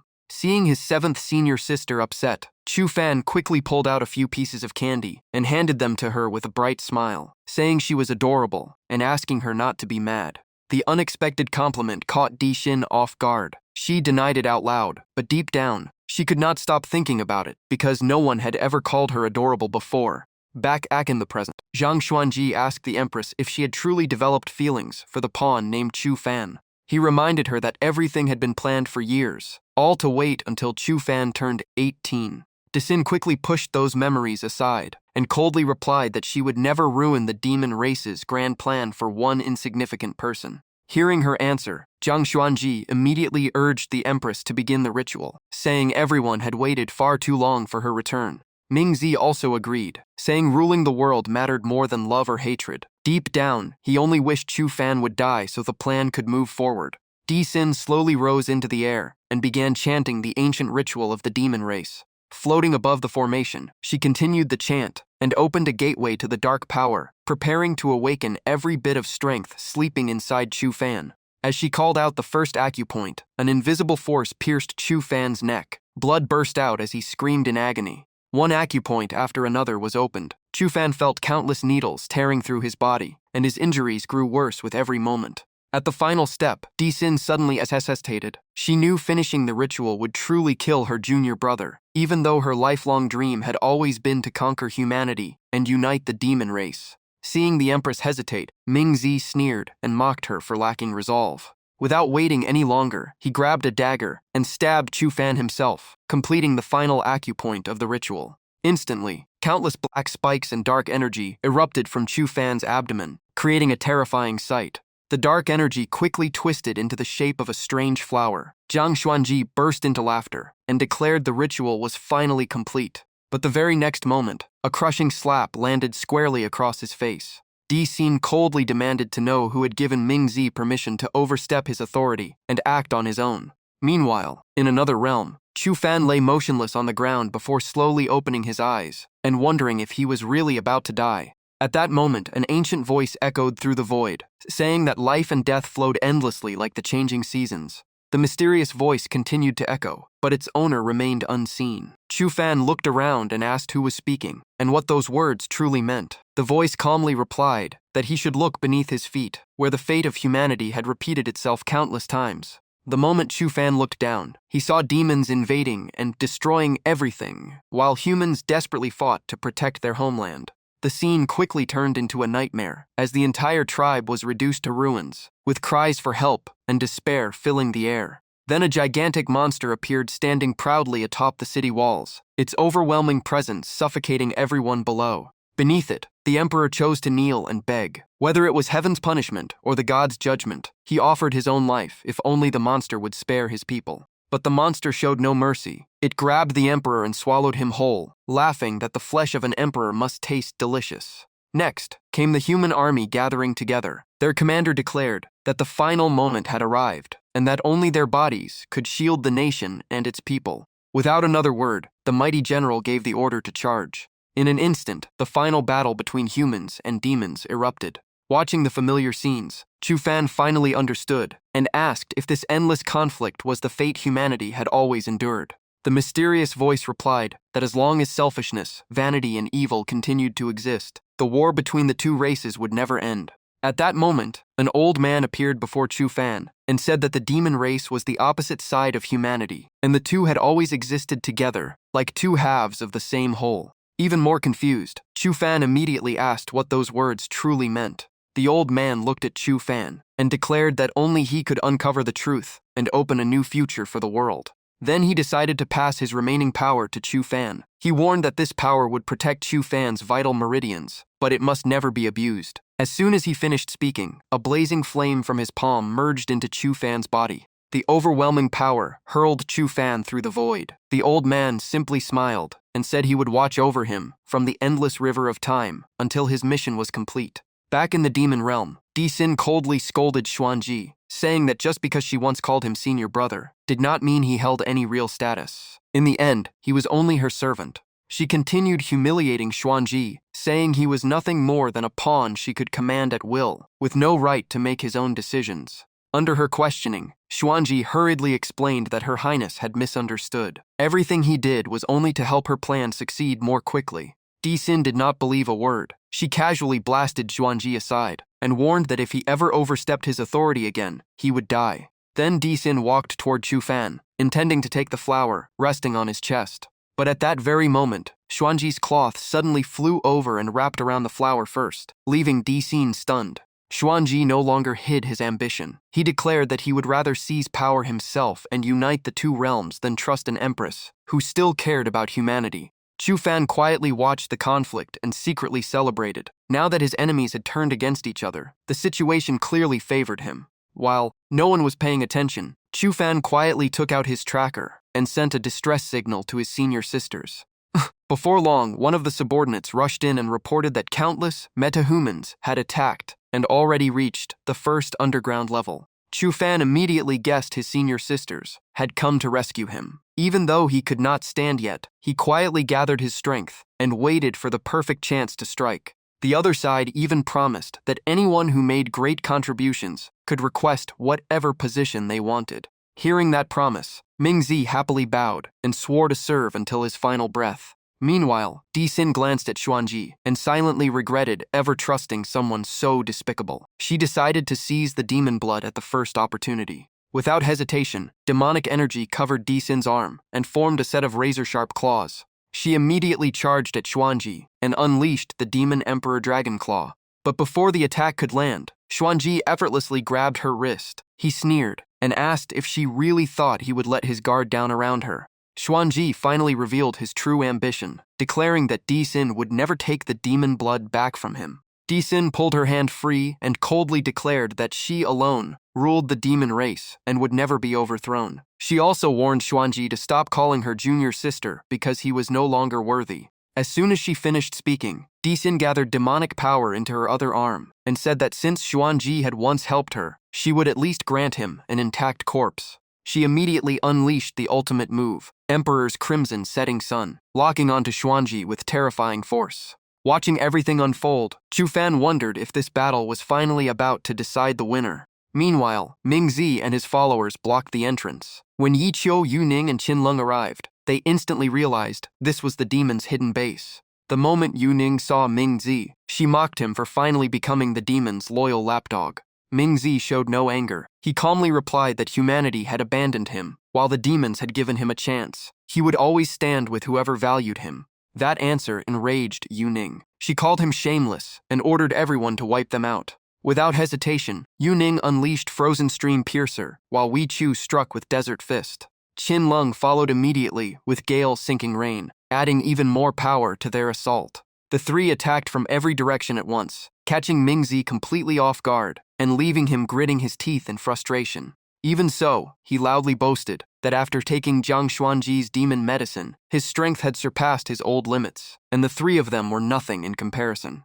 As soon as he finished speaking, Mingzi launched his counterattack with the ultimate move, Black Abyss. A massive black dragon instantly formed and charged forward at his command, viciously lunging to tear the three women apart. Facing the attack, Yiqiu, Yuning, and Qinleng formed hand seals together and unleashed Heart Follows the Law in perfect unison. Just seconds later, the three completed the technique. When the black dragon charged like a hunting beast, it slammed into the barrier they had raised together and was stopped cold. Seeing this, Mingzi grew anxious. He knew the demon potion would wear off soon, so he had to shake their resolve. He shouted that before they could even arrive, Chu Fan would already have been drained of his demon blood and killed. But the three did not waver at all. Yiqiu, Yuning, and Qinleng flew into a rage and demanded he repeat those words. Their fury only made their aura grow even stronger. Now it was Mingzi who panicked. He could not understand why his taunt had only fueled their strength instead of breaking their spirit. Giving him no time to think, Yiqiu called for his death to avenge their junior brother. Qinleng swore she would never spare him, while Yuning firmly declared that Chu Fan was still alive, and everything Mingzi said was a lie. Watching the scene, the surrounding demons were secretly terrified. Some people were simply not worth provoking, especially women, fighting for someone they truly cared about. On the other battlefield, Xuanji proudly mocked Dixin, saying that, no matter how gifted she was still too inexperienced to defeat him. Dixin immediately asked when he had managed to erase her mark from the Xuanji veil and make it his own, since she had only lent it to him. Xuanji laughed and replied that while Dixin knew nothing, he had been secretly preparing for this day all along. Dixin rose into the air and called upon the power of the demon god, demanding the guardian deity of the demon race punish the traitor. Darkness and demonic energy instantly swallowed the entire area, and Di Xin disappeared without a trace. Xuanji immediately used flames to search the surroundings, but soon realized Di Xin's aura had vanished completely, leaving him uneasy. Refusing to lower his guard, Xuanji unleashed his power into the sky and activated the Xuanji veil at its maximum strength. At that moment, Di Xin suddenly appeared behind him and revealed that because of limited materials, the back of the veil was its weakest point. Xuanji was briefly startled, but still cursed through gritted teeth. The next instant, a massive sphere of energy shot toward Xuanji at incredible speed. Xuanji immediately ordered his followers to stop the attack at all costs. But while everyone focused on the front, Di Xin appeared high above and laughed, revealing that she had tricked him. The Xuanji veil had never had a weak point. At the same time, countless clones of Di Xin surrounded Xuanji from every direction. Hidden among the clones, the real Di Xin drew her bow, locked onto her target, and coldly announced the judgment arrow. With a sharp cry, the arrow tore through the air at blinding speed, leaving Xuanji with no chance to dodge. In the blink of an eye, the judgment arrow exploded with overwhelming force, engulfing the entire chamber. At that exact moment, Yi Chu, Yu Ning, and Qin Leng rushed into the battlefield. They ignored the chaos around them and searched only for Chu Fan. Qin Leng quickly spotted a familiar figure lying on the ground and shouted that it was their junior brother. Just as she rushed forward, Yu Ning grabbed her and warned her not to get any closer before pointing to the other side. Following her gaze, the three saw a massive pillar of energy erupt upward. Blinding light pierced the ceiling as powerful shockwaves swept through the room. Within that surge of power, Zhang Xuanji slowly transformed into a monster. His body swelled with muscle, horns grew from his head, veins bulged across his arms, and a strange crack opened in the center of his chest. Even Di Xin could not hide her shock, and wondered if Xuanji had truly fused with the demon blood. Xuanji laughed proudly and said that Di Xin's own judgment arrow had accidentally erased most of his human soul, allowing the demon blood to merge with him without resistance. Terrifying power erupted around Xuanji's body. He felt as if the entire world could now fit in the palm of his hand.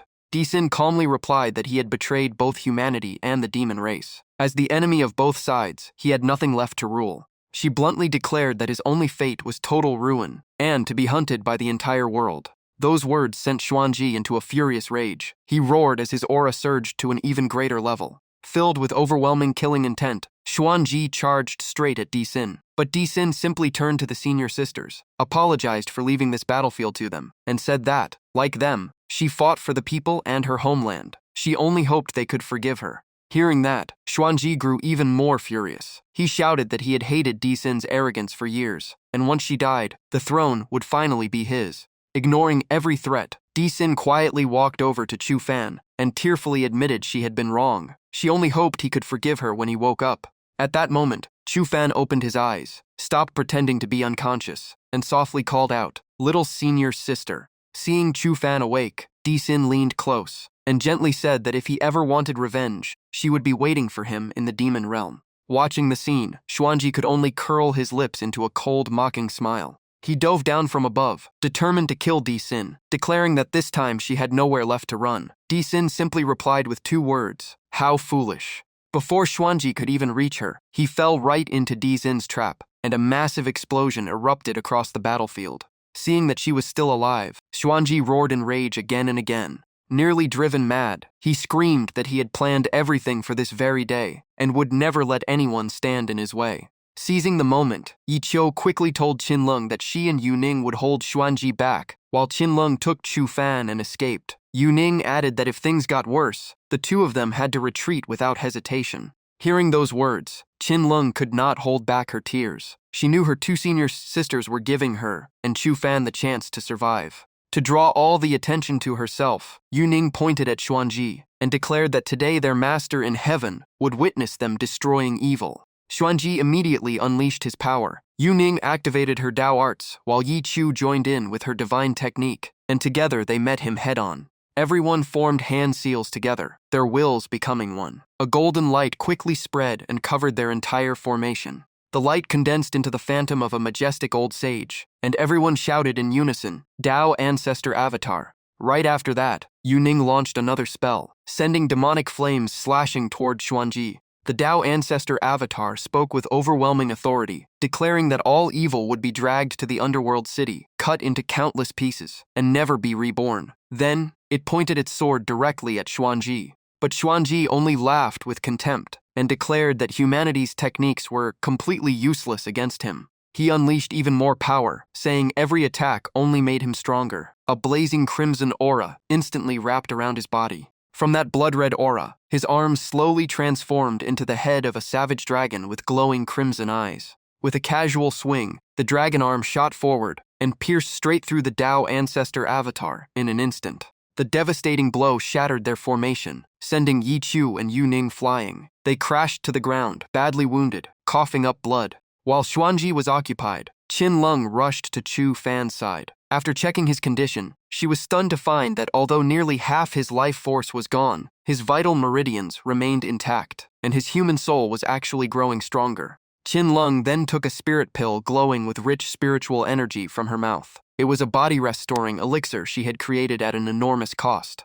Without hesitation, she fed the pill to Chu Fan, hoping its power would carry him through the brink of death. Just as she finished, Xuanji arrived. Qin Lung silently told herself that Chu Fan carried everyone's hope, and no matter what, he had to survive. She immediately stepped in front of Chu Fan and firmly declared that as long as she was standing, Xuanji would never harm her junior brother. Xuanji coldly replied that none of them had the strength to stop him. As soon as he finished speaking, Xuanji struck Qin Lung away with a single blow. Watching this, Chu Fan desperately urged himself to absorb the remaining spiritual and demonic power before it was too late. Looking at Chu Fan, Xuanji laughed and said that the demon blood had fused with his body for too long, making it immune to both human and demon techniques. Raising his sharp claws, Xuanji proudly explained that the demon blood could even evolve on its own, making it an incredibly rare treasure. As he spoke, Xuanji slashed down to finish Chu Fan, regretting that Chu Fan would die before ever experiencing the demon blood's true power. But at the very last second, Chu Fan fully awakened and dodged the attack.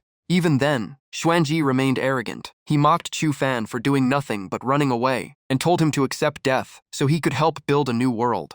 Chu Fan calmly replied that Xuanji still did not understand. For years, his human cultivation had been suppressed because both a human soul and a demon soul existed within him. The moment Xuanji locked onto Chu Fan's position, he charged forward. But when he looked up, Chu Fan was already floating in the air with the phantom of the mysterious old man behind him. Chu Fan calmly said that now the demon soul was gone. Every limit on his human soul had finally been broken. As soon as he finished speaking, Chu Fan's aura exploded. His eyes shone brightly as his cultivation broke through to a whole new realm. Without giving Xuanji any time to react, Chu Fan unleashed Golden Thunder, sending a devastating bolt of lightning straight at him. The attack struck the crack in Xuanji's chest with perfect accuracy. It was so fast that he had no chance to defend himself and could only scream in pain. Chu Fan followed up with Wood Thunder, Water Thunder, Fire Thunder, and Earth Thunder, relentlessly driving Xuanji into a corner. One thunder technique after another crashed down like a storm, leaving Xuanji no chance to fight back. Pressing the advantage, Chu Fan poured out every ounce of his power and chanted, 9 Qi of the 9th heaven, million heavenly soldiers. Above unite with heaven, below slay the underworld. The 5 energies merged into a 5-colored storm and blasted the weak point in Xuanji's chest, making him scream non-stop. Even so, Chu Fan knew it was still not enough. He continued with Wenhuang Escape, Forbidden Altar Purification, and summoned the 5 Thunder Divine Generals, transforming the 5 powers into 5 majestic divine beings. One of the divine generals representing Water Thunder spoke with overwhelming authority and demanded to know which demon dared cause chaos here. Witnessing such an unbelievable scene, Xuanji was horrified. Even his former master had never achieved this, yet Chu Fan had done the impossible. Crying out in despair and refusing to accept defeat, Xuanji was completely erased by the combined power of the 5 Thunder Divine Generals. After Xuanji vanished, only the demon blood remained. Chu Fan, exhausted from using so much power, struggled to breathe and admitted that his current body could barely withstand that ultimate technique. Looking at the demon blood before him, Chu Fan endured the pain and realized he was almost completely out of strength. Just then, a hand suddenly picked up the demon blood and held it out before him. Chu Fan looked up at the owner of that hand and was shocked to discover it was Bai Mo Long. The next moment, the demon blood erupted with overwhelming power and tore open space itself. In the blink of an eye, Bai Mo Long and Chu Fan were separated into 2 completely different realms. One was swallowed by endless darkness, while Chu Fan appeared in a world filled with brilliant light. In the dark realm, Bai Molong's body slowly faded away, revealing the true identity of Ling Shan. She smiled gently and told Chu Fan that they were finally living in the same world. The story then shifted back several hours earlier, when night had fallen over Taiyin Heaven and the Demon Palace. Inside the empty throne hall where Di Xin's throne stood, a teasing voice invited a beautiful woman to enjoy themselves right on the Empress's throne. A pink-haired woman sat in a demon lord's arms and nervously asked if doing that in the Empress Palace would get them executed. The demon lord laughed and said Di Xin had disappeared for over 10 years, and the Junlin Council now ruled the demon realm. With that, he boldly picked her up and tossed her onto the throne. He arrogantly declared that before long, the entire palace would belong to them as well. The woman immediately played along and flattered him by calling him Your Majesty. Just as the two were about to defile the throne, an icy voice filled with killing intent suddenly echoed through the hall, demanding to know who had given them such nerve. Di Xin appeared before the two intruders. Freezing demonic energy spread throughout the palace as she coldly demanded to know who had allowed them to covet her throne. The moment the demon lord saw Di Xin return, his face turned pale. He dropped to his knees, desperately begged for mercy, and claimed he had only spoken nonsense because he was drunk. The woman beside him trembled so badly she could not even move. At that moment, a group of masked figures entered the hall and announced the arrival of the Junlin Council. Realizing Di Xin had returned, they immediately bowed in greeting. Although they appeared delighted on the surface, every one of them was secretly shaken by the Empress' unexpected return. With powerful allies behind him, the Demon Lord regained some courage and warned Di Xin that everyone present belonged to the Junlin Council, so she should think carefully before punishing him. Di Xin remained completely unfazed. She looked at him with contempt and calmly said that after being away for so long, it seemed her throne had become filthy. She coldly declared that only blood could cleanse it. The next instant, 2 blasts of power sliced through the air and pierced the bodies of the 2 offenders. In the blink of an eye, both were dead where they stood, paying the price for daring to covet the Empress's throne. After dealing with them, Di Xin gave a satisfied nod and said everything was finally clean again. Then, she calmly sat upon her throne and boldly announced to the entire demon realm that the Empress had officially returned. Witnessing such ruthless power, the members of the Junlin Council no longer dared to object. They all knelt and hailed Di Xin, secretly trembling, because the terrifying Empress of old had returned. Just then, the sky suddenly changed color, as bolts of lightning streaked across the heavens. Seeing the phenomenon, Di Xin smiled, convinced the plan had succeeded. She recalled secretly sending Bai Molong into the human world under the identity of Bai Lingshan. After years of lost memories, she only fully awakened when Zhang Xuanji destroyed her body. Sensing the opportunity, the ministers urged Di Xin to send the demon army into the human world and begin expanding their territory. But Di Xin immediately rejected the proposal and ordered the entire demon race to maintain peace. No one was allowed to start a war or disturb the human world. Many immediately protested, arguing this was the perfect chance to attack humanity, and urging Di Xin not to let emotions cloud her judgment. Di Xin sternly rebuked them for their foolishness. She said that if this was the demon's chance to invade, then it was also humanity's chance to strike back. After meeting Chu Fan again, she realized neither side could ever truly rule the other. Elsewhere, Yang Ming quietly watched the strange changes in the sky and wondered if Chu Fan had failed. But the longer he watched, the more he felt something unexpected had changed everything. Just then, Xiao Ying rushed over in panic and reported that Taiyin Heaven and the human world were slowly merging. Professor He anxiously asked if that meant Chu Fan had failed and was no longer alive. Xiao Ying was nearly in tears as she begged the dean to save Chu Fan. She even promised to teach at the academy for the rest of her life, without taking any salary if it meant saving him. Seeing both girls crying, Yang Ming rubbed his forehead helplessly and assured them he had never said he would abandon Chu Fan. He told them to wipe away their tears and come with him to find Chu Fan, while secretly wondering whether the young man was truly lucky or cursed to have so many people care about him. Hearing the dean's reassurance, the two finally relaxed. To them, Yang Ming's words meant Chu Fan was still alive, and that meant there was still hope. Elsewhere, Yi Chu let out a long sigh and said the whole day had felt like a nightmare, and all she wanted now was a nice bath. Yu Ning also smiled with relief, grateful that everyone had survived.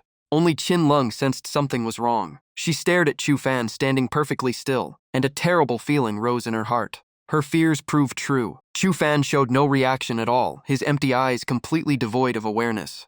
All three immediately panicked. Yi Qiu anxiously called out, begging their junior brother not to scare them like this. Qin Lung stepped forward and gently took Chu Fan's hand, softly telling him that his seen sister's sis was here, and begging him not to let anything happen. But to everyone's shock, Chu Fan suddenly threw a punch that sent Qin Lung flying backward. The next moment, one of Chu Fan's hands reached straight toward Yu Ning, as if he intended to kill her. His other hand tightly grabbed Wei Qiu's throat without the slightest mercy, slowly choking the life out of her. With empty eyes filled with killing intent, Chu Fan coldly declared that every enemy must die, especially the demons. He clearly no longer recognized his senior sisters, and his grip only grew tighter, pushing Yi Qiu and Yu Ning to the brink of death. At the critical moment, Yang Ming rushed in and shouted for Chu Fan to stop. He immediately cast a spell and charged forward, while Professor He and Xiao Ying watched the scene in complete shock. After rescuing Yi Qiu and Yu Ning, Yang Ming instantly cast the Golden Bell Illusion Prison. A cage of spiritual energy quickly formed, trapping Chu Fan inside. Professor He hurried to support Yi Qiu, who anxiously asked Yang Ming what had happened to Chu Fan. Yang Ming explained that only half of Chu Fan's soul remained inside his body. His soul had become too weak, while his body had grown far too powerful, throwing everything completely out of balance. Chu Fan's true soul had been forced deep into the bottom of his consciousness by his overwhelming body, while the demon soul had completely disappeared. If this continued, Chu Fan would eventually become nothing more than an empty shell. Trapped deep within his own mind, he kept struggling and repeating the same words over and over, that every demon must die. After hearing, Qin Lung immediately asked where his junior brother's missing demon soul was. Yang Ming thought for a moment, and guessed it had most likely been lost in the human realm. But he added one more possibility. It could also be in the demon realm, within Taiyin Heaven. Deep beneath a river in Taiyin Heaven, the demons caught a strange scent and quickly followed it. They found a young man with no clothes, a muscular body, 2 horns on his head, and water flowing around him. One look at his face told them it was Chu Fan, or rather, his demon soul. Every demon dropped to their knees and welcomed the Demon King with full respect. Right then, Bai Mo Long appeared, reached out to Chu Fan's demon soul, and said she had come to take him home. Chu Fan reached back without hesitation, making Bai Mo Long smile with satisfaction. The two then left side by side. Meanwhile, at a massive concert stage, thousands of fans shouted Yun Xiao'er's name and confessed their love for her. Yun Xiao'er stepped onto the stage and sang B'aid Wei, a song about searching forever for the one she loved. She was also the 4th senior sister, famous for her stunning looks and irresistible charm. One fan sighed that watching Yun Xiao'er perform was enough to forget the terrifying threat of the demon race for a while. Another loudly declared he only wished to be Yun Xiao'er's dog, but someone beside him said he was not even qualified. Soon everyone claimed they were Yun Xiao'er's dog, and even told the others to get in line, leaving one poor guy completely speechless. Yun Xiao'er's clear voice echoed on as she sang that only one person lived in her heart, and that person would never be just a dream. While performing, Yun Xiao'er suddenly sensed something bad had happened to Chu Fan, and the uneasy feeling kept growing. The moment that thought crossed her mind, she stopped singing, leaving the entire audience confused. Yun Xiao'er smiled at the crowd and announced the concert was paused because she had to find her junior brother right away. As night fell, the scene shifted to Kutian Yue's Taoist temple. Inside, an elderly couple knelt before Taoist Master Ke's bed. The old man respectfully asked for permission to reclaim a farm near the border between the human realm and the demon realm. From the bed came only a short and cold reply, Thinking Taoist Master Ke had agreed, the old man happily thanked her and asked if they still had a chance to have a child. The answer was another simple. The old woman was overjoyed and believed Taoist Master Ke truly lived up to her reputation, while her husband became full of hope. In truth, Taoist Master Ke was still asleep, and those replies were nothing but unconscious murmurs. She was actually the 6th senior sister, Ke Tianyue. Suddenly, Tianyue opened her eyes, as if she had sensed something unusual. Without wasting a second, she jumped out of bed and declared she had to find her junior brother, leaving the old couple staring in confusion. Back in the demon realm, beneath a sky full of stars, Bai Mo Long brought Chu Fan's demon soul before Di Xin. Di Xin gave a faint smile and said she thought Bai Mo Long had run away with Chu Fan, but it seemed she still remembered the demon race. Bai Mo Long immediately lowered her head and apologized, asking Di Xin to forgive her earlier mistake and hoping that finding Chu Fan's demon soul would make up for it. Di Xin answered with only a cold snort. Trying to ease the tension, Bai Molong explained that Chu Fan's demon soul was like a newborn child and needed time to grow. She took his hand and prepared to guide him in greeting Di Xin. But Di Xin stopped her at once and said she did not want Chu Fan kneeling before her. Di Xin walked over, looked at Chu Fan gently, and invited him to sit beside her and rule the demon race together. Seeing that reaction, Bai Molong realized Di Xin cared far more about Chu Fan than she had ever imagined. Bai Molong then asked if Di Xin truly intended to raise Chu Fan's demon soul. Before she could finish, Di Xin answered without hesitation. Chu Fan carried both human and demon blood, so there was no rule saying he had to stand with humanity. As she spoke, she gently stroked Chu Fan's face. Di Xin went on to explain that whichever soul became stronger, the human soul or the demon soul would take control. As long as Chu Fan's demon soul grew stronger, everything would be settled. After saying that, Di Xin opened a space portal and told Bai Molong to prepare everything. Tomorrow, the three of them would enroll in the demon race's elite academy, and Bai Molong immediately obeyed. Watching Di Xin leave with Chu Fan, Bai Molong could not hide her regret. She blamed herself for not taking him far away when she had the chance.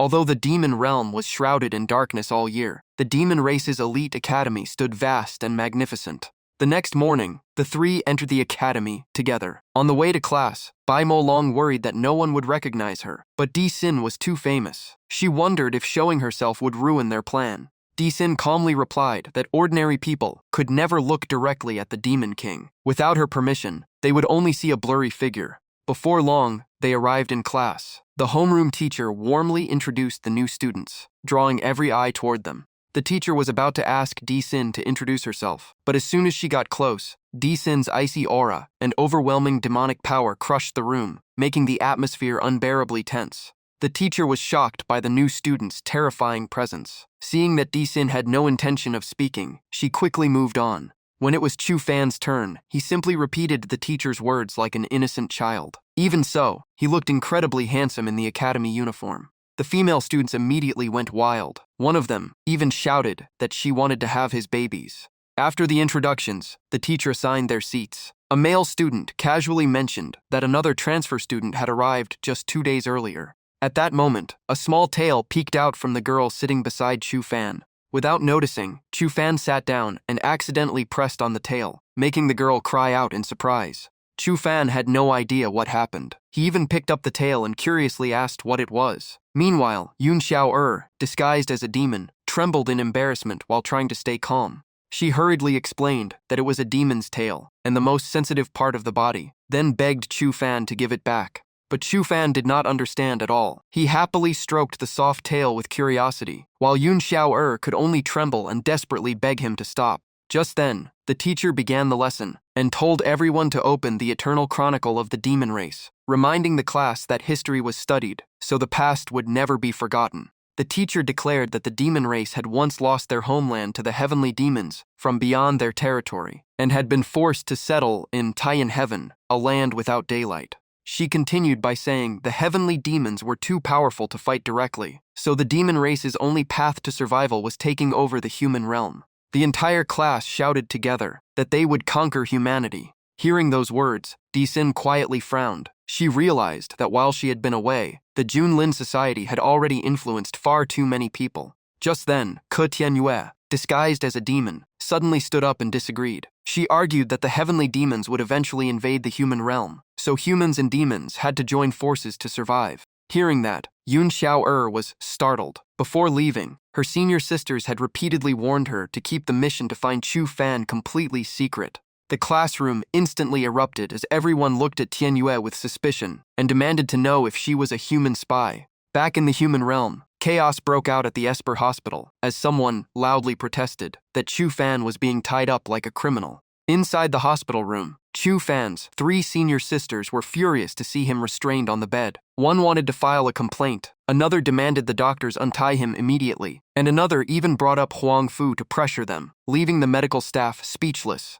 Xiao Ying walked toward Chu Fan with a knife and gently reassured him that she was there to save him, so he should not be afraid. Professor He also suggested bringing Chu Fan back to the library for further treatment, though she secretly wanted more time with him. The doctors tried to explain that Chu Fan was unconscious and possessed immense spiritual power, making him extremely dangerous if released.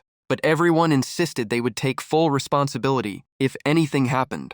Knowing he could not offend these extraordinary people, the doctor finally gave in. He allowed them to take turns, caring for Chu Fan, and advised them to do things he enjoyed to help awaken his consciousness. Hearing that, Qin Lung immediately volunteered to stay first, because she still had so many things left to tell her junior brother. The others slowly left the room, but none of them wanted to leave the hospital. Yu Ning, Yi Qiu, and then Xiao Ying all admitted they only felt at ease when they were close to Chu Fan. Yi Qiu quietly felt a little heartbroken. She wondered if Chu Fan would ever notice her, with so many young and beautiful girls around him. Inside the hospital room, Qin Lung looked at Chu Fan with endless worry. The 4th and 6th senior sisters had already gone to the demon realm to find his missing demon soul, but that place was filled with danger and enemies.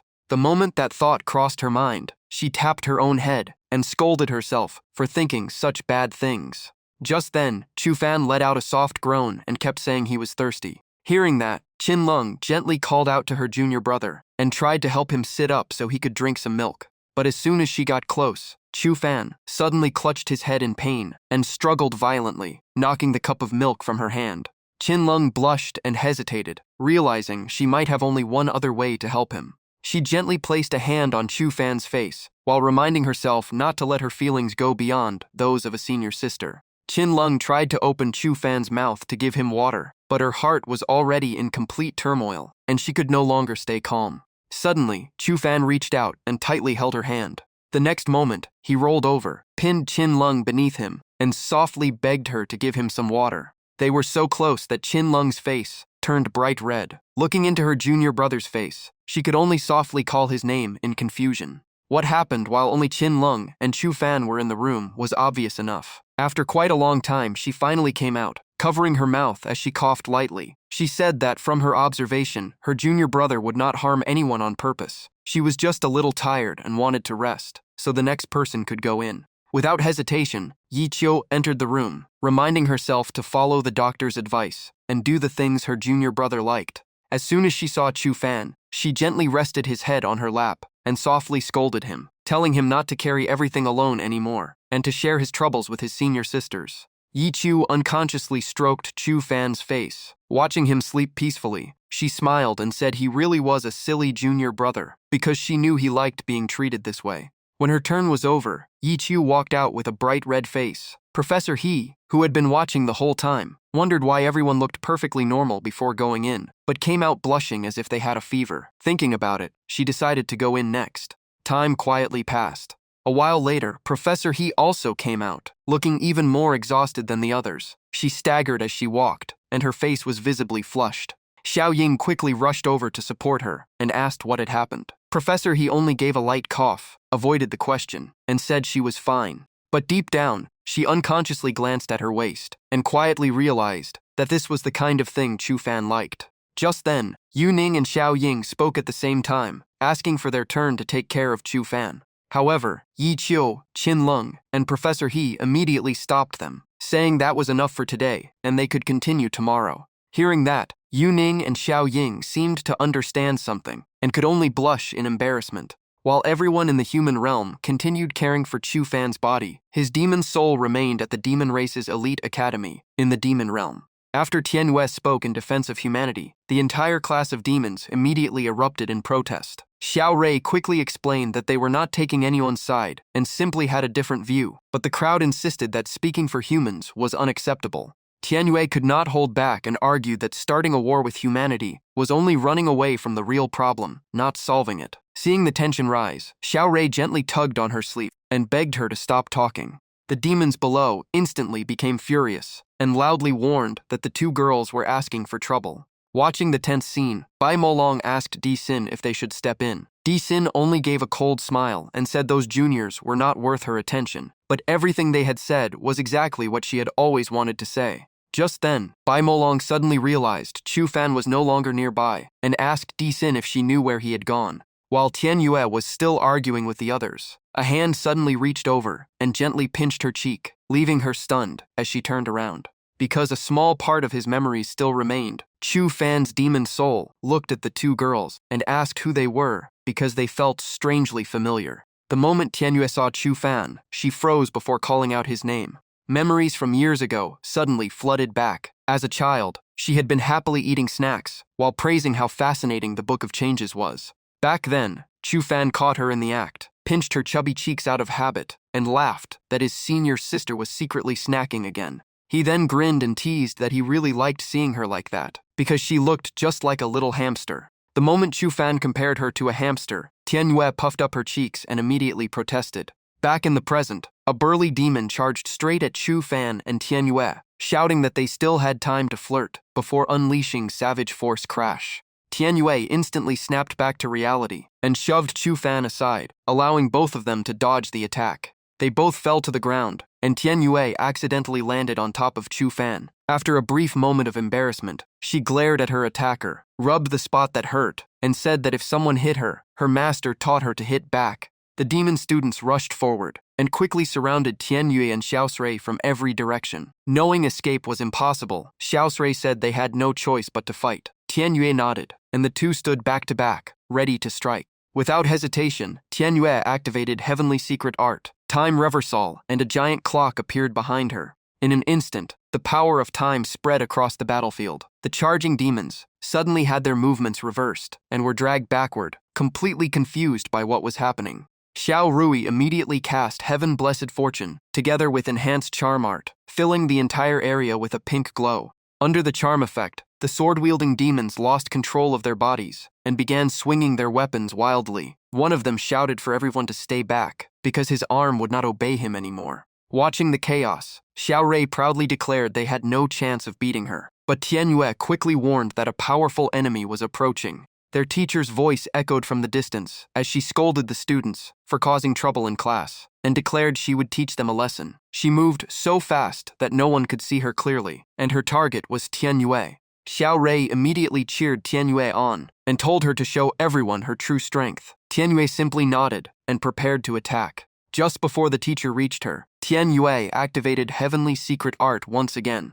The next moment she shouted, "Time stop!" The teacher froze the instant she reached them, suspended in midair. Seizing the chance, Xiao Rui swung her massive hammer from behind, activated Heaven Blessed Fortune, and shouted, "Critical hit!" The students were completely stunned. In their eyes, Teacher Rabbit had never lost to anyone in the academy. Yet these two girls had pushed her into a corner. Some were even disappointed by what they saw. But just as the hammer was about to land, a layer of blue liquid suddenly blocked the attack. Furious, Teacher Rabbit said they had forced her to use her rabbit puppet substitute, a secret technique of the Rabbit Demon Clan that could only be used once in a lifetime. Blue-black mist immediately spread through the room. Xiao Rui quickly warned Tianyue to retreat because the mist was poisonous. But Tianyue realized the situation was even worse than that. Countless tentacles burst out from beneath the ground and twisted toward the two girls. In the blink of an eye, Tianyue and Xiao Rui were completely bound by the tentacles and could not move. Tianyue admitted they had finally met a real opponent, while Xiao Rui worried because they were completely trapped. Teacher Rabbit changed into her signature outfit and angrily declared that the two girls had humiliated her in front of the students, so she would never forgive them. Gathering all her strength, Teacher Rabbit charged forward and shouted that she would kill them. Unable to resist, Xiao Rui could only scream in panic. Just as they believed they were doomed, an overwhelming burst of power exploded and shook the entire classroom. When they opened their eyes, Tianyi and Xiao Rui saw Chu Fan standing in front of them. He had taken Teacher Rabbit's attack head-on. Xiao Rui quietly told Tianyi she had been right. Even though Chu Fan looked clueless, he still loved jumping into other people's problems. Tianyi replied that he gave her an incredibly familiar feeling. Teacher Rabbit stared at Chu Fan in disbelief. She was completely shocked because no one had ever blocked her full-strength attack and only taken a few steps back. The entire class erupted in shock. Everyone was stunned that an unknown student had stopped Teacher Rabbit. The boys praised Chu Fan's incredible strength and wondered who he really was. High above, Disin watched everything with surprise and said it was the first time she had ever seen Chu Fan willingly step in to help someone. Bai Mo Long asked if they should bring him back. Disin immediately refused and smiled, saying that this version of Chu Fan was far more interesting. Below, Teacher Rabbit warned Chu Fan that the demon realm respected only the strong. He had no reason to protect the weak, so he should stay out of it. Chu Fan coldly asked if it really had nothing to do with him. Teacher Rabbit said that was right and told him to leave immediately. To her surprise, Chu Fan calmly replied that from this moment on, it had everything to do with him. While chaos filled the classroom, the academy grounds outside were alive with fireworks. A voice announced that the Demon Race Elite Academy had received an honorary award from the Junlin Society. The principal stepped up to accept the award, thanked the Junlin Society, and promised to keep leading the students in serving the demon race. Teachers, the host, and reporters all attended the ceremony. Just as the event was going smoothly, Teacher Rabbit's classroom suddenly exploded, sending rocks and debris everywhere. The loud blast made the principal spin around in shock. The principal, the host, the reporters, and everyone else looked where the cameraman pointed. They saw Teacher Rabbit floating in the air, covered in injuries. Chasing right behind her was Chu Fan. The cameraman shouted in shock as another mysterious figure appeared in the sky. While retreating, Teacher Rabbit warned Chu Fan that she was a descendant of the demon race and demanded that he stop. Chu Fan's demon soul paid no attention. He said he did not know much, but there was one thing he understood very well. The next second, he unleashed a devastating kick that sent Teacher Rabbit crashing to the ground. Chu Fan proudly declared that if the demon realm worshipped only the strong, then he would become the strongest of them all. The female host was so captivated that she collapsed to her knees with a nosebleed, unable to stop praising how handsome he was. Overnight, Chu Fan became famous across the academy. Students everywhere talked about him, especially the girls. 2 female students said the new transfer had become a celebrity after just one battle broadcast live across the demon realm. The other replied that almost everyone now knew him because he was both powerful and unbelievably handsome. Elsewhere, 2 girls wondered if they should confess to Chu Fan with love letters. The other smiled and said it was a good idea, but they were already too late. Just as she predicted, the moment Chu Fan entered the classroom, he was surrounded by countless girls. Some wished him good morning, some offered him a massage, and others volunteered to buy him monkey meat buns, leaving him overwhelmed by endless attention. In the end, every girl held out a love letter and sincerely begged Chu Fan to accept it. Faced with the chaotic crowd, he could only stand there helplessly. Within moments, Chu Fan was nearly buried under a mountain of love letters and almost drowned in the girls' confessions. He calmly used a spell to burn every single letter. Instead of feeling disappointed, the girls admired his cool attitude even more. Just then, Xiao Ri walked over, looked at the pile of letters, and asked why he would not even read one of them. Meanwhile, somewhere else, Bai Mo Long appeared. She respectfully bowed before Di Xin and began her report. Bai Mo Long reported that ever since Di Xin ordered everyone to stop acting recklessly, this was already the 7th spontaneous protest against her policies. Di Xin only responded with a cold snort. She immediately clenched her fist in anger, convinced that the Junlin Society was behind everything, and wanted to wipe them out herself. Bai Mo Long quickly advised against it, explaining that the Junlin Society was only the spark. The real problem was that the desire to wage war against humanity had already taken root throughout the demon realm.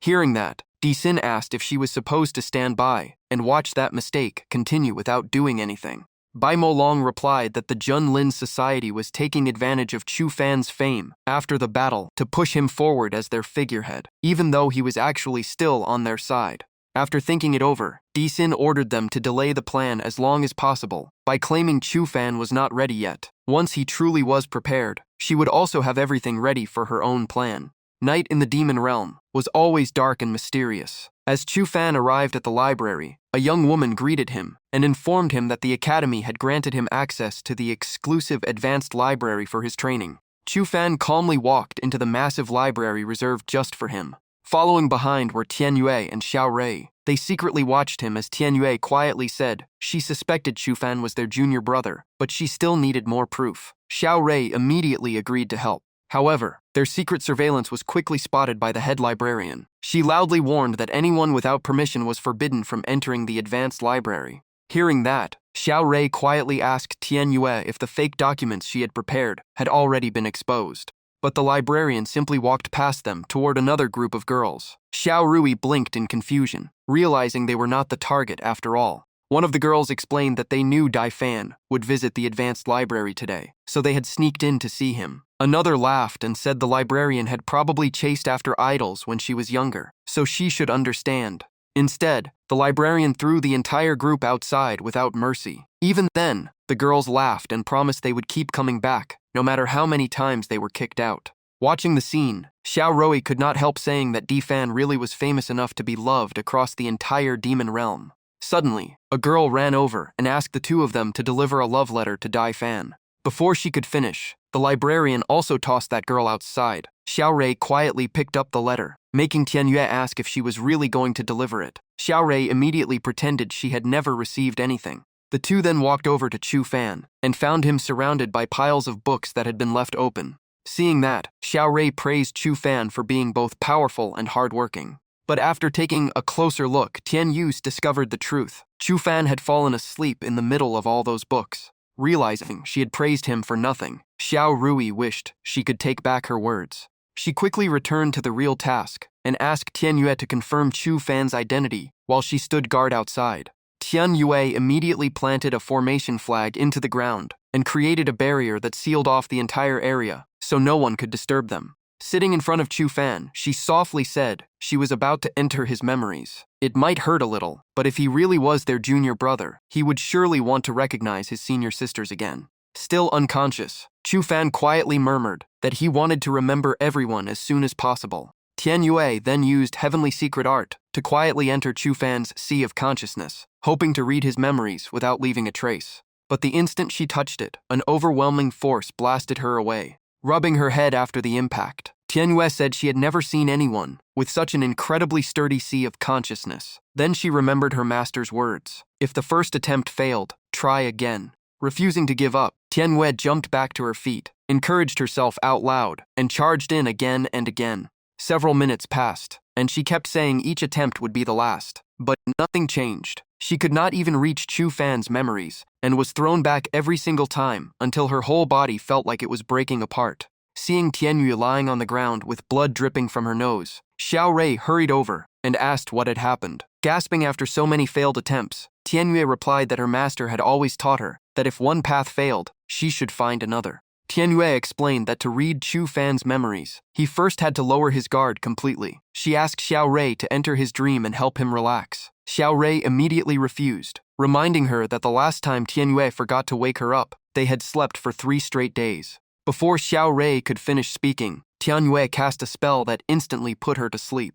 In the blink of an eye, Xiao Rui entered Chu Fan's dream world and found herself in a flower fruit mountain created by his demon soul. Looking around, Xiao Rui wondered if Dai Fan's dream world really had something to do with some mysterious black monkey. Just then, a voice ordered everyone to capture the girl. In an instant, ropes wrapped tightly around Xiao Rui, making her cry out in panic. A monkey dragged Xiao Rui away while saying that since a tribute had delivered herself, she should be presented to the great king. Xiao Rui loudly protested, but it was completely useless. Before long, she was brought before Chu Fan. His demon soul sat calmly on a throne like a king, coldly asked who she was, and ordered his followers to kill all outsiders.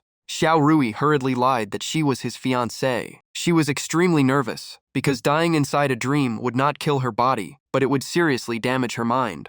Chu Fan's demon soul turned to his monkey servant and asked what a fiancé was for. The monkey quickly answered that she was someone to sleep with and have children with. The moment he heard that, Chu Fan immediately ordered them to bring her to his room that night so they could sleep together. That evening, the monkeys escorted Xiao Rui onto Chu Fan's bed. As he leaned in close to look at her, Xiao Rui blushed and could only wonder how everything had escalated so fast. Facing Chu Fan's demon soul from such a close distance, Xiao Rui could not help feeling drawn to him. She reminded herself this was only a dream, so nothing would feel real. Besides, she was doing it to confirm her junior brother's identity, so the sacrifice was worth it. With that thought, Xiao Rui closed her eyes and waited for what would happen next. But Chu Fan's demon soul did something completely unexpected. He simply put on a sleep mask, turned over, and peacefully fell asleep.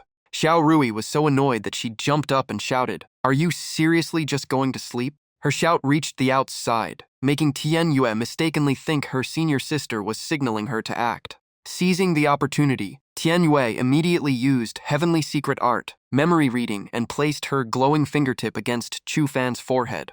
This time, she successfully entered his memories. She saw Chu Fan, then Bai Mo Long smiling as she said she would come to take him away, followed by Di Xin's asking Chu Fan to sit beside her and rule the entire demon race together. After seeing those memories, Tianyue immediately woke Xiao Rui and excitedly declared that they had been right. Di Fan was their junior brother, and the 7th senior sister had become the demon empress and intended to keep Chu Fan in the demon realm forever. Xiao Rui immediately said they had to get their junior brother onto the battlefield as soon as possible so he could reconnect with the human realm. Once the two Chu fans became one again, the seventh senior sister's plan would completely fail. Xiao Rui then suggested they help Chu Fan grow stronger as quickly as possible so the demon realm's leaders would send him to the front lines. Tian Yue agreed without hesitation. A little later, as soon as Chu Fan opened his eyes, Xiao Rui told him that she and Tian Yue had already picked out all the demon race's strongest cultivation techniques for him and ordered him to read everyone.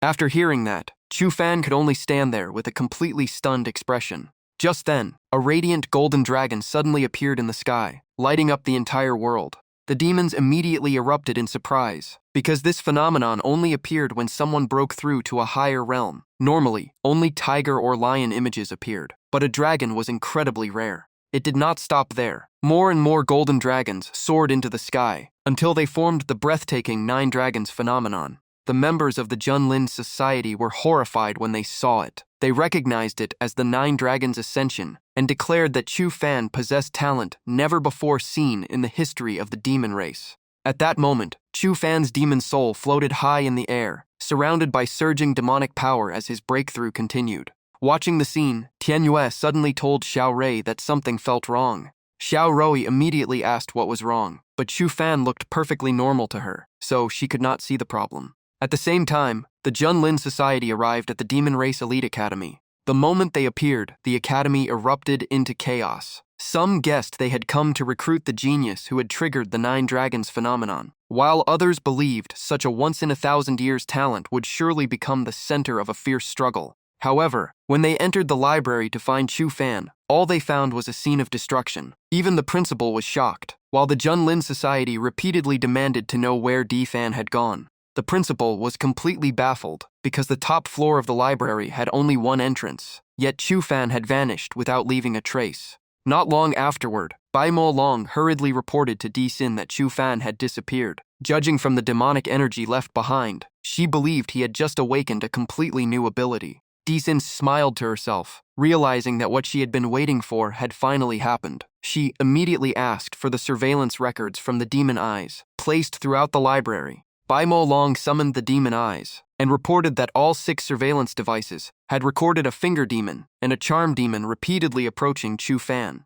The footage showed Tian Yue and Xiao Rui secretly following Chu Fan. Bai Mo Long confirmed that both were disguised humans and were the same 2 people Chu Fan had protected before. After hearing the report, Di Xin immediately issued an order. From now on, only humans were allowed to approach Chu Fan. She also ordered the border between the human realm and the demon realm sealed, all communication cut off, and a wanted notice spread across the entire demon realm. Bai Mo Long accepted the order without delay. As for Di Xin, she fell into deep thought, worried that her plan had already been seen through. Meanwhile, Chu Fan's group quickly left the Haiyuek Hotel. As soon as they entered their room, Xiao anxiously asked why they had suddenly fled. Tian Ye explained that their junior brother had just awakened an ability called Tao Ti. She went on to explain that it was an ability capable of devouring everything and could only appear through an extremely rare chance during the demon race's evolution. Tian Yue explained that any spiritual power or remaining human soul merged in the future would be completely devoured by Tao Ti. Chu Fan's demon soul could only stare at the strange mouth that appeared in the center of his palm.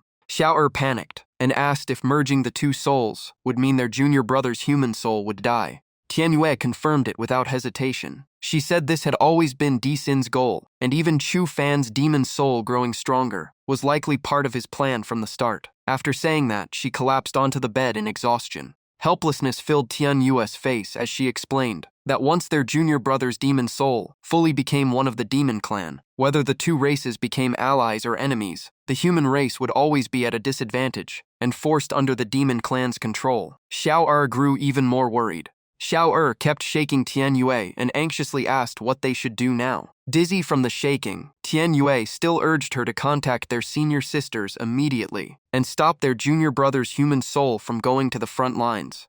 Xiao wasted no time and instantly cast the 1,000-mile voice transmission technique to reach the senior sisters in the human realm. After finishing the formation, Xiao shouted the activation command, and the array immediately began to operate.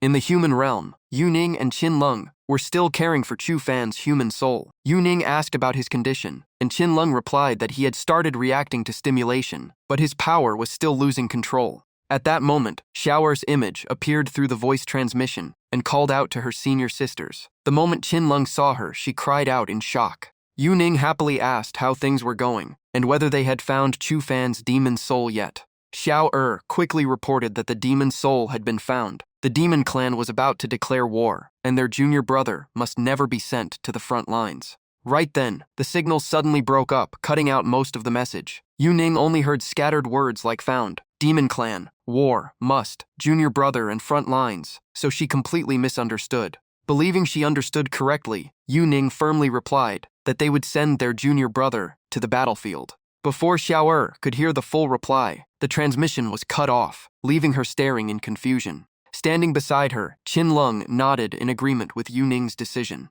Right after that, Yu Ning ordered that their junior brother's training be intensified starting today. Qin Lung agreed and said they should teach him more combat skills. However, Yu Ning immediately corrected her. The goal was not to defeat his enemies, but to learn how not to accidentally kill them. Qin Lung was left speechless. Back with Xiao Er, she worriedly told Tianye that the signal had suddenly been interrupted. At that moment, Tianye, standing near the door, signaled everyone to stay quiet because it seemed they had been discovered. The moment she finished speaking, the door was kicked open with such force that Tian Yue was thrown aside. Bai Molong walked straight into the room and coldly said that every communication signal in the demon realm had been cut off, so anyone still sending information outside could only be their group. As soon as she finished speaking, Bai Molong charged forward and warned that if they dared take Chu Fan away, she would never let them go. Seeing this, Chu Fan's demon soul stepped in front of everyone and raised his hand, telling them not to interfere. He had barely asked her not to hurt them when the mouth on his palm suddenly erupted with overwhelming power. The unexpected attack blasted Bai Molong backward, leaving her only enough time to cry out before the force struck. Tian Yue quickly grabbed Chu Fan's arm and urged him to stop, because once Tao Ti was fully awakened, there would be no turning back. Chu Fan immediately withdrew his power. After Bai Molong regained her composure, she had not even finished speaking when Xiao Er exclaimed in shock that this was Tao Ti's power, and it was truly terrifying. Bai Molong finally understood everything, and murmured that she now knew what His Majesty had been planning all along. Outside the inn, Demon Clan soldiers surrounded the building and shouted that an incredibly powerful demonic aura had appeared there, and the area had to be searched immediately. Realizing the situation had turned worse, Bai Molong quickly warned that the Demon Clan soldiers had already tracked them down. She immediately told the group to find someone named the 12th Madam, because only that person could suppress Tao Ti's power.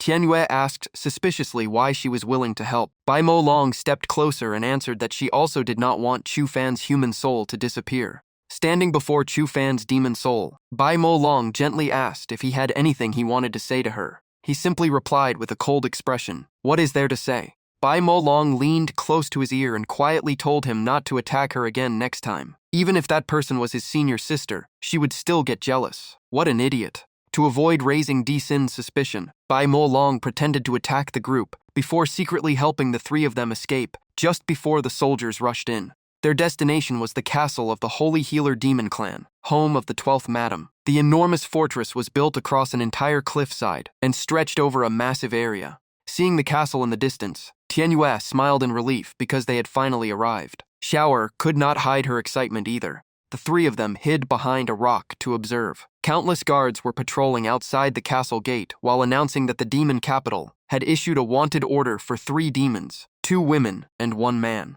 The commander held up the wanted notice with all 3 portraits and warned that anyone who spotted the suspects must report them immediately and would receive a generous reward. Xiao Er remained completely confident because she still had the invisibility gourd. She said anyone carrying it would automatically be ignored by everyone around them. But the moment she finished speaking, the soldiers immediately spotted them and shouted that suspicious people had appeared. Tian Yue and Xiao Er froze in disbelief. Xiao Er quickly checked the invisibility gourd and realized it had stayed in the demon realm too long without replenishing its spiritual power, so its effect had completely disappeared. The soldiers quickly closed in to capture them. At that moment, Chu Fan stepped forward and stood in front of Tian Yue and Xiao Er. He stared coldly at the soldiers and declared that they were not the ones who needed to run. The soldiers should be looking for a way to escape instead. Seeing Chu Fan preparing to fight, Tian Yu immediately reminded him not to use Tao Ti's power. He calmly replied that as long as he avoided that ability, defeating all of them would still be easy.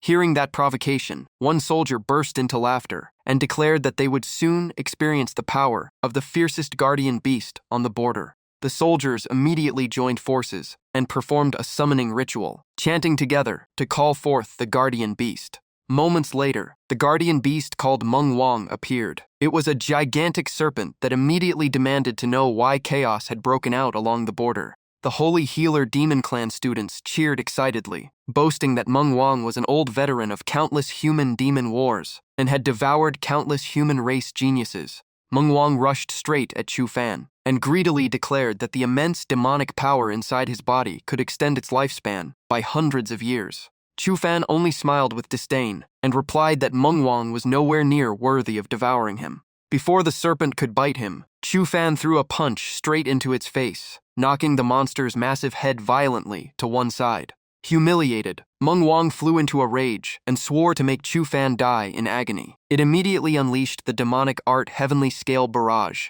covering its body in mysterious purple light before firing countless scales at him. The students cheered even louder because every one of Manhwa's scales carried the destructive force of a missile, creating a rain of destruction that they believed no living creature could survive. One Demon Clan student looked over and saw Tian Yue and Xiao calmly eating snacks. He stared in disbelief and asked how they could stay so relaxed against such terrifying power. Tian Yue casually replied that she already knew how this would end, so there was nothing to worry about. Xiao smiled and added that this was never a problem for their junior brother. At that moment, Chu Fan's demon soul snapped his fingers and confidently said that he had learned quite a few Demon Clan techniques. Chu Fan immediately activated the twin space-time gates, instantly blocking every attack from Manhwa.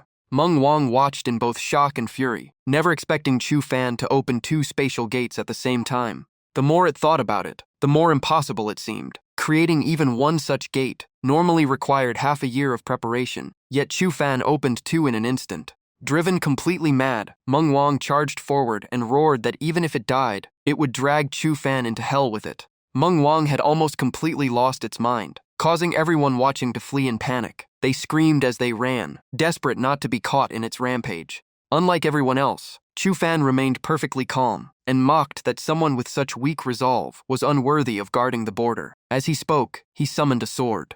Chu Fan swung his sword, cutting out an X-shaped slash, and coldly told the enemy to train harder in the next life. Manhwa only managed to roar that it was still unwilling to accept defeat. With just a few clean strikes, Manhwa's massive body was instantly sliced into multiple pieces. After finishing the opponent, Chu Fan called Tian Yue and Xiao to continue up the mountain. However, one soldier was still blocking their path. Chu Fan narrowed his eyes and coldly warned that if the soldier kept blocking them, he would not hesitate to take another life, but he still gave him a chance to retreat. Unexpectedly, the soldier did not attack. Instead, he shyly handed over a blank sheet of paper and asked Chu Fan for an autograph. After witnessing the battle, he had become a fan. Even if it went against his duty, the Demon Clan had always respected the strong. Tian Yue and Xiao looked at each other in shock. Tian Yue admitted she truly did not understand what was happening, while Xiao laughed and said their junior brother had become popular again. Soon after, many demon soldiers rushed in and surrounded Chu Fan to ask for his autograph, crowding around him like fans around a celebrity. Even the captain squeezed in to get a signature, leaving Tian Yue and Xiao speechless.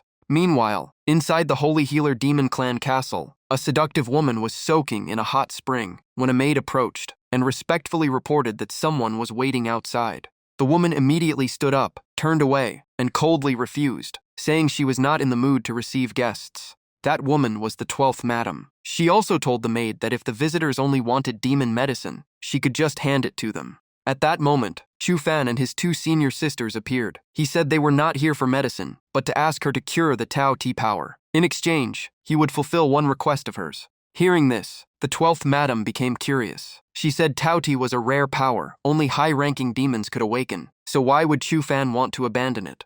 Chu Fan simply replied that he did not need it, nor anything related to it. The 12th madam slowly walked closer and explained that only her heavenly life tears could suppress Taoti. Unfortunately, they had arrived too late. She continued that heavenly life tears were formed from her genuine emotional tears. The problem was the person she loved had left with another demon, so she no longer had a reason to cry. After hearing that, Xiao'er immediately objected and asked if they could not just find someone else to replace that person. The 12th madam looked at her with disdain and said, Xiao'er had clearly never truly loved anyone, because love could not be replaced so easily. Hearing this, Xiao'er blushed and instinctively glanced at Chufan, before softly denying that she had never liked anyone. Suddenly, Chufan calmly said that if it only required sleeping with her, he could accept it. Tianyue and Xiao'er immediately shouted in unison, firmly rejecting the idea. Not long after, Chufan was tied to a chair inside the 12th madam's room. Upon entering, she smiled and teased that it seemed his two girlfriends could not change his decision. The 12th madam licked her lips slightly and smiled meaningfully, saying this was even better because she could enjoy him first. She raised her whip and told Chufan to feel free to make sounds so she could hear every breath clearly. Before the whip could land, Chufan broke free from the restraints and casually grabbed the whip, confusedly asking if that was what she meant by sleeping. He further asked why people would use a whip if it was just sleeping, instead of resting normally. The 12th madam laughed and explained there were many kinds of sleeping. SM was a way to gain pleasure through pain, and once someone experienced it, it was hard to quit. She even claimed that most people actually had latent SM tendencies. Outside the room, Tianyue and Xiao'er pressed their ears against the door, listening anxiously. Tianyue asked what SM meant, and Xiao'er blushed and admitted she did not know either. Xiao'er suggested they keep listening and rush in if their junior brother was in danger. But Tianyue hesitantly said that from the situation, it seemed the one enjoying it might actually be their junior brother. Inside the room, the 12th madam reached out toward Chufan and softly said she would guide him to experience it himself. Chufan calmly replied that if SM was really as good as she said, then she should try it herself first. As soon as he finished speaking, he immediately lashed the whip down, causing the 12th madam to involuntarily let out a soft and seductive moan. She collapsed weakly onto the floor. Chufan looked at her and asked if it was enough, but she quickly covered her mouth and shook her head, saying it was still not enough. Hearing that, Chufan swung another whip. This time, the 12th madam let out another moan of pleasure. Outside the door, Xiao'er heard the sounds and immediately pulled Tianyue away. Tianyue kept asking in confusion what SM actually was. Xiao'er did not answer, only turned away shyly and muttered that their junior brother was really annoying. A moment later, the 12th madam took out a small glowing green bottle and handed it to Chufan. He asked if it was the legendary heavenly life tears. Seeing Chufan actually obtain the treasure, Tianyue happily asked how he did it. Chufan casually replied it was the result of a hard night's work. Meanwhile, Xiao'er and the 12th madam both avoided eye contact. Xiao'er silently complained that he was too flirtatious, while the 12th madam thought he had clearly benefited but acted like the victim. Tianyue immediately urged Chufan to drink the heavenly life tears to see if Tao tea could be sealed. Chufan opened the bottle and drank it all in one go. After drinking, he checked his palm. When the strange eye opened again, it no longer automatically triggered its power. After successfully sealing Taodi, the three quickly left to avoid pursuit. Before leaving, Chufan even turned back to say goodbye to the 12th madam. Xiao'er immediately got jealous and urged him to leave before she tried to keep him. Watching Chufan leave, the 12th madam realized she had forgotten to mention something. The heavenly life tears only lasted 12 hours, after which the effect would disappear. She considered it a small punishment for him teasing her. Elsewhere, Dixin sat on her throne with a furious expression. She slammed her hand down and demanded to know why Chufan still had not been found. Bai Molong quickly lowered her head and reported that while tracking Chufan, she was provoked by members of the Junlin Association. Although she eliminated them, she also lost his trail. Bai Molong added that she would eventually wipe out the Junlin Association. In her heart, Dixin silently hoped Chufan could safely get through everything. At that moment, a guard rushed in and reported that rumors were spreading in the mortal world, claiming Dixin was deliberately hiding Chufan to avoid war with the human race. He continued that many civilian groups had already moved toward the front lines, and the Junlin Association was among them. They might ignore orders and start the war themselves. Hearing this, Dixin gritted her teeth in rage. Meanwhile, in the demon capital, everyone was preparing for war. Chufan told Tianyue and Xiao'er that they only needed to send him off here, and he would handle Dixin himself. Xiao looked at him with reluctance and reminded him not to harm humans after reaching the battlefield, since they were also people he had to protect. Tianyue smiled and added that she always trusted their junior brother. The two stepped closer to Chu Fan. Xiao said the other senior sisters all cared about him and were waiting for his return, while Tianyue confirmed it as well. Finally, both of them asked him to promise he would return safely. At that moment, a messenger loudly announced urgent news that the Empress had personally gone to the front lines for civilian safety, and the Great War could begin at any moment. Chu Fan immediately asked if Di Xin had really gone to the battlefield. The messenger confirmed it and said that if so, the war had likely already started. Upon hearing that the war had begun, the three immediately changed direction. Chu Fan decided to head straight to the front lines without hesitation. At Fulong Pass battlefield, smoke and flames covered everything, and gunfire echoed non-stop like a storm. Human soldiers shouted their determination to fight, vowing to protect their homeland and stop the invading forces. The demon forces were equally fierce, cheering as they advanced to end their long wandering and conquer the human realm. In the sky, the 8 senior sisters of Chu Fan's human soul had already arrived. Some anxiously asked why his demon soul had not shown up yet. Others explained that only a small force had been deployed this time, and if delayed, the first line of human defenses would collapse. Xiaoxiang calmly said that whoever needed to appear would eventually come. As soon as she finished speaking, Chu Fan's human soul opened his eyes and softly said, "Finally, I'm here." Immediately after that, he shot straight into the sky. Seeing this, Yu Ning asked in surprise if Chu Fan's demon soul had arrived.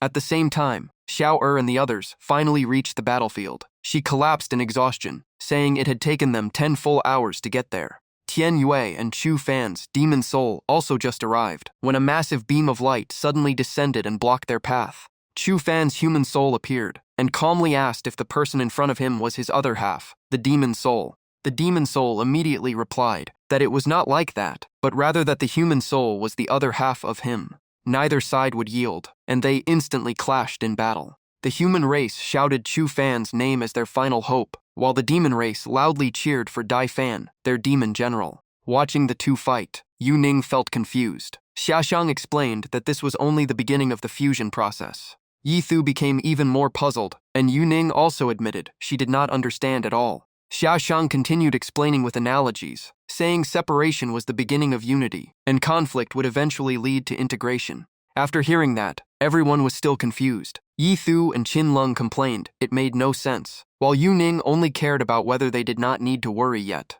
At that moment, Xiao and Tian Yue flew in and called out to the senior sisters. Yi Thu happily recognized them. After landing, Xiao rushed to hug the senior sisters while crying, saying she had finally made it back to camp. Tian Yue ran to Qin Lung and acted spoiled, asking for a hug. Xiao then pointed at the sky and told everyone to quickly watch the battle between the two junior brothers. In the sky, Chu Fan's human soul coldly said that the demon soul was only a fragment split from himself. As soon as he finished speaking, he unleashed the Tao refinement simplification technique and ordered the other side to obediently return to his body. He immediately followed with Twin Palm Thunderstrike, saying that without him, the demon soul would never have achieved what it had today. The demon soul dodged and counterattacked, claiming that its own existence was what gave meaning to the human soul. The human soul grabbed the demon soul's burning arm, stopping its advance. He confidently said everything the demon soul would do was already within his prediction, then summoned chains to restrain it. The human soul began chanting seals, releasing a continuous stream of incantations. The demon soul was bound tightly by chains and lost all movement. Seizing the moment, the human soul activated the locking void technique. With 2 fingers on his forehead, he continued chanting First Dragon Earth Escape and Second Dragon Drum Roar. The sequence continued with Third Dragon Flying Dance and Fourth Dragon Ascension Meditation. Finally, Ninth Dragon Falling Thunder was summoned. Lightning dragons filled the sky, surrounding the demon soul completely. The human soul explained that thunder techniques were the strongest because they fused the power of all 5 elements. From below, Xiaoxiang analyzed that metal formed the core of thunder, wood formed the body, water formed its expression, fire formed its root, and earth formed its will. Without any one of these, the 9th dragon falling thunder could not be completed. However, Xiaoxiang grew even more worried. The human soul had not fully stabilized yet, but could still use such a technique, proving his control over heavenly spiritual energy had reached an extremely perfect level. In an instant, massive bolts of lightning struck down toward the ground. Looking at the demon soul trapped in the formation, the human soul coldly declared that he was the true main body, and the other was merely a subordinate fragment that should understand its place. The demon soul gritted its teeth under the attacks, still unwilling to accept why it had to submit. At that moment, the human soul suddenly felt intense pain and coughed out blood. He was shocked, wondering why he was injured when the lightning was clearly striking the demon soul. Just as the situation shifted, the chains were broken by the demon soul. It laughed coldly and declared that if this was a decisive battle, it would go all the way. It charged forward and swung broken chains at the human soul, forcing him to retreat and block. Without hesitation, the demon soul summoned the coffin of heavenly birds, releasing countless black birds into the sky. The flock filled the sky and formed a circular sealing barrier with the command seal. From outside, no one could see the battle anymore. The demon soul asked the human soul if he had expected that both of them would be trapped inside this space. Then it condensed a sphere of demonic energy and unleashed Demon Realm 9 flames. As the incantation echoed, the Netherworld First Flame reignited across the heavens and earth. Without stopping, he continued with Nirvana Flame, a fire with power comparable to a phoenix also appearing. Immediately after, multiple fire techniques were unleashed one after another, including Buzhou 3 flames, Lishi 4 flames, and Golden Light 8 flames. All the flames merged together and covered the black barrier completely. The Demon Realm experts were stunned, because most geniuses trained for hundreds of years could only reach fire level 5, yet Dai Fan could easily control up to level 8. Tianyue and Xiao immediately understood and said in unison that their junior brother was deliberately fighting inside the coffin of heavenly birds to avoid harming everyone outside. At that moment, a Demon Realm expert pointed to the sky and shouted in panic that fire level 9 was about to appear. As soon as he finished speaking, the demon soul inside the barrier completed its final technique, the level 9 flame. 9 heavens life and death fire erupted instantly, its violet light piercing through the entire black shroud.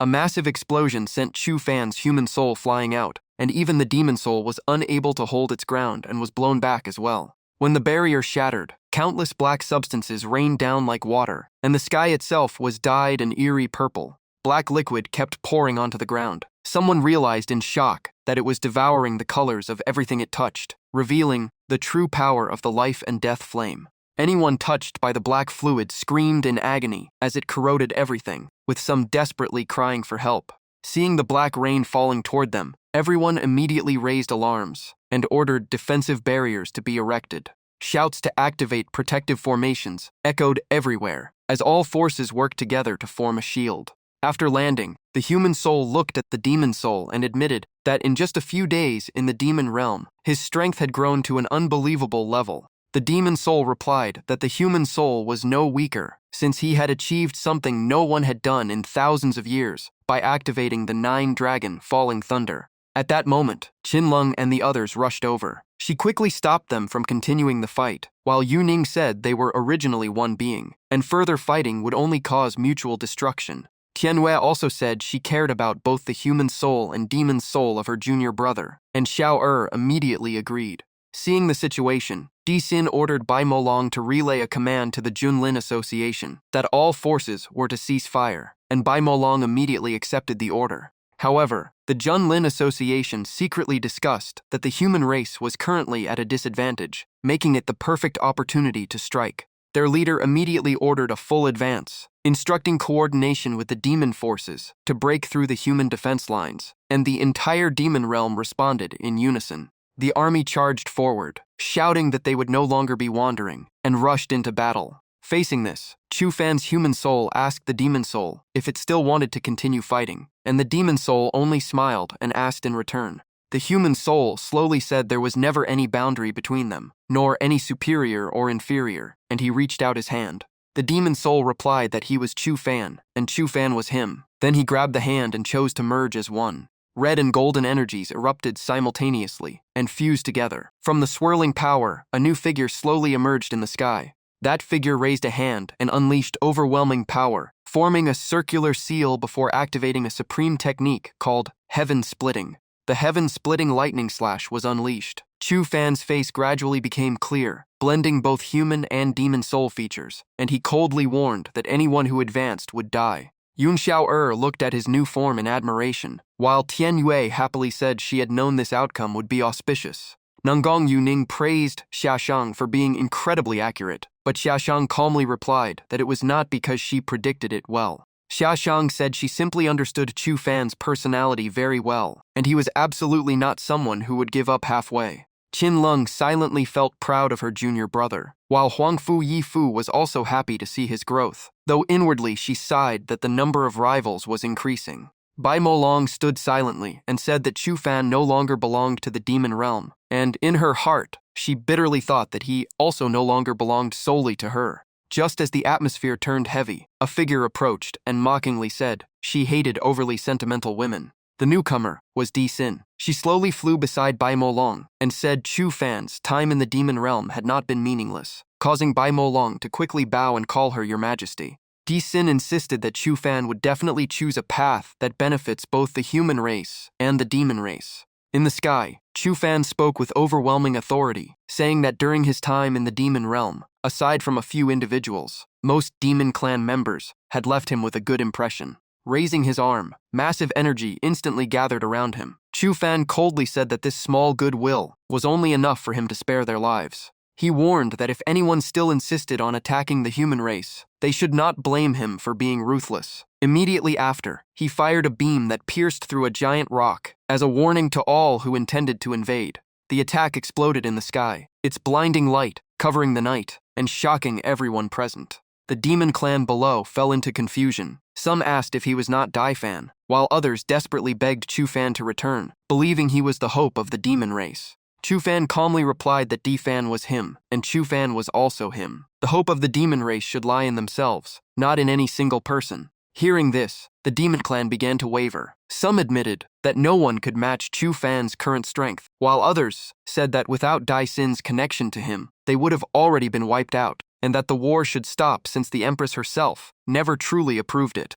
However, others loudly accused Chu Fan, saying that without demon resources he would never have grown so strong, and had no right to act superior. In their view, the demon clan was his true benefactor, yet he had turned against them. These twisted claims quickly caused an uproar. Some mentioned the Demon Academy that had once opened its resources to him, while others insisted he could not have grown so quickly without the demon clan. Hearing these distorted accusations, Yun Xiao angrily shouted that they were twisting truth and lies, while Tian Yue could not hide her irritation either. Among the group spreading slander, a blonde-haired man dragged Di Xin into it, claiming she knew Chu Fan's dual identity but still tolerated him. Two blue-haired men followed, accusing Di Xin of deceiving the entire demon clan. Some even openly accused Di Xin of never wanting the demon clan to become strong and of secretly siding with the human race all along. Just as the accusations became more extreme, a cold voice echoed, saying she had tolerated them for far too long. The speaker was Di Xin. She coldly declared it was time to purge internal corruption and gathered power in her hand, preparing to strike.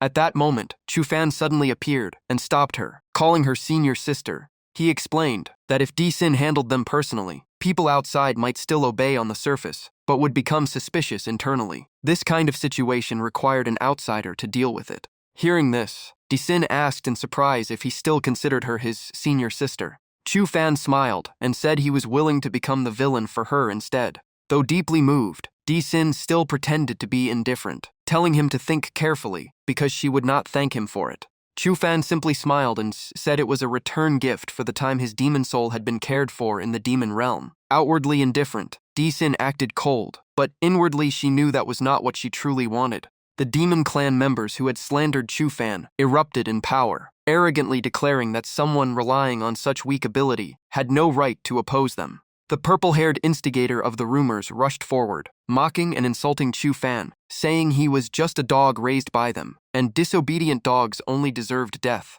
Activating 5 Thunderstep, Chu Fan shot into the sky and coldly replied that it was still unclear who was the master and who was the dog, and one day they would all kneel and beg him. Seeing Chu Fan take the initiative, 4 opponents immediately rushed to fight him, while another stayed behind to set up a formation to summon an ancient demon. A massive rift appeared in the sky, releasing overwhelming pressure as chants of love, hatred, jealousy, greed, and obsession echoed one after another. From the rift, a gigantic foot slowly stepped out, signaling the arrival of a terrifying existence. Soon after, the 6-armed ancient demon fully manifested, its colossal body wielding 6 giant swords far larger than ordinary humans. The demon clan was stunned.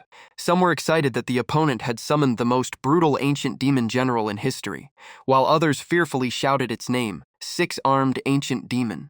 Upon arrival, the six-armed ancient demon immediately charged at Chu Fan and disdainfully declared that the human race's death meant nothing at all. Chu Fan faces the giant monster calmly and smirks, saying something like that cannot intimidate him. Chu Fan activates Earthquake Surge, raising stone walls for defense. He follows with Mount Tai Blessing, sending massive boulders crashing toward the six-armed ancient demon. The six-armed ancient demon slashes all incoming rocks and counters with the six-armed heaven-piercing sword formation. Chu Fan activates Tian Sheng Ba as a strange mouth appears in his palm. He scoffs, saying his right arm wants to act on its own, then triggers Tao Ti Devour. The Tao Ti power explodes, unleashing a terrifying suction that drags everything toward Chu Fan. Nearby fighters panic and grab anything they can to avoid being pulled in. Even the six-armed ancient demon starts getting dragged toward the center. Floating in midair, Chu Fan says Shi'er Fu Ren hid the fact that Tian Sheng Ba only suppresses Tao Ti briefly. He clenches his fist and smiles, realizing that secret helped him unlock this power. Chu Fan turns to the demon faction and coldly says it is their turn, shocking them.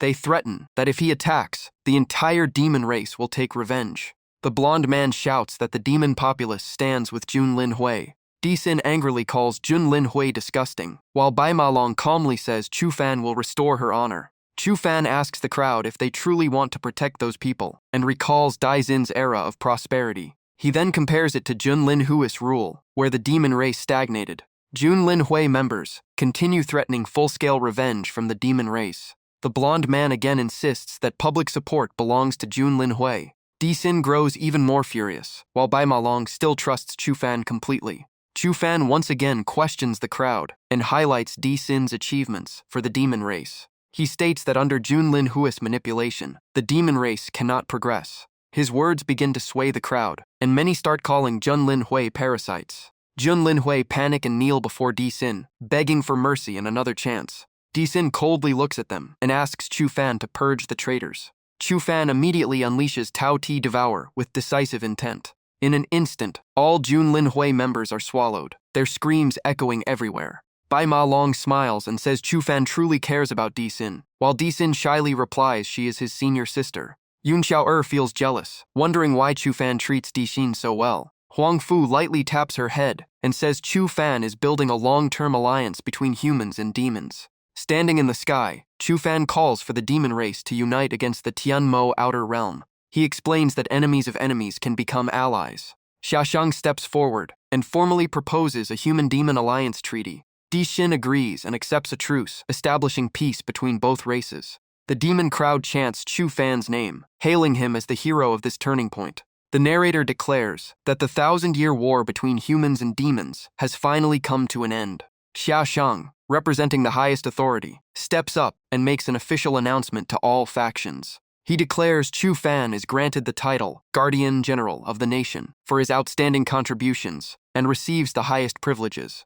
The crowd erupts in applause, saying, "This honor is on par with Xiaoshang and represents the highest status in Great Xia." Some joke about marrying their daughters to Chu Fan, but others remind them he already has 5 senior sisters. The 5 senior sisters look at each other emotionally, happy that their junior brother is finally recognized by everyone. Xiaoshang tells the senior sisters they also contributed greatly to peace between the two races and can request any reward. Nan Gongyu Ning smiles and says she wants no reward, only time alone with Chu Fan. The other 4 sisters quickly agree, and even Tian Yue says spending time with Chu Fan is fun. Xiaoshang suggests each of them gets 1 day with Chu Fan, while silently wondering if he can survive the schedule. On the demon side, Di Xin hears about the rotation and becomes very attentive. She angrily tells Bai Ma Long they cannot let Chu Fan be drained like this, and Bai Ma Long suggests sabotaging the dates. It is now Nan Gongyu Ning's turn, and she gently tells Chu Fan this situation is difficult for him.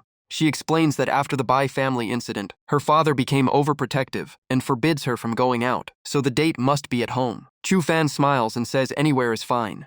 In her mind, Yu Ning regrets staying up all night studying dating tips that she never gets to use. At that moment, a TV in the room plays a romance drama with a confession scene. Yu Ning curiously asks Chu Fan what kissing feels like since dramas always show it. The sudden question flusters Chu Fan, and he awkwardly says it is hard to explain. Yu Ning excitedly suggests he teach her directly. Chu Fan nervously asks if she really wants to do it here. Behind them, multiple bodyguards are secretly watching the entire time. Chu Fan sweats and sighs that Nangong's father is extremely strict even inside the house. Yu Ning gets angry at the surveillance, grabs a grenade, and says she will not hold back if her father goes too far. She throws the grenade, causing a huge explosion in the house. The bodyguards panic and shout that the young lady has escaped. In reality, Yu Ning and Chu Fan are hiding inside a wardrobe, and she smugly says they will never think of this spot.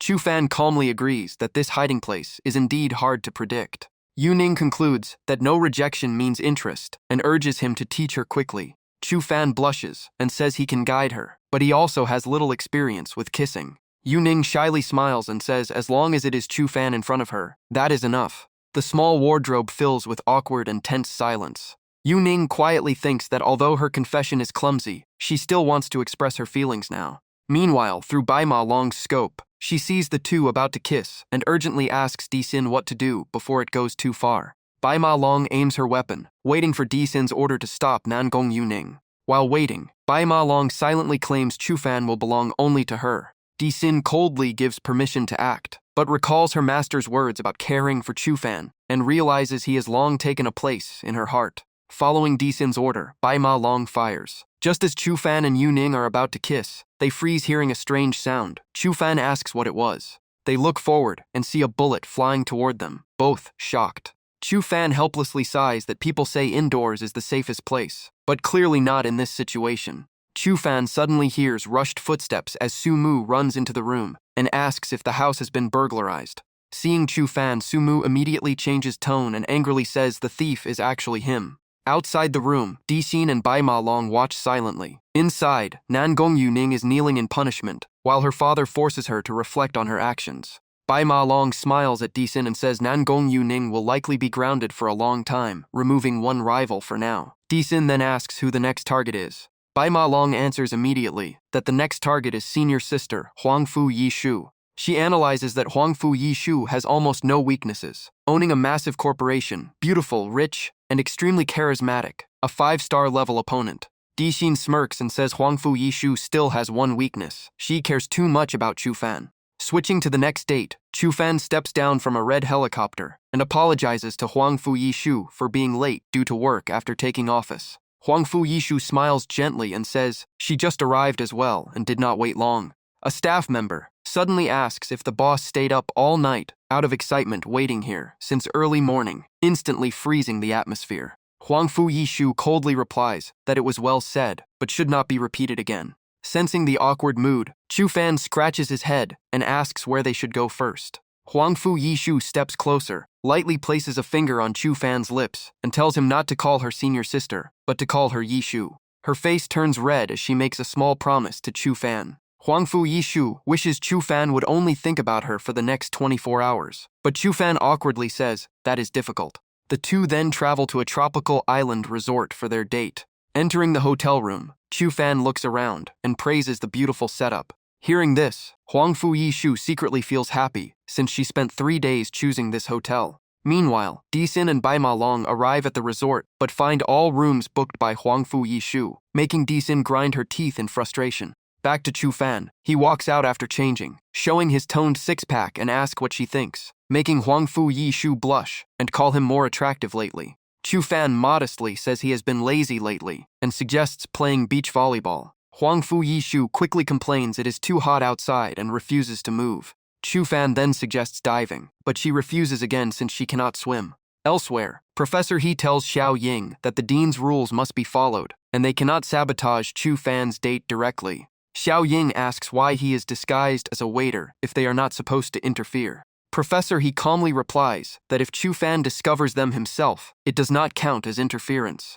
Meanwhile, Chu Fan and Huang Fu Yishu relax on beach chairs enjoying the sunlight. Professor He and Xiao Ying repeatedly walk past them, trying to get noticed. Chu Fan only finds it strange and wonders why the same staff keep appearing, completely failing to recognize them. Hearing this, Professor He and Xiao Ying collapse in frustration, realizing he truly does not recognize them. Just as they enjoy the vacation, a staff member rushes over and reports that island law enforcement has arrived, making Huang Fu Yi Shu tense up. Cut to the enforcement team. 3 officers in white shirts and black vests arrive sternly, announcing a mutant prison breakout involving a shape-shifting female inmate hiding in the resort. The announcement causes panic among tourists, as they reveal suspicious staff have been identified during the investigation. Hearing this, Bai Ma Long, Di Xin, Professor He, and Xiao Ying stand in a line, waiting for identity verification. Seeing the 4 of them, Chu Fan is surprised and confused about why they are here. The enforcement team loudly asks if anyone recognizes these 4. Otherwise, they will be handed over for further processing.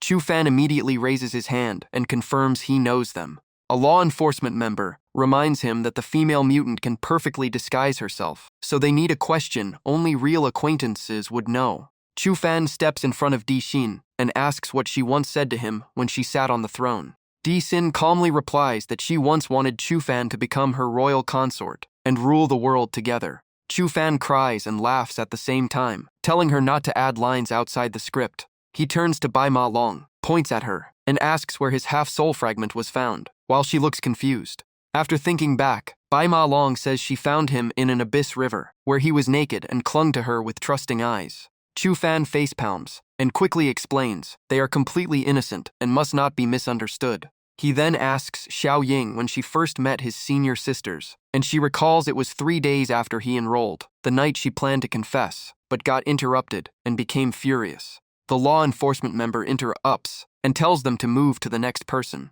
Chu Fan then turns to Professor He and asks what happened when they first met. Professor He recalls their first meeting was chaotic. Chu Fan ignored everyone's stares, pulled her into his arms, and refused to let go, leaving even Chu Fan stunned. 2 men nearby laugh and tease Chu Fan, telling him to take care of his health, especially his kidneys. Misunderstood by everyone, Chu Fan collapses to his knees and cries that his reputation has been destroyed. The scene shifts to night with a calm and cool atmosphere. The 5 girls squeeze together on one mattress, under one blanket, while Chu Fan sleeps separately, and one complains about the tight space and the smell. The others immediately argue back, asking why she insisted on sharing a room if she disliked it. She reminds them that she was the one who booked all the hotel rooms. Realizing her own mistake, she silently regrets causing the chaos. The scene shifts to Qin Ling Tongyi Clinic, an elegant but ancient-style medical hall. Qin Lung gently treats Chu Fan's face, while he asks if she really does not need him by her side for the whole day. Qin Lung smiles and says he must be tired from taking care of so many people. She continues massaging him and tells him to rest well, while he sincerely thanks her. Qin Lung leans closer and softly tells him there is no need to be so polite between them. Chu Fan falls asleep, then suddenly hears a child's voice calling Dad. He wakes up and sees a cute blue-haired girl calling him father, confused and asking who she is and where Qin Lung is. The girl sadly says Qin Lung is the mother and Chu Fan is the father, and that her mother is busy treating patients. Chu Fan scratches his head in confusion, wondering when he and Qin Lung ever had a child. Qin Lung arrives and explains the girl is an orphan she rescued, who started calling them parents on her own. The girl runs to Chu Fan asking for a hug, and he happily picks her up, thinking she is a little troublesome but very cute. Watching them, Qin Lung quietly hopes the child could really be theirs one day. Later, Qin Lung asks if Chu Fan would also have children in the future, but he smiles and says having his senior sisters is enough. Qin Lung softly smiles to herself, thinking having Chu Fan is already enough for her. At that moment, a familiar voice calls Chu Fan, Yun Xiao excited that it is finally their turn to visit the haunted house. The scene shifts to Chu Fan and Yun Xiao entering the haunted house. Before entering, Yun Xiao proudly says she told the staff to scare them as hard as possible. But after only a short walk, she is already terrified and clings behind Chu Fan, asking him to hold her hand. As they continue, Yun Xiao suddenly jumps into Chu Fan's arms, trembling and crying, begging to stay there a little longer because she is too scared. Thinking about that scene, Yun Xiao giggles to herself in excitement. Seeing her laugh alone, Chu Fan asks what is going on, and she playfully calls him junior brother. After leaving the tunnel, Yun Xiao complains in disappointment that no ghosts showed up in the haunted house to scare her. As they step outside, they run into Bai Ma Long and Di Xin. Bai Ma Long laughs and says all haunted house staff were given leave in advance. Realizing she was tricked, Yun Xiao angrily yells at them for ruining the date and rushes forward to settle the score. The three women immediately start fighting. Bystanders are shocked that beautiful women are fighting over one man, while another says Chu Fan must be extremely attractive. Hearing this, Chu Fan can only smile awkwardly, thinking this kind of fame is not something he ever asked for. Behind a tree, Xiao Ying and Professor He are secretly watching. Xiao Ying complains that Chu Fan told everyone not to follow him, yet Di Sin's group is still breaking the rules.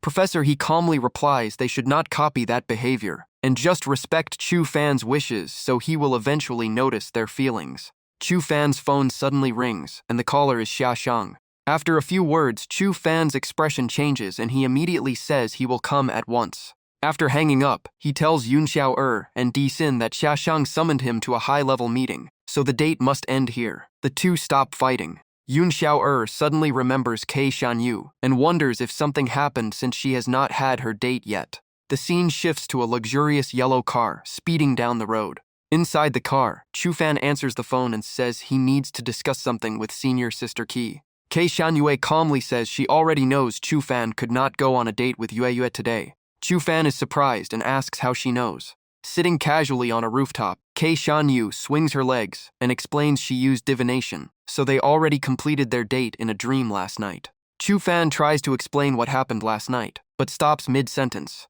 Kei Shanyu interrupts and says she pulled him into a dream for a perfect date. In the dream, they walk hand in hand under a starry sky, while she explains constellations in detail. She continues pointing out stars one by one, while Chu Fan grows sleepy and yawns. Seeing this, she seriously tells him to memorize all astronomy knowledge for tonight's test, leaving Chu Fan helpless. Chu Fan later sighs that the romantic date had no romance at all, just endless lectures. Kei Shanyu then says, the most interesting thing is not divination itself, but something even more special. She smiles and says the best thing is stargazing and studying fate, together with Chu Fan. Chu Fan awkwardly laughs, saying she should have said that earlier so he would not have misunderstood. The scene shifts to the Guardian General's residence. Chu Fan steps inside calmly with a relaxed demeanor. Three high-ranking officials are already waiting, one praising his generation for being able to shoulder such responsibility at such a young age. The five great Guardian Generals and the Minister of Supreme Defense, Wang Chuyi, evaluate Chu Fan's presence and inner strength.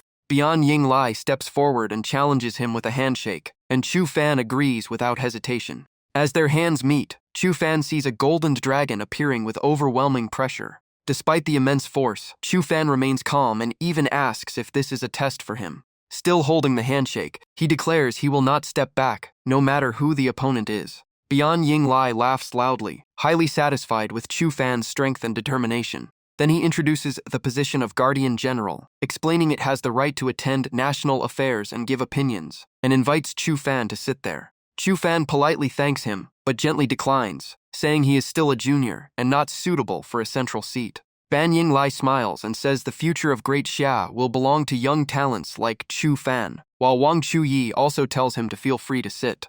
Just then, a man rushes in reporting that the Defense Department has received a distress signal from another world. After decoding it, they confirm it was sent by the Dragonfang Army investigation team led by Hu Lingxin. The moment the image appears, Chu Fan immediately recognizes her as his fifth senior sister, Hu Lingxin. In the recording, Hu Lingxin stays firm and says for Dragonfang soldiers, rescuing people in another world is not a problem, as long as the right people are chosen. At that moment, Chu Fan's senior sisters all appear. When he asks why they are here, they say they are the only team suitable to rescue Hu Lingxin. Hu Lingxin goes through each of them. Nangong Yuning has top combat power. Huangfu Yishu leads in wealth. Qin Lung is a divine doctor. Ke Tianyue masters heavenly calculations. And Yun Xiao can turn disaster into fortune. Seeing such an elite group gathered, Hu Lingxin suddenly feels small, thinking Chu Fan may not even need her anymore. Di Sin calmly says no one knows what dangers are hidden in the other world. She folds her arms and declares she will go personally, and Bai Ma Long also immediately volunteers. Seeing even the Demon Empress and Bai Ma Long joining Chu Fan's team, Hu Lingxin becomes emotional and begs to join as well. The scene shifts to the third otherworld. A Dragon Fang soldier is locked in a cage, anxiously shouting that the whole team has been captured and worrying about the leader. In another corner, Hu Lingxin is also imprisoned, looking frustrated and unwilling to accept it. Suddenly, the handcuffs on her open by themselves, and a voice says they finally found the senior sister thanks to guidance from Xue Xue. Right after, Chu Fan steps out from a spatial gate and walks toward Hu Ling Xin with a smile, saying he has come to take her home. Behind Chu Fan are all his senior sisters. They happily greet Hu Ling Xin, asking if she is surprised to see the whole group appear. The team is so large that without knowing the truth, anyone would think they are on a trip instead of a rescue mission. The cheerful atmosphere does not last long before a giant axe suddenly tears through the air toward Chu Fan, forcing everyone to warn him. Chu Fan turns around, slightly shocked that the enemy has already closed in without him noticing. The attacker is Ba Hu, son of the clan leader. He roars in anger, claiming anyone who touches his wife must die. Hu Ling Xin immediately points at Ba Hu, saying he is the one who captured her entire team and begs her junior brother to seek justice. As soon as she finishes, Ba Hu raises his axe and charges. Chu Fan notices that despite his massive build, his speed is terrifyingly fast. Seeing this, Chu Fan immediately activates his cultivation power, preparing to fight. Before striking, he coldly declares that anyone who hurts his people must pay the price, no matter who they are. Ba Hu erupts with power and unleashes a thunder-infused palm strike at Chu Fan. Chu Fan blocks while being forced back by the pressure. After the violent clash, Ba Hu drops to one knee, while Chu Fan frowns, realizing the enemy is far from ordinary. Not wanting to drag things out, Chu Fan asks his senior sisters to protect the area while he activates a spatial formation to leave. At that moment, Nangong Yuning points behind Chu Fan and urgently tells him to look back. Chu Fan turns around and sees Ba Hu already standing again, killing intent exploding as he roars that Chu Fan will die this time. Sensing his rising power, Chu Fan suspects Ba Hu also has human and demon hybrid blood. Di Sin confirms it, explaining that the natives here are all human-demon hybrids, making them far stronger than normal humans or demons. Ba Hu gathers all his demonic power and roars as he prepares an attack at peak energy. Consumed by rage, he charges toward Chu Fan, screaming that he will wipe them all out. Feeling the terrifying surge of demonic energy, Di Sin quickly tells Bai Ma Long and the others to protect Hu Ling Xin, since even pure-blood demons like her may not withstand it. Nangong Yuning immediately steps in front of Hu Ling Xin and raises an ice wall to resist the corrosion. Seeing this, Hu Ling Xin reassures everyone that as long as Chu Fan is here, they will definitely be saved. At the same time, Yun Xiao Huang Fu Yishu, Qin Lung, and Ke Tianyue line up. One of them angrily curses Ba Hu for acting recklessly, calling him crude and uncivilized, while constantly dodging relentless attacks. Chu Fan feels relieved, knowing his senior sisters have everything under control behind him. With no distractions left, he calmly says it is time to finish the fight at full power. The moment he finishes speaking, Chu Fan unleashes his ultimate skill, Tao Ti Devouring Domain. Outside the battlefield, the clan leader suddenly changes expression. He senses a strange and terrifying aura and immediately fears for his son. On the other side, Ba Hu is gradually swallowed by Tao Ti power. In panic, he screams for help, shouting that he does not want his wedding night to become his death anniversary, and desperately calls for his father. At the critical moment, the clan leader suddenly appears and blocks Chu Fan's attack. After neutralizing the technique, he asks why these outsiders are trying to kill his son. The clan leader says meeting each other is fate and begs Chu Fan to spare Ba Hu's life. Seeing the Tao Ti power sealed, Chu Fan quickly realizes the man in front of him is far stronger than Ba Hu. He responds that they captured his senior sister and comrades. If everyone is released, he will drop the matter. However, the clan members behind immediately object with weapons in hand. They tell the clan leader not to release anyone and insist their tribe has had no newborns for many years, so survival comes first. Yun Xiao angrily shouts back, asking why they do not just have children themselves instead of forcing his senior sister. Nangong Yuning also coldly questions them. She originally thought the tribe was suffering from food shortage, but the truth is they are kidnapping women from other worlds. Chu Fan now fully understands the situation. He calmly concludes there is only one explanation. The people here are completely unable to reproduce on their own. The clan leader nods and explains that since Chu Fan also carries human-demon bloodline, he should understand that hybrids cannot produce offspring together. Chu Fan admits he did not know this, then turns to his senior sisters for clarification. One of them smiles and says he does not need to worry about such topics yet. Ke Tianyue calmly states that as long as he does not marry someone with the same hybrid bloodline, it is fine. Besides, he already has many pure-blood demon companions. Chu Fan responds awkwardly. Meanwhile, Bai Ma Long quietly wonders what kind of offspring would be born from a union between humans and dragon demons. The clan leader sadly reveals that their tribe has not heard a newborn cry for nearly 400 years, which is why they resorted to outsiders from human or demon worlds. The clan members defend him, saying the clan leader has always been righteous and never kidnapped outsiders, but without this method their entire race would go extinct. After hearing this, Chu Fan acknowledges their situation is tragic, but insists suffering cannot justify forcing others to bear the burden. He declares he will take his senior sister and leave today. The clan leader sighs and says that, if they were not on opposing sides, they could have been friends. After saying this, he suppresses his regret and declares there is no other choice but to fight. The clan leader activates the 8 trigrams Taiji formation and summons the fluting river demon dragon. The real battle between the clan leader and Chu Fan officially erupts. During the fight, Chu Fan quickly realizes the opponent has perfectly fused demonic energy and spiritual power, allowing him to use both forces simultaneously. Entering the center of the formation, he discovers the 8 trigrams array is continuously supplying power to the demon dragon, keeping it in a near-endless state. Outside the battlefield, the senior sisters call out Chu Fan's name in worry. Ke Tian Yue performs divination and calmly reassures them that he is not in danger. Chu Fan clasps his hands, closes his eyes, and activates the Fushi 6 forms, preparing to unleash Tai Yi Thunder Listening. He then shoots into the sky. 2 parallel sword lights appear beside him as he shouts the name of his technique, Giant Thunder Sword. The 2 sword lights are quickly engulfed in blazing red energy, creating an overwhelming oppressive force. On the opposite side, the clan leader unleashes his own secret technique, causing countless blood-red tentacles to spread across the battlefield. Chu Fan forms hand seals in front of him, creating a formation, and coldly declares he will weaken the enemy's attack frequency. He then announces it is time for his counterattack. Under a blinding blue light, a majestic war general slowly manifests and charges straight at the clan leader. The war general holds a mysterious treasure tightly in both hands, radiating an overwhelming pressure.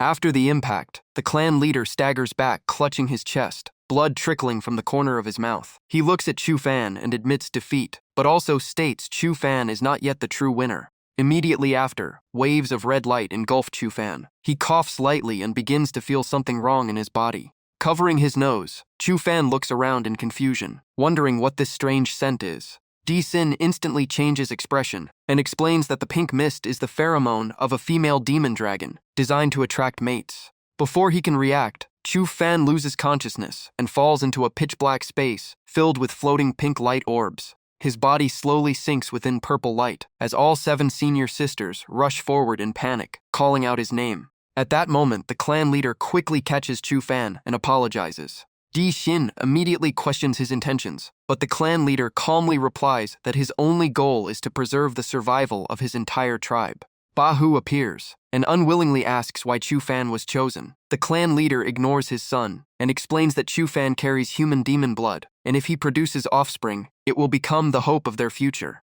The scene shifts to Hu Ling Xin's room. She sits on the bed while Chu Fan stands opposite her with an awkward expression.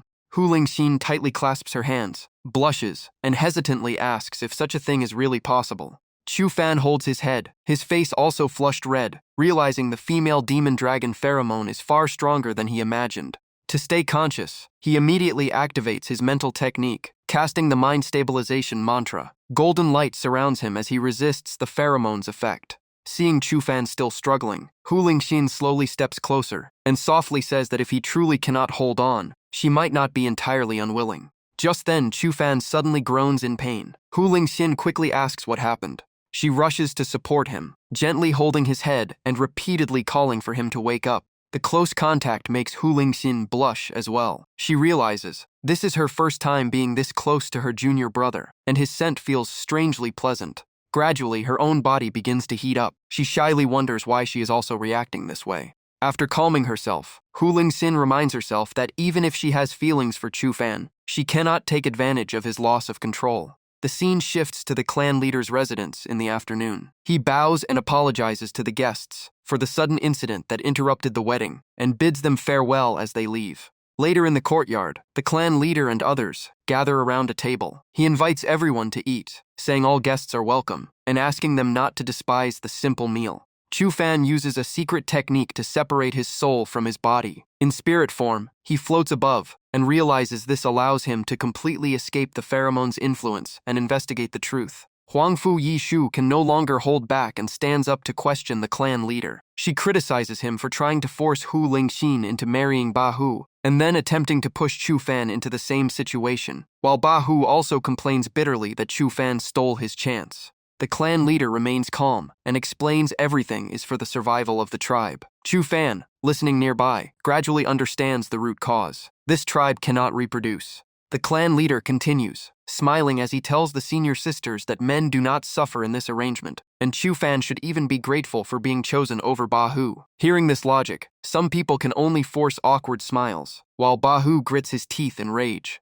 Witnessing everything, Chu Fan can only hold his forehead in frustration, thinking the clan leader's intentions are strange yet oddly well-meaning in his own way, while also interfering in his personal matters. Nangong Yuning is furious and nearly rushes forward to confront the clan leader, but Qin Lung stops her in time. Even so, she still loudly criticizes him for his unacceptable behavior. Seeing Nangong Yuning still furious, Qin Lung gently calms her down. She reminds her that Chu Fan is still in enemy hands, so they must not act recklessly. As long as he is safe, everything else can be settled later. Hearing this, Nangong Yuning barely restrains her anger and sits back down with a displeased expression. The clan leader raises his teacup, smiling, as he invites everyone to drink, saying they are now acquainted after the battle, and uses tea instead of wine to honor the guests. Huangfu Yishu and Nangong Yuning both show obvious dissatisfaction. Yishu rests her chin on her hand, clearly upset, thinking Hu Lingxin is about to gain an advantage.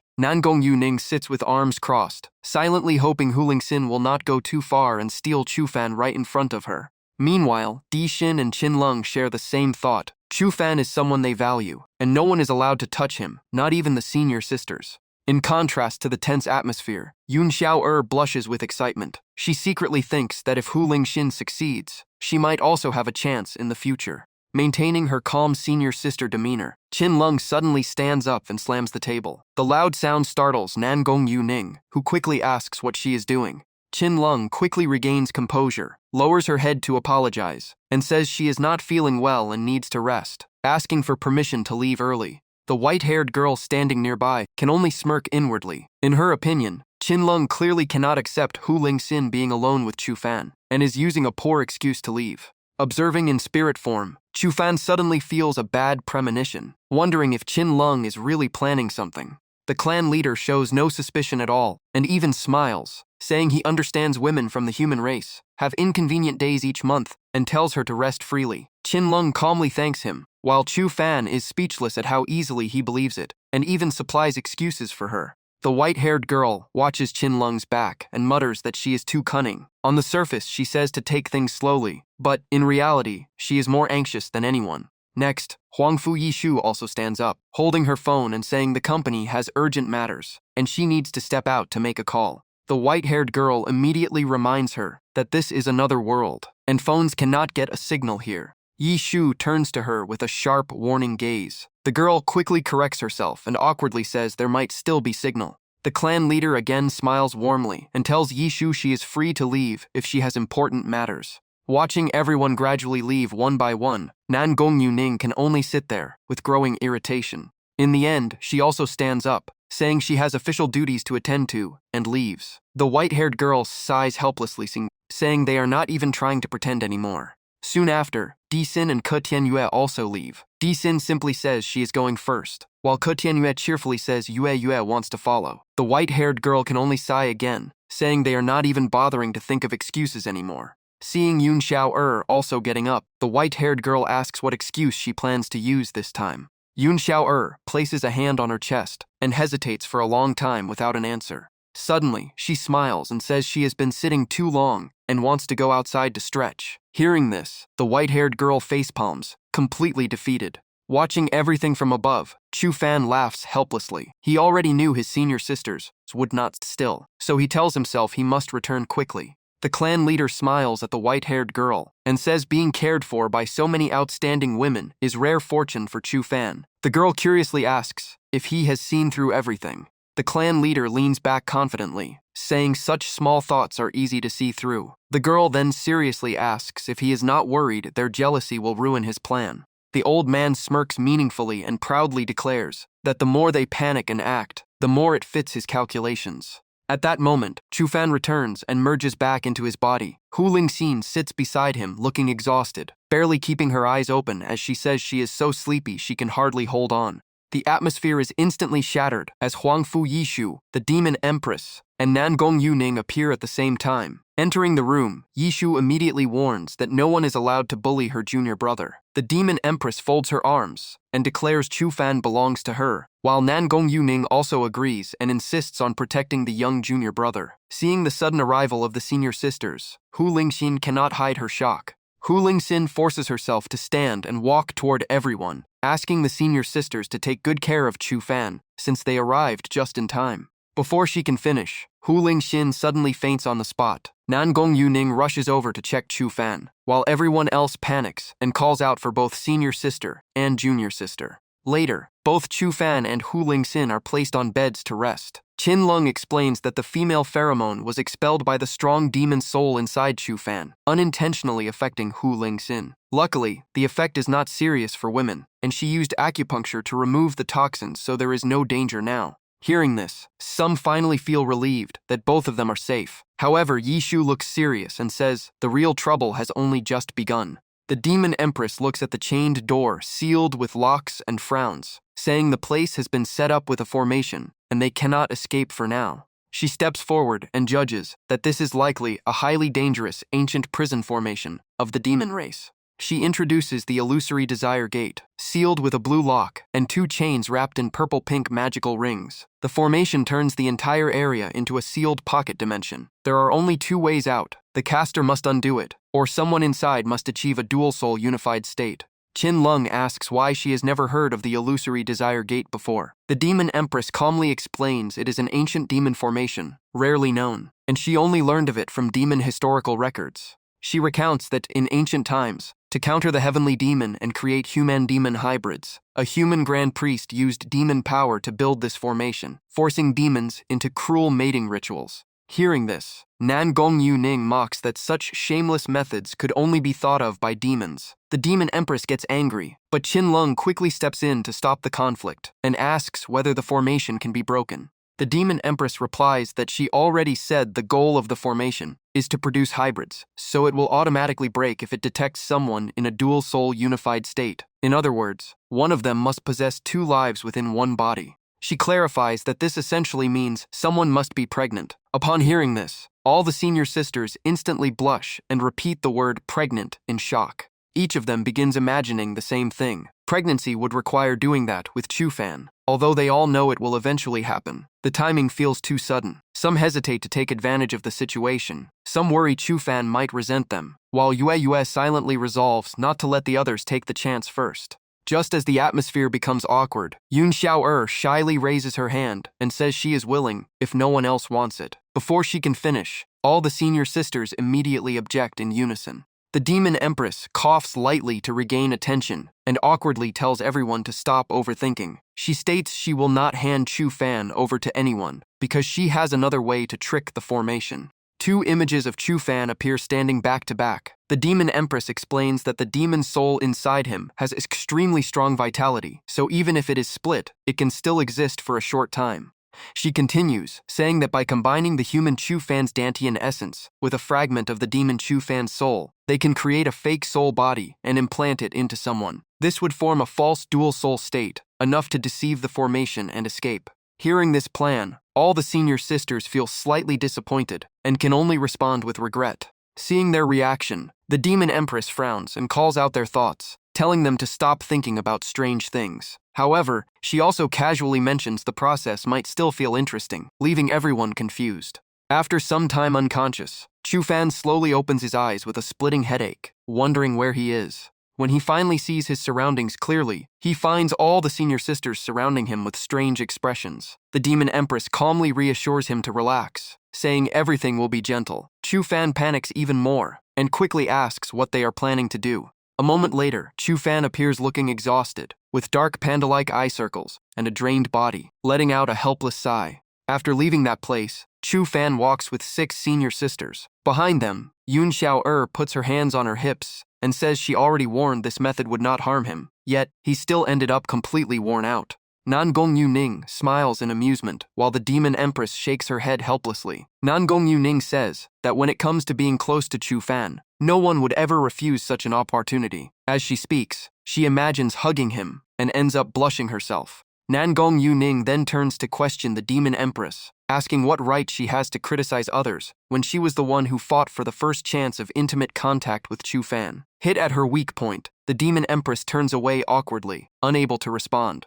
The white-haired girl beside the clan leader looks at the group and quietly comments that these women are terrifying. The old clan leader chuckles outwardly, saying youth is full of passion, but inwardly he agrees. He even feels a bit guilty toward Chu Fan for putting him in this situation. The scene shifts to an ancient hot spring surrounded by rocks and greenery. A small waterfall pours down, creating a warm, misty atmosphere that feels both peaceful and mysterious. This place is known as the Ancient Source Spring. Chu Fan soaks in the water to recover from his injuries, while the senior sisters and the clan leader stand on the shore watching. The elder explains this is a sacred land of their tribe, capable of restoring vitality, cleansing bloods, and even increasing strength. Since Chu Fan has suffered greatly, he grants him permission to use it. Stroking his long beard, the clan leader adds that ancient records say the ancient source spring can awaken ancestral bloodlines and grant inherited power from ancient times. However, success depends entirely on personal fate. While soaking, Chu Fan feels his body recovering at a remarkable speed. He is shocked by how miraculous the water is, as energy flows smoothly through him, and he experiences a level of relief he has never felt before. Nan Gongyu Ning approaches the clan leader and smiles, asking if he would consider cooperating with them. The clan leader firmly refuses, saying his decision will not change. Even though they helped his tribe before, that does not give them the right to force him. If they continue to interfere, he will not be polite. Nan Gongyu Ning refuses to give up and presses him for the reason behind his refusal. After repeated questioning, the clan leader sighs and looks to the sky, saying he never intended to tell this story to the younger generation, but since they insist, he will reveal everything. According to the clan leader, thousands of years ago, during the invasion of the heavenly demon, the human race and demon race once joined forces. Despite fighting with full strength, the gap in power was too great, and both races were pushed to the brink of extinction. A mysterious figure in a hooded robe and masked face appears. He performs strange secret arts, helping bring children into existence, one after another. The clan leader explains that the human grand priest discovered that human-demon hybrids had extraordinary potential capable of fighting the heavenly demon. To avoid extinction, both races agreed to cooperate and produce large numbers of hybrid descendants. The scene shifts to a battlefield filled with demon corpses. The clan leader says that it was these hybrid warriors who fought desperately and eventually drove the heavenly demon back. However, once peace returned, tragedy followed. The clan leader bitterly explains that both humans and demons feared the power of the hybrids and began rejecting and hunting them down. The demon race in particular sought to eliminate all mixed-blood beings. The mysterious figure appears again, opening a portal with a staff and leading the survivors away. The clan leader explains that the grand priest could not bear to see the hybrids exterminated, so he opened a passage to another world, allowing them to escape and survive here. Hearing this, Yun Xiao asks worriedly how the clan has survived until now if hybrids cannot reproduce. The clan leader explains that when they first arrived, humans already existed in this world, so they intermarried with locals to continue their lineage over generations. Smiling at everyone, the clan leader continues that human-demon hybrids naturally possess strong attraction. Despite efforts to control it, their population kept increasing, while pure humans gradually disappeared. The last pure human wife in his clan passed away more than 10 years ago. After finishing his story, the clan leader looks at the group and calmly says Chu Fan will be under his care. As for the girls, they should go rest and nurture the pregnancy, while his subordinates are ordered to escort them back to their quarters. Hearing this, Nan Gongyu Ning crosses her arms and coldly asks if he intends to imprison them. The clan leader smiles with hidden intent and replies that it is a misunderstanding. He only wishes to host them as guests. As long as they bear descendants for the clan, they will all be free to leave. The surrounding clan members immediately close in and surround the senior sisters. Seeing the situation turn dangerous, Chu Fan steps forward, looks directly at the clan leader, and declares that if they want to leave, no one can stop them. By the edge of the spring, Chu Fan loudly reassures the senior sisters that as long as he is here, no one can harm them. But when they look over, all of them instantly blush, realizing he is only wearing a pair of shorts. The moment he sees Chu Fan, the clan leader trembles in shock. He exclaims that the golden light entering his body proves he has inherited the bloodline legacy, something only a few in the clan have ever achieved. With water still dripping from his body, Chu Fan raises his hand and condenses a dark purple energy sphere, then looks at the clan leader. He says that if the man does not believe him, he will prove it with the newly awakened power, chanting mysterious incantations. Witnessing this, the clan leader is stunned speechless. He stammers, unable to believe that this incantation and power could possibly be. In an instant, all the men surrounding the senior sisters are bound by Chu Fan's spell. With a shout, the restraints tighten, and the group screams in pain. The clan leader's expression keeps changing. He forces a dry smile while already certain of something extremely important in his mind. Suddenly, he drops to his knees in front of Chu Fan and emotionally declares that they have finally found the return of the Grand Priest. Chu Fan is completely confused, not understanding what he means. The senior sisters all stare at Chu Fan in shock and almost simultaneously repeat the words Grand Priest. Chu Fan frowns, points at the clan leader, and demands to know who the Grand Priest is and why he is being called that. The clan leader slowly stands up, spreading his arms, and explains that there is no mistake. The power and incantation Chu Fan just used perfectly match the records left by the Grand Priest, so he is certain Chu Fan is the successor of the Grand Priest. Chu Fan becomes even more confused. He crosses his arms and looks at the clan leader suspiciously, asking if this is some kind of prophecy book. The clan leader slowly rises again, takes out an object from his body, and explains that when their ancestors first arrived in this land, the Grand Priest gave them this book. Since then, they have followed its guidance. A glowing ancient scripture radiating purple light appears before everyone, with 4 characters engraved on the cover, Book of Prophecy. The clan leader respectfully hands it to Chu Fan and explains that thanks to the Grand Priest's guidance, their ancestors learned how to survive in the other world, develop resources, and protect the tribe. Without it, they would have long become prey to ancient beasts. The image of an old man with white hair and a long beard holding the book appears. The clan leader continues, saying that on his final day, the Grand Priest left a last prophecy. The era of peace is temporary, and the heavenly demon will eventually return. As the pages open, countless ancient symbols and flickering purple light emerge. The clan leader explains that at that time, the human race, demon race, and hybrid race will all face an unprecedented catastrophe. As Chu Fan flips through the pages, his expression gradually turns serious. The clan leader explains that their isolation from humans and demons is not only due to past hatred, but also the Grand Priest's decree forbidding contact with the outside world, or disaster would follow. Reading the ancient text aloud, Chu Fan recites the prophecy. When the future calamity arrives, the descendant of the Grand Priest will appear by fate to lead the tribe through the crisis. The book suddenly erupts with massive energy. The clan leader spreads his arms in excitement and says the Grand Priest left his power within it, and the incantation Chu Fan used earlier is exactly from this scripture. The energy continues to surge. The clan leader sighs in amazement that the most surprising thing is that the Grand Priest's descendant today carries human-demon hybrid blood. Chu Fan continues flipping through the pages, feeling an increasingly familiar sensation, as if the power within the book is already connected to him.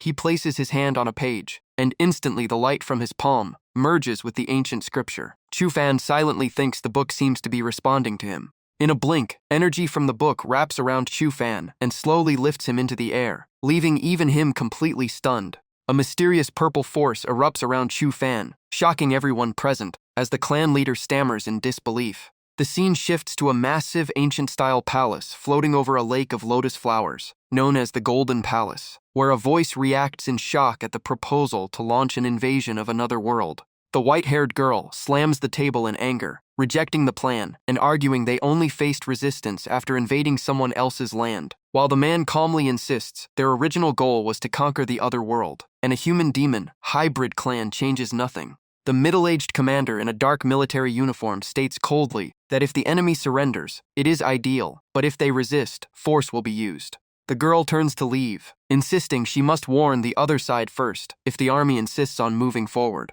A gun suddenly appears in front of her, blocking her path and freezing her in place. Soldiers under the man instantly raise their weapons and aim at her, while he calmly says he cannot let her ruin the plan. He smirks coldly and declares she will remain here until everything is over. Back to Chu Fan's side, the sisters surround him as the mysterious energy still lingers, while Chu Fan wonders what is happening. Qin Lung stares at the book and tells Chu Fan to check the last page, catching him by surprise. Chu Fan follows the instruction and flips to the final page, instantly freezing after reading it. Golden words appear on the page stating, "I am Sa Mu Long, High Priest of the Tian Ming human race. If you are reading this, the day of the heavenly demon descent is near." On a mountain peak, an old Taoist stands before a massive floating ancient scripture, looking up at the sky and lamenting that leaving this disaster to future generations has always weighed on him, and that the successor must lead all races to defeat the heavenly demon and survive the coming calamity. The image of an exhausted elder meditating appears as he says he will pass down all his lifetime power through the book and orders the human race, and human-demon hybrid clan to obey the chosen successor as their supreme leader. While the clan leader is moved to tears, feeling the high priest has planned everything for over 1,000 years. The clan leader wipes his tears and pledges absolute obedience to the high priest's will, while all clan members bow to Chu Fan and swear loyalty, leaving Chu Fan completely stunned. The sisters whisper that the clan changed their attitude too fast, proving Chu Fan's ancestor is extraordinary. But the mood turns awkward when someone notices Chu Fan is still not wearing clothes, and Chu Fan quickly helps the clan leader up and tells everyone not to be so formal. Suddenly, cracks appear across the prophetic book, shocking everyone present. The book's energy turns into streams of light rushing into Chu Fan's body, while a sister calls out in worry, and Chu Fan can only watch in confusion. The clan leader panics and shouts in shock, calling out High Priest. Yishu calmly reassures everyone not to panic, explaining that Chu Fan is simply absorbing the inheritance power. At that moment, a clan member rushes in urgently, shouting a critical report to the clan leader. Kneeling down, he reports that foreign forces are launching a fierce attack, and their defensive line is about to collapse, causing the clan leader's expression to change drastically. The clan leader quickly apologizes for leaving and orders guidance to the battlefield without delay. Yu Yin wonders if the incoming forces are allies, recalling she asked Bai Long Mo to invite them for negotiations, and Qin Lung suggests they put that aside for now and go check the situation outside. The sisters leave immediately, leaving Chu Fan alone to absorb the inheritance. He clutches his chest, grimacing as the new power overwhelms him. He judges that its strength is nearly equal to the sealed supernatural force inside his body, and full fusion will take time.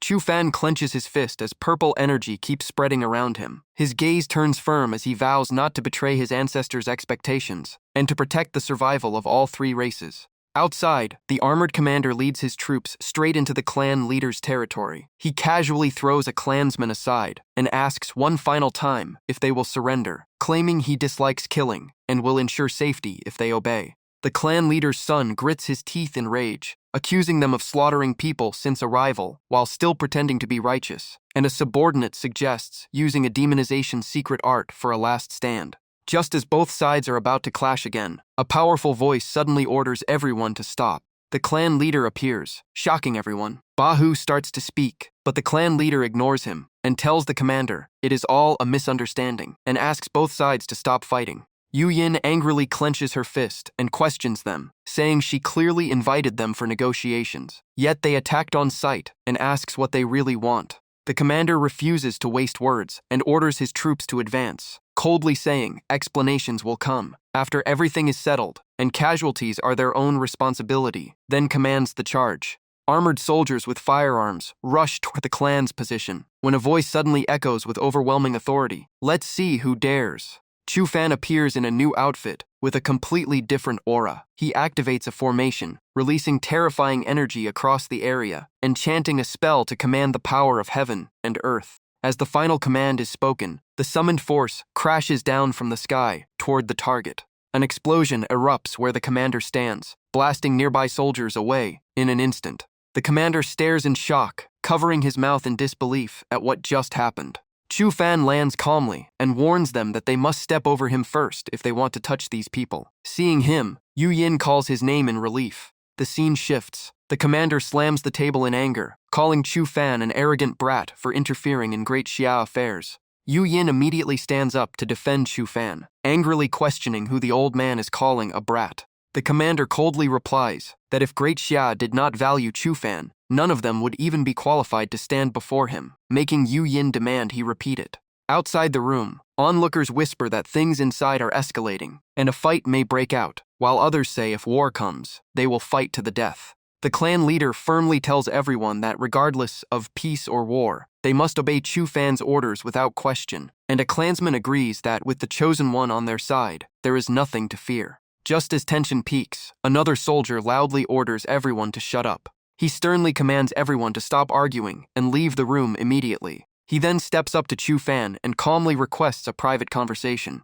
Chu Fan agrees and tells his sisters to wait outside, while Yi Shu reminds him to be careful before leaving. The soldier notices people eavesdropping outside and orders everyone to disperse, forcing the embarrassed crowd to leave awkwardly. Only two remain in the room. The soldier asks Chu Fan if, as the leader of the human-demon hybrid clan, he understands their origin, and warns that those with demon souls lose control once they demonize. Chu Fan coldly replies so what, questioning whether they intend to repeat history and betray the hybrid clan after using them. Even after being spoken to directly, the soldier remains calm. He sighs and says that to erase Chu Fan's prejudice, he must first learn the full truth. Hearing this, Chu Fan asks what truth he is referring to. The soldier replies that it is a top-secret matter of the human race, but he is willing to break protocol because of Chu Fan's importance to the future. Meanwhile, the sisters are walking and talking. Hu Lingxin worries whether the junior brother is in danger, while Yu Yin reassures her that Great Xia values Chu Fan highly and will not harm him.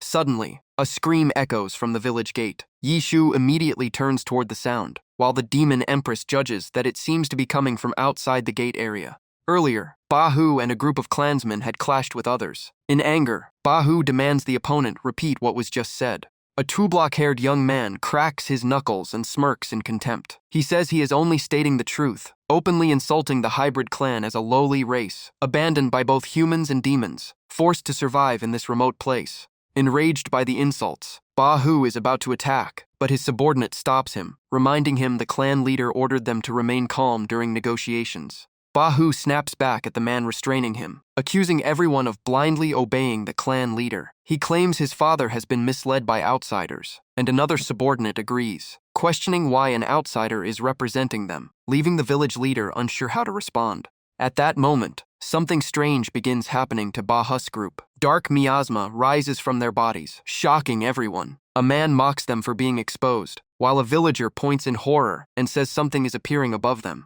Elsewhere, Chu Fan asks the soldier in shock whether the so-called other world is actually the demon realm. The soldier confirms it and explains this land is the original demon realm. The demon race and the heavenly demons originated here, but they migrated to Taiyin heaven to avoid being devoured. He continues that the human race once created the human-demon hybrid race against moral boundaries, but still failed to eliminate the true heavenly demons. According to demon race intelligence, as long as demon seeds exist in the demon realm, the heavenly demon will always have a chance to be reborn. The scene returns to Ba Hu's side, as their bodies undergo grotesque mutations. The soldier explains that demon seeds feed on negative emotions, and once enough accumulates, they continuously spawn embryos. Ba Hu's face has now completely changed, his body engulfed in dark energy. The soldier adds that once matured, these embryos take over weakened hosts and form their own consciousness, marking the birth of a heavenly demon. He looks at Chu Fan and says this is why they are acting urgently. Great Xia's goal is to control the demon realm early, destroy heavenly demons at their source, or turn it into a defensive frontline for humanity.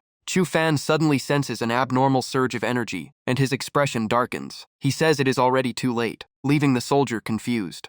As the soldier asks what he means, one of Ba Hu's subordinates grows demon horns and erupts with terrifying demonic energy. Chu Fan coldly concludes that the heavenly demon has already appeared.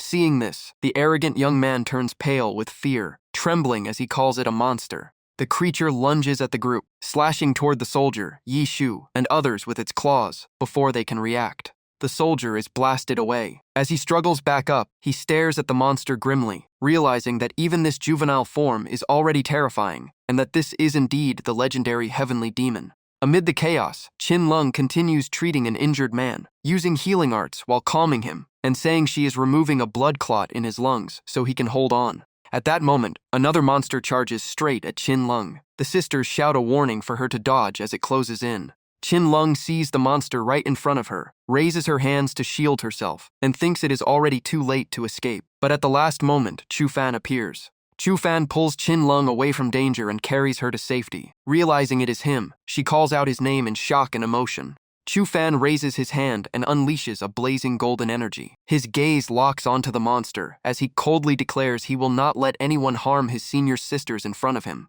The energy instantly turns into chains that bind the monster. With Chu Fan's command, the chains tighten and the creature screams in agony. Seeing Chu Fan return in time, the sisters and the soldier all show clear relief. After placing Qin Lung safely down, Chu Fan steps forward and smiles, telling the sisters to step back and let him handle the monsters. The remaining heavenly demons slowly surround Chu Fan from all directions. He stands calmly with arms crossed and says he wants to see how strong they really are. Chu Fan takes out a talisman, ignites it, and looks at the monsters with a confident smile, saying he hopes they won't disappoint him. Without hesitation, both sides charge at each other as the monsters roar and attack together. The leading heavenly demon lunges at Chu Fan, but in an instant, he slaps a talisman onto its forehead and activates the spell. Before he can pause, two more monsters rush in from both sides. Chu Fan jumps into the air and delivers a powerful kick straight into one of the monsters' heads. Bahu, now fully controlled by a heavenly demon, erupts with power and slams the ground, sending debris flying everywhere.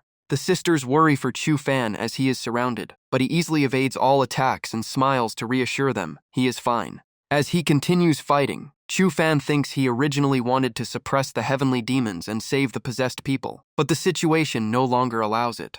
Using golden insight eyes, he discovers the host's souls have almost been completely devoured. Even if their bodies are saved, they are already empty shells, and the longer the fight drags on, the stronger the demons become. Chu Fan raises two fingers, his eyes shining with divine light as he calls upon the golden insight eyes, and decides he must end this decisively. After the battle ends, all heavenly demons are eliminated, but the possessed victims also die. The clan leader breaks down crying while holding his son's body. The general tries to comfort the clan leader, explaining that once someone is possessed, there is almost no way to save them, and Chu Fan already did everything he could. Behind them, Chu Fan clenches his fist in self-blame, thinking he swore to protect them after receiving his ancestors' inheritance, yet ended up taking lives instead. At that moment, Diu Kang coldly insults the hybrid clan again, calling them a dangerous inferior race and suggesting the general should eliminate them to avoid future threats. Chu Fan's gaze turns icy as he asks who exactly he just called inferior.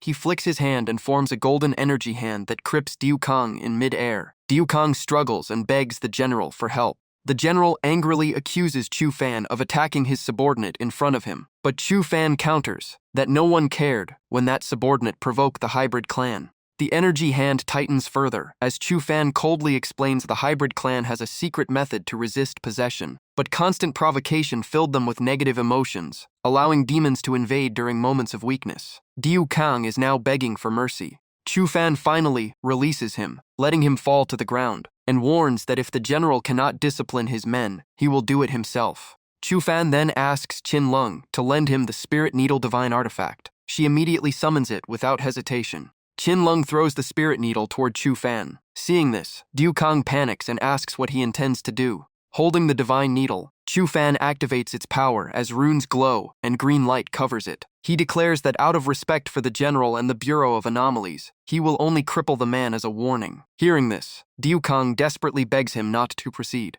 Following Chu Fan's incantation, countless divine needles burst out like a storm, shooting straight toward Diu Kang. Thousands of needles pierce his body as energy spreads wildly, making Diu Kang scream in agony. Chu Fan remains calm, continuing to chant the spell while maintaining control. Seeing his subordinate being tortured, the general clenches his fist in fury and shouts, who allowed Chu Fan to do this. He is about to rush forward, but Yu Yin steps in front of him, protecting Chu Fan and reminding him that only the Anomaly Bureau has authority over superhumans. Yi Shu also arrives and demands everyone stop. Another bespectacled officer places a hand on the general's shoulder and advises him to let it go, since the mistake originated from their side. Although furious, the general finally grits his teeth and suppresses his anger. A backlash of power erupts inside Diu Kang's body, tearing him apart as he screams in unbearable pain. All clan members bow to Chu Fan in unison. The clan leader thanks him emotionally for seeking justice, and everyone follows with words of gratitude.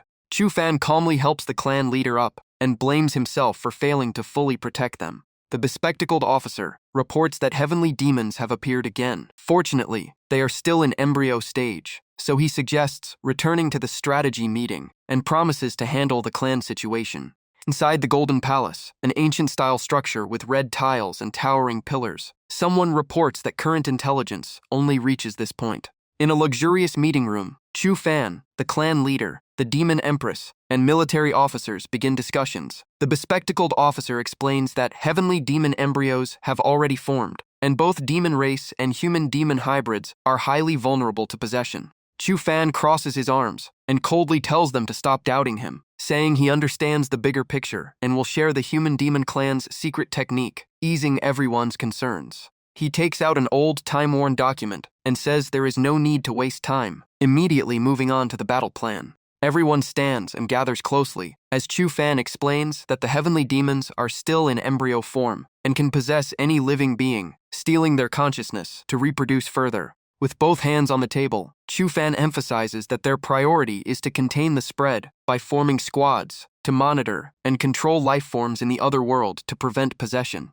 The demon empress asks about the primordial ancient beasts. Since humans cannot deal with them, Chu Fan replies that for now they should only be monitored, as the embryos are not yet strong enough to possess such powerful beings. An elder with white hair immediately volunteers to handle surveillance and deploy manpower. Marking multiple locations on the map, Chu Fan states that to eliminate the heavenly demons, they must find the demon seeds. Based on demon race and hybrid intelligence, he suspects these marked zones are their hiding places. The clan leader is shocked, realizing all marked regions are territories of the primordial ancient beasts, lands known for being lifeless forbidden zones, and cannot understand how demon seeds could exist there. Chu Fan smiles and explains that, although the ancient beasts are powerful, their intelligence is incomplete, and they have never left their territory to wage war, which is suspicious. The white-haired man immediately understands, concluding that the ancient beasts are being controlled by demon seeds as living shields. Chu Fan confirms this assessment.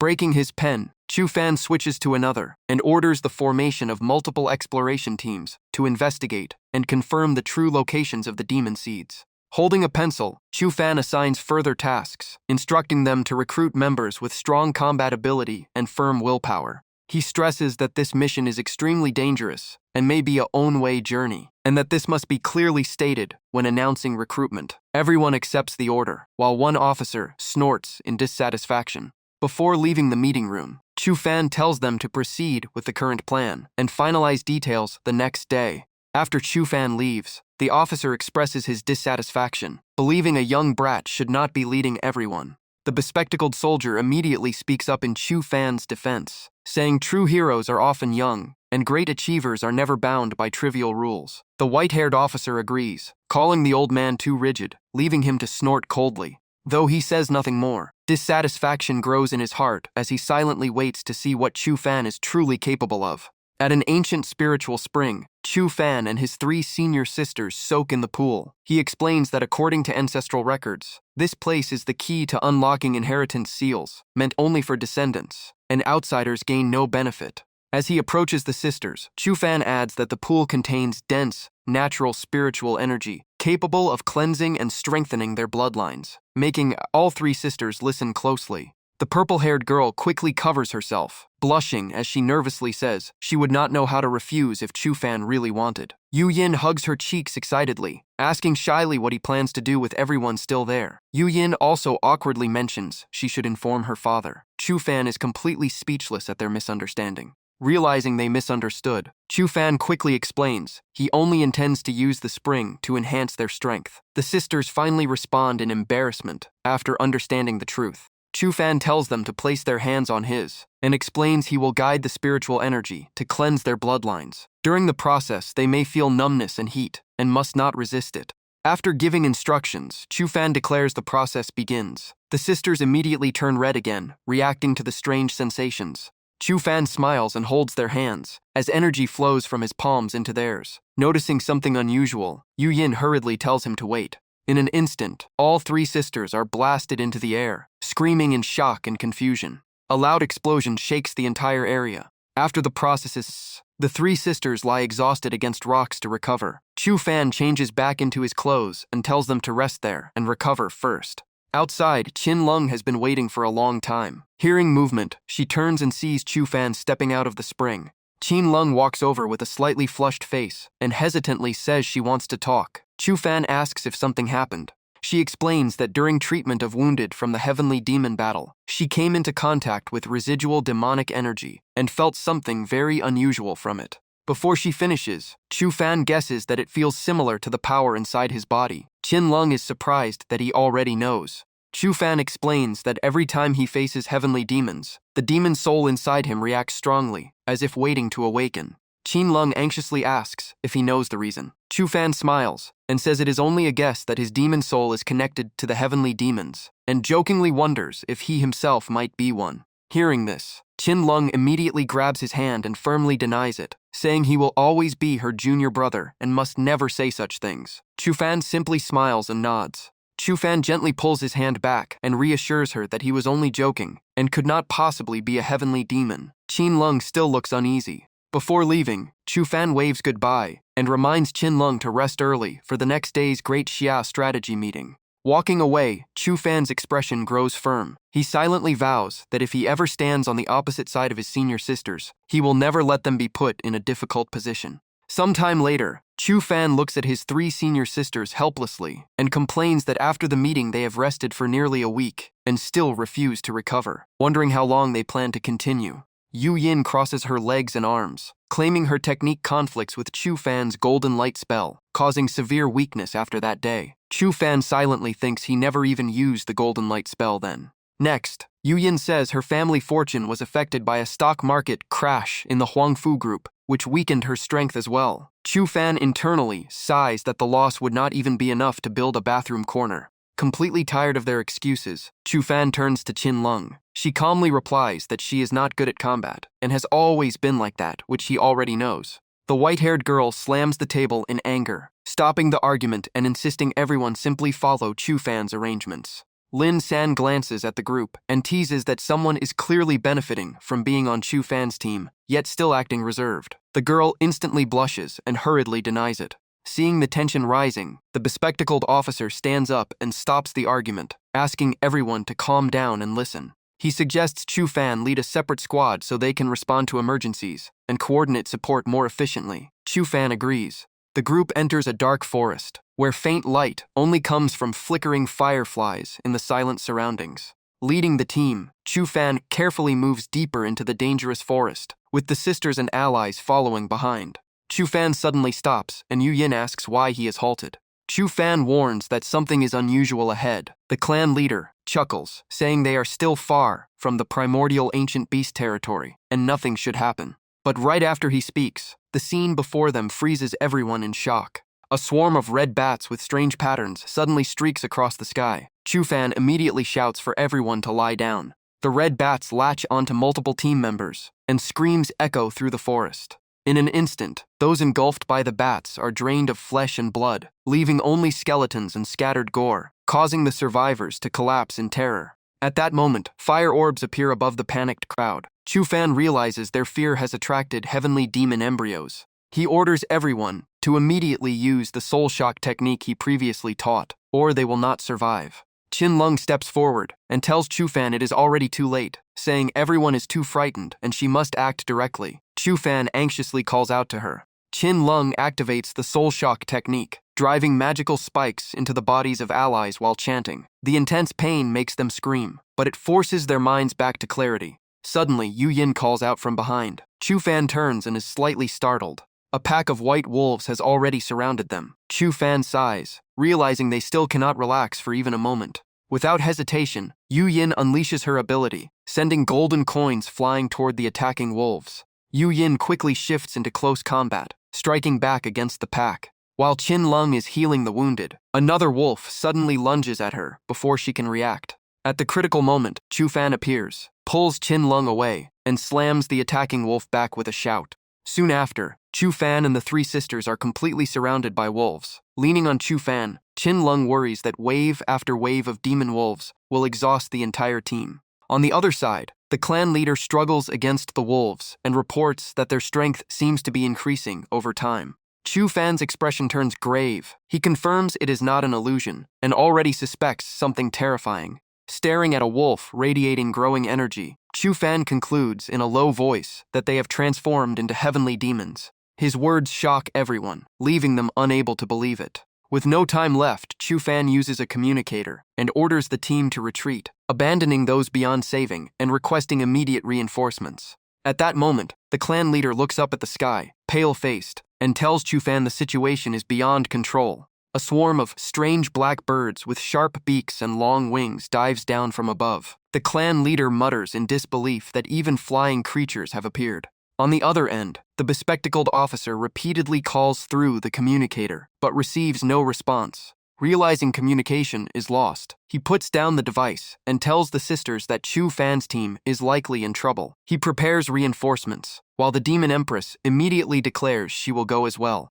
The three immediately set out for reinforcements, but after only a few steps, they are blocked by someone. A mocking voice asks where they think they are going. At the exit, Bantung Kwon stands with his hands behind his back, blocking the way. Everyone freezes in shock upon seeing him. The bespectacled soldier angrily questions what Bantung Kwon is trying to do. He calmly replies that since they are already old, saving the world should be left to him instead. Bantung Kwon smirks with a sinister intent and coldly orders everyone to stay put obediently. Meanwhile, Chu Fan continues holding off the wave of monsters while protecting the team, asking if the talismans have been found. The sisters beside the clan leader reply that they are almost ready. The clan leader suddenly frowns, realizing something is wrong. According to the plan, there should be enough teleport talismans for everyone, but now only 4 remain. Hearing this, Chu Fan is both shocked and furious, immediately asking who handled logistics for this mission. The clan leader recalls and answers that it was Bantung Kwon of the human race. The name makes Chu Fan instantly understand everything. He curses inwardly, realizing the man deliberately sabotaged them at the worst possible moment. While maintaining the formation against the monsters, Chu Fan orders everyone to escape first using the teleport talismans, while he will follow. Yu Yin firmly refuses. The clan leader insists on staying, and Qin Lung refuses to leave him behind. Chu Fan shouts back, saying he cannot maintain the formation and activate teleportation at the same time. If he withdraws the defense now, everyone will die instantly, so staying only distracts him further. He reassures them that with his current strength, he can still hold on alone. Yu Yin finally agrees, telling him to escape quickly as they will wait outside. After hearing the response he wanted, Chu Fan immediately charges forward with determined eyes. Behind him, everyone activates the teleport talisman and disappears one by one. The formation transports the group away from the battlefield. Arriving suddenly, they all close their eyes in shock and disorientation. Just as they recover, a voice rings out, saying they finally appeared after making him wait so long. On the mountain peak, Bantung Kwon stands with countless soldiers under his command. Seeing this, Yu Yin cautiously asks what he intends to do. Back at the battlefield, Chu Fan cuts through monstrous tendrils, while using Wind Thunder Fusion to carve a path forward. However, after taking down one wave, countless more monsters rush in wielding axes. Chu Fan can only retreat while complaining that they never stop coming. Despite the danger, his gaze remains firm, showing no intention of giving up. Chu Fan suddenly turns and throws a diamond-shaped artifact, activating the Golden Light Binding technique, combined with the 8 Desolation seal to block pursuit. Without stopping, he continues sprinting forward as a crimson storm of flames erupts behind him. Monsters struck by the attack crash to the ground, triggering massive explosions across the area. Even after killing countless enemies, endless waves still chase him. Chu Fan mutters that the more he fights, the more they multiply. While escaping, he quickly analyzes the situation. These demonic creatures become more aggressive when directly engaged, and fear-based suppression may be the only solution, though achieving it is difficult. Just then, Chu Fan is forced to stop as 3 demon dragons block all escape routes. As the demons prepare to attack, a voice suddenly appears, saying it will demonstrate the solution for him. Another Chu Fan appears, radiating terrifying pressure. He wears a suit, has 2 small horns, and casually carries the real Chu Fan in a princess carry, shocking the monsters with overwhelming aura. The real Chu Fan angrily complains that even if he wants to look cool, he should not use such an embarrassing pose. The horned Chu Fan simply replies with 2 words, "Too talkative." Seeing the swarm of monsters, the horned Chu Fan explains that true intimidation is not raw strength, but pressure that targets instinct itself. For fearless beasts, the only way is to make their souls tremble. As he finishes speaking, a terrifying purple demonic aura erupts from his body. Still casually holding Chu Fan, he points at the monsters and shouts one word, "Scram." With that single command and overwhelming pressure, all the monsters instantly panic and flee in chaos without daring to fight. In the dead of night, countless purple beams tore across the sky, while both Chu Fan were shrouded in mysterious violet light, creating a shocking scene. Chu Fan smiled and casually put his arm around his demon soul, greeting it like an old friend. In contrast, the demon soul stood with arms crossed, clearly annoyed, and asked when they ever got so close. Chu Fan just laughed and said they would get used to it sooner or later. While talking, Chu Fan silently analyzed the situation. He realized the heavenly demon had evolved far beyond the previous disaster, to the point where all beasts in the region, including the primordial giant beast, had become parasitic hosts. This meant their evolution and awakening of intelligence would accelerate beyond expectations, forcing all plans to be revised. Chu Fan pulled the demon's soul closer and said with a grin not to rush back into his body, but to follow him for now. He even said 7th senior sister and the black demon dragon would definitely be happy to see him. At that moment, the demon's soul sensed a group of people approaching. Chu Fan calmly reassured him that they were all allies. But moments later, the scene before them made Chu Fan's expression change drastically. In front of him were heavily injured comrades and senior sisters being supported while barely conscious. Seeing this, Chu Fan urgently asked what had happened to the clan leader and the senior sisters. The clan leader and the others brought 2 women before the 2 Chu Fan. Everyone was shocked to see 2 identical figures. Ignoring their surprise, Chu Fan quickly supported Qin Lung and kept calling her to wake up. The 2 Chu Fan quickly caught the 2 senior sisters. Seeing their severe injuries, Chu Fan angrily questioned everyone. The clan leader immediately knelt down, admitting he had failed the high priestess and asked to be punished. One person from the group stepped forward sadly and explained that everything was caused by Ban Yinglai launching a rebellion. Hearing this, Chu Fan was stunned, unable to understand how things had escalated to this point. The man continued, saying that driven by ambition, Ban Yinglai had controlled both General Wang and the leader of the demon clan, then forced the allied army to submit through overwhelming force. The battlefield instantly fell into chaos and brutality. In that chaos, countless people had their life force drained until their bodies withered. He continued, saying that panic and negative emotions allowed heavenly demons to parasitize many soldiers in the alliance. The battlefield was filled with smoke and fire, with corpses everywhere. Newly born heavenly demons immediately began slaughtering, causing devastating losses to the allied forces. Carefully placing his senior sister down, Chu Fan grabbed the clan leader's shoulder and urgently asked about the eldest senior sister. The clan leader, frightened by his pressure, could only say that Miss Huang Fu had also been taken over by the heavenly demon, and they only escaped during the chaos, while Ban Yinglai was distracted by her. The image of Huang Fu Yi Chu, clutching her head in pain surrounded by enemy forces, appeared in the narration. Golden glowing patterns appeared beneath her feet. The clan leader added that after a loud explosion in the forest, she seemed to panic and ran deep into the wilderness. After hearing everything, Chu Fan slammed both hands into the ground in rage, unable to believe what had happened.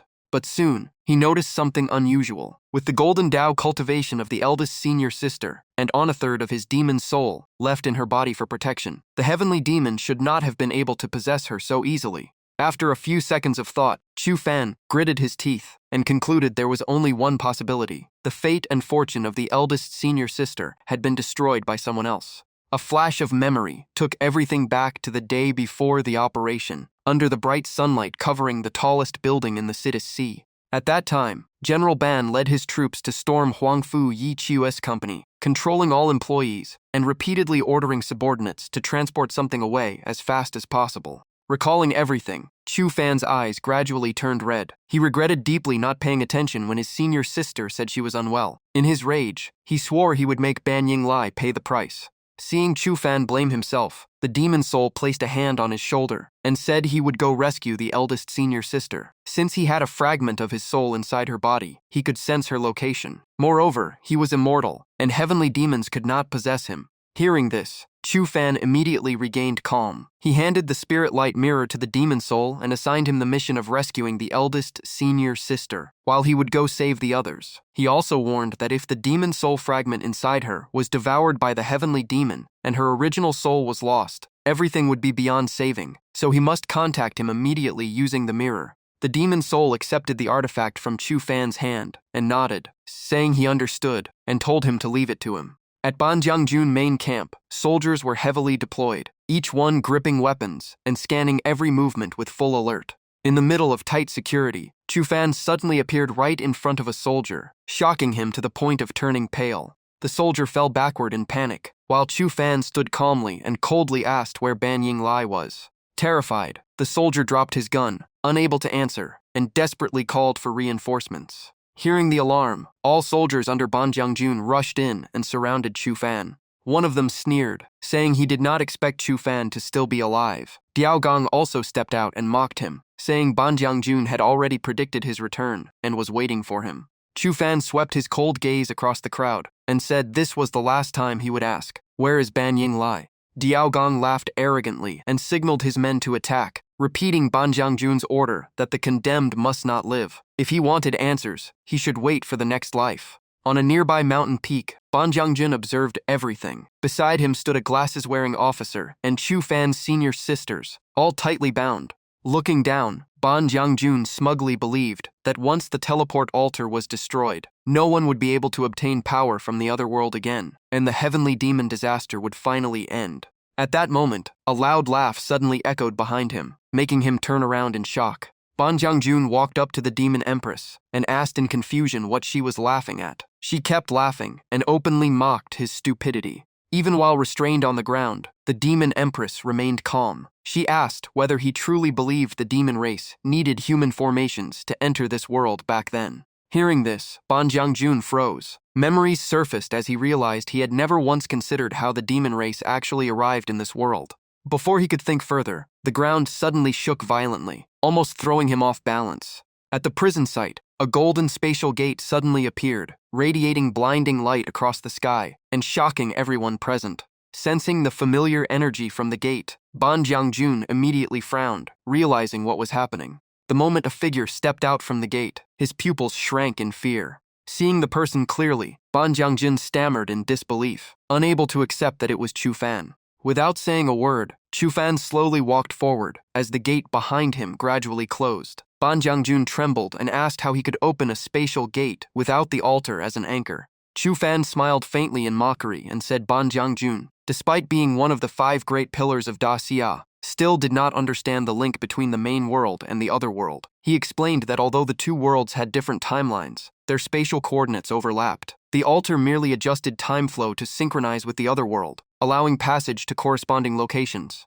As glowing patterns formed into a massive formation under his feet, Chu Fan added that after discovering this principle, he recreated it himself and succeeded in opening a spatial gate in just one attempt. The soldiers immediately stepped in front of Ban Jiangjun. He still sneered coldly, saying he had originally planned to find Chu Fan anyway, and now he had delivered himself to die. Sudden gunfire erupted, bullets flying at extreme speed. But the ones who fell were Ban Jiangjun's own soldiers. One after another, they were taken down instantly, only managing to scream before dying. Seeing this, Ban Jiangjun spun around in shock and fury, shouting who was responsible. At that moment, 2 men appeared slowly, one with orange hair and one with white hair. The orange-haired man declared they had already taken control of the military, and Ban Yinglai's plan had completely collapsed. Seeing allies appear, Chu Fan smiled and called Nan Gong. Nan Gong coldly said that if they had not been pretending to cooperate with Ban Yinglai, they would not have let him waste so many allied forces. Hearing this, Ban Yinglai realized he had been completely played from the beginning. Lao. He crossed his arms, looked at Chu Fan, and laughed, saying the young man was impressive. They had only discovered the formation by chance, as a system with a certain probability of opening spatial passages. Yet Chu Fan had already seen through its true mechanism. Scratching his head helplessly, Chu Fan finally realized that everyone had never truly understood the real nature of the formation. After being unbound, the demon empress stepped forward and explained that the demon race never relied on human altars. Back then, they crossed over only when a violent cosmic storm in the demon realm tore open the sky. Hearing this, Chu Fan could only give a bitter laugh, realizing his earlier confident analysis was completely wrong and feeling embarrassed for speaking too soon. Lao. He raised his hand toward Ban Yinglai and demanded that he surrender immediately and be bound.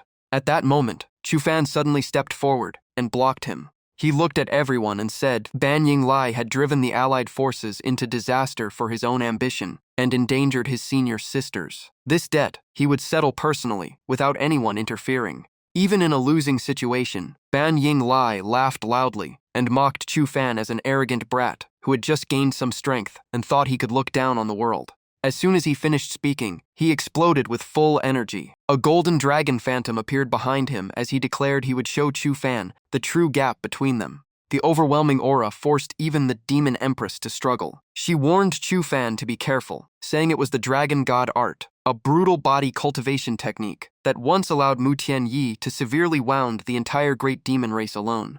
Standing high above, Ban Yinglai arrogantly said Mu Tianyi had only reached the peak of Dantian refinement, while he had already reached the transformation stage, far beyond his predecessors. In response, Chu Fan only raised a faint smile and calmly asked, "Is that so?" Before Ban Yinglai could react, an invisible pressure suddenly slammed him into the ground, forcing him to kneel in shock. Looking at his opponent kneeling before him, Chu Fan coldly said his master was indeed right. Arrogance and lack of reverence were why one could never reach the heavenly Tao. In the next instant, he rushed forward, grabbed Ban Yinglai's head, and slammed it into the ground, shouting that those who did not understand the Tao were like frogs at the bottom of a well. The gap between those who understood and those who did not was like clouds and mud. The only thing he needed to know was that he had provoked the wrong person today. Ban Yinglai gritted his teeth in fury, but was completely helpless. He realized in horror that his body felt as if 3 mountains were pressing down on him, making him unable to move, no matter how hard he tried.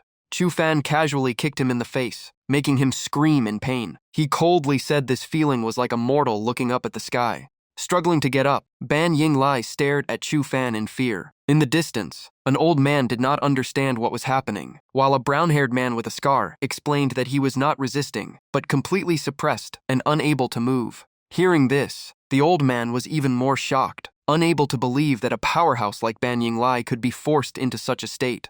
Nan Gong then reminded him that during the heavenly demon invasion years ago, the high priestess was the one who could resonate with heaven and earth, borrowing its power to fight. Watching Chu Fan approach Ban Yinglai step by step as he tried to crawl backward, Nan Gong added that by bearing a certain amount of backlash, the high priestess could even break the limits of heavenly laws and turn them into her own power. Lao, he was stunned, unable to believe such defying ability existed. The brown-haired scarred man crossed his arms, his expression growing serious. He recalled that he once thought these stories were just legends, until he witnessed something unbelievable himself. Back then, Chu Fan excitedly ran to Nan Gong to report that he had succeeded. Nan Gong looked at him in shock and asked in disbelief whether Chu Fan had actually slowed down the flow of time. Chu Fan smiled and explained that this was the power inherited from the high priestess. He could not fully control it yet, but with training he could expand its range and even temporarily stop time. Hearing this, Nan Gong fell silent in deep thought, unconsciously holding his arm as he marveled at how surpassing the laws of nature was beyond human imagination. Looking at Chu Fan, Nan Gong felt relieved that he was on their side. If someone like him became an enemy, he would be even more terrifying than the demon race. Meanwhile, Chu Fan's demon soul arrived in a barren land of rocks and dust. Seeing no one around, he concluded he had likely reached the right place. Soon after, he discovered a glowing golden stone emitting strange light. Curious, he stepped closer, sat down, touched it, and wondered what it really was. The moment the demon soul touched the stone's surface, a massive surge of energy erupted and engulfed his entire body. Everything happened too fast, leaving him only time to feel shock before being pulled in. The golden light dragged the demon soul into the stone. When he finally regained blurry consciousness, he saw several figures standing before him and asked in confusion where he was. Before his eyes were Chu Fan's parents in their youth. The mother held a baby in her arms, while the father turned away, calling out painfully to fan her and saying their child had to bear too much. The demon soul immediately realized they were Chu Fan's parents and wondered why he was called a savior. He tried to speak but found he could not make a sound. At that moment, the demon soul suddenly snapped awake. Looking around, he realized he was still in the original barren land and let out a relieved breath. Understanding it had all been a strange dream. But then he was shocked again when he saw Huangfu Yichu lying unconscious in his arms. He could not understand why she had appeared here as well. Without hesitation, the demon soul placed his hand on Yi Qiu's forehead. A brilliant light burst out as he decided to first purge the heavenly demon inside her before dealing with anything else. Elsewhere, Chu Fan slowly regained consciousness. As soon as he let out a soft groan, 2 senior sisters rushed over with worried expressions. Chu Fan sat up slowly, rubbing his head, and asked why everyone was here. Yu Yin explained that General Xia and the others had restored the altar and entered the other world directly to bring everyone back. Hearing this, Chu Fan turned to the 2 old generals. and greeted them in surprise. The white-haired elder smiled and said he had been unconscious for 3 hours, then thanked him for everything he had done for Daxia. The bespectacled officer stepped forward and said there was something very important he needed to give Chu Fan first. Chu Fan curiously asked what it was. At that moment, a familiar elderly voice called out Fanner. Just hearing it made Chu Fan freeze in shock. The officer activated a recording, revealing an old, thin, white-haired man on screen. Chu Fan immediately called out grandfather in disbelief, thinking he had already passed away. Seeing his reaction, the officer quickly explained it was only a recorded message left by his grandfather and delivered through the Bai family. Chu Fan immediately thought of Bai Lingshan's clan. On the screen, the grandfather coughed and said he hoped Chu Fan would never have to see this message. But if it was playing, it meant the heavenly demon had truly returned. He continued by blaming his generation for their failure, leaving all the burden of saving the world onto Chu Fan alone. After a moment of silence, he said it was time for Chu Fan to learn the truth. He instructed him to return to Fengmen village, where he used to skip school and use a special mental technique to find the marks on the wall there, because the full truth was hidden in that place. Holding the recording device tightly, Chu Fan listened silently as his grandfather continued. He said he only hoped Chu Fan would not blame him for hiding everything for so many years. Both he and Chu Fan's mother never wanted him to become a savior, only to live a peaceful and happy life. Hearing this, Chu Fan choked out a soft grandfather. Sometime later, Chu Fan and Qin Lung arrived at the designated location. He quietly told his second senior sister that they had arrived. Their destination was Fengmen village. As soon as he stepped in, Chu Fan looked around silently, feeling a sting in his heart, not expecting to return to this place filled with painful memories. Chu Fan and Qin Lung slowly walked deeper into a dark cave. He turned to Qin Lung and said the secret inside was directly related to his identity, so he wanted to go in alone. Though worried, she reluctantly agreed. Alone inside the cave, Chu Fan muttered, while walking, saying, "Grandfather, all these years, I have carried too many unanswered questions." His gaze fell to the ground as he said today was the day all answers would be revealed. Before him appeared the words, Golden Soldier Dual Formation Technique and Revelation Heart Method.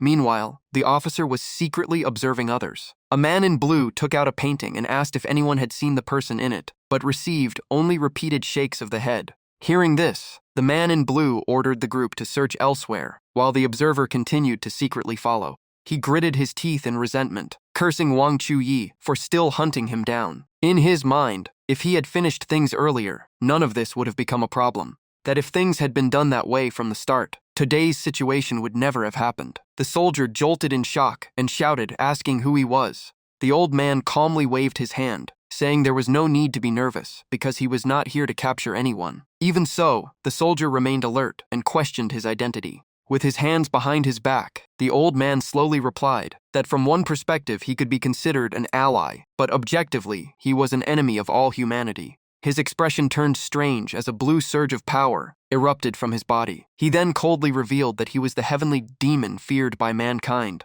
Hearing the words heavenly demon, the soldier went pale, trembling in fear. The heavenly demon grabbed his mouth and chuckled, saying there was no need to be so afraid since he had evolved and gained intelligence, no longer driven purely by bloodlust. He also revealed that heavenly demon number 001 only existed because of a human. A flash of the past appeared, an old man holding his grandson's corpse in unbearable grief. The heavenly demon explained that this body originally belonged to an elder of the human demons sect, and the grandson he lost was one of the 4 villagers killed that year. Driven by overwhelming hatred, the elder allowed the heavenly demon to invade his body. However, his power was too strong, so the heavenly demon was suppressed for a long time and could not fully take control. Still, hiding inside for years without being discovered allowed it to eventually evolve and gain intelligence. The heavenly demon continued, saying it had long been unable to seize full control. It was only when the elder's mental state collapsed due to human-related turmoil that emotional instability gave it the chance to succeed. In a sense, it even had to thank humanity.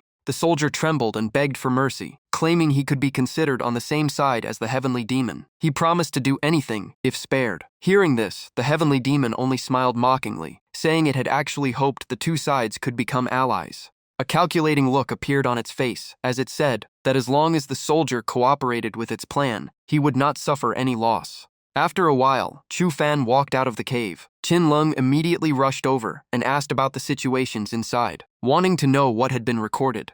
He only smiled and said there was nothing important, claiming it was just some mysterious chosen one who would save the world message left by his grandfather. Even so, Qin Lung remained skeptical. Suddenly, Chu Fan hugged Qin Lung, avoiding the topic, and acting spoiled as he asked to lean on her for a moment. This startled her, and she asked what was wrong with her junior brother. Seeing his unusual behavior, Qin Lung became even more certain that Chu Fan was hiding something deep inside.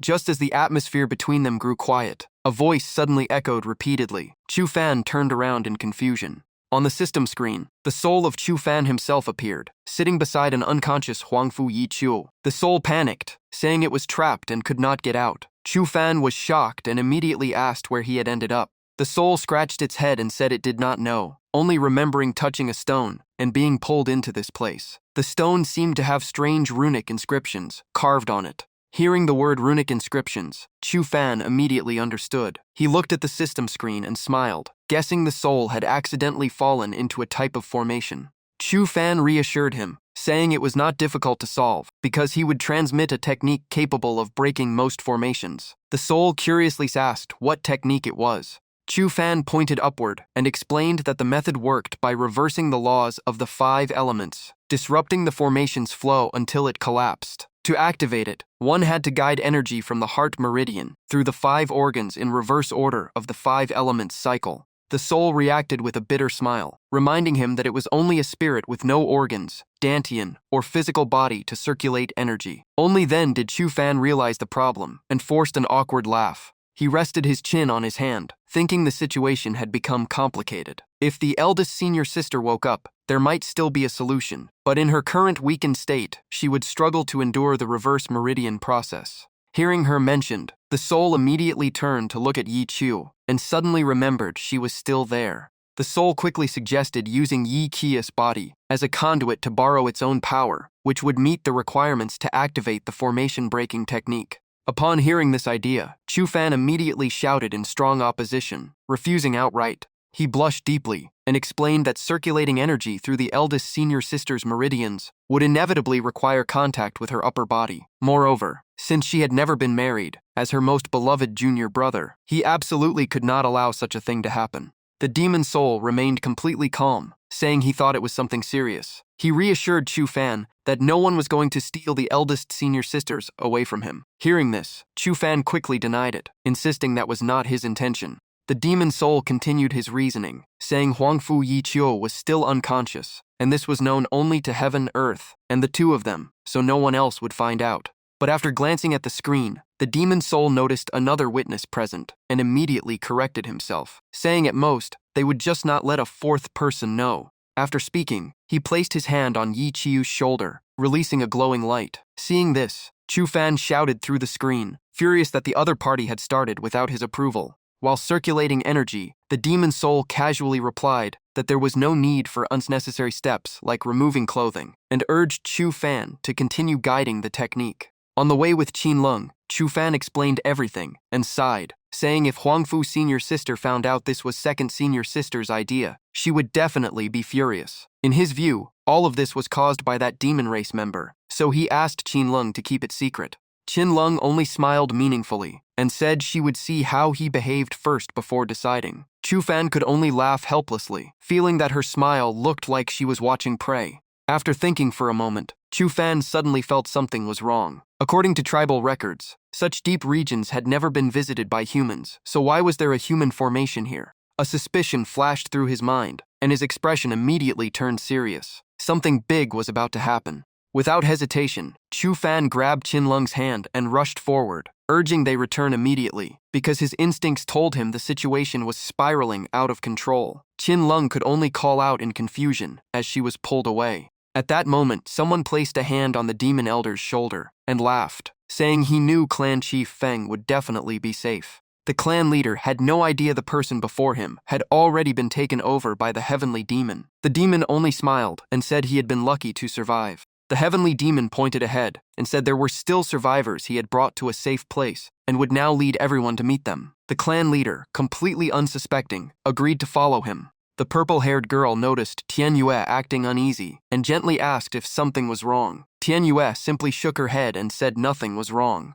Inside a majestic white building, a surprised voice suddenly echoed from the window. The white-haired elder widened his eyes and asked loudly, while Chu Fan calmly drank water, whether it was true that a matured heavenly demon had appeared. Chu Fan put down his cup and quickly replied that there was no time to explain, urging him to immediately recall all teams outside. The elder said sternly that most units had already assembled or were resting on standby, and patrol squads had mostly returned. Only the team led by the human demon clan leader was still rescuing survivors, and among them were Chu Fan's 3 senior sisters. Upon hearing this, Chu Fan shot up in shock, unable to believe his ears. At the location guided by the heavenly demon, everyone saw countless people lying motionless on the ground. Amid the scene, a weak voice called out, "Chu Feng." The clan leader was already heavily injured and was kicked to the ground. He looked up and questioned why the other party had allied with the heavenly demon and what benefit it brought. The heavenly demon no longer hid his identity and revealed his true form, eyes glowing fiercely and face twisted in malice. He coldly told the clan leader to look closely at who he really was.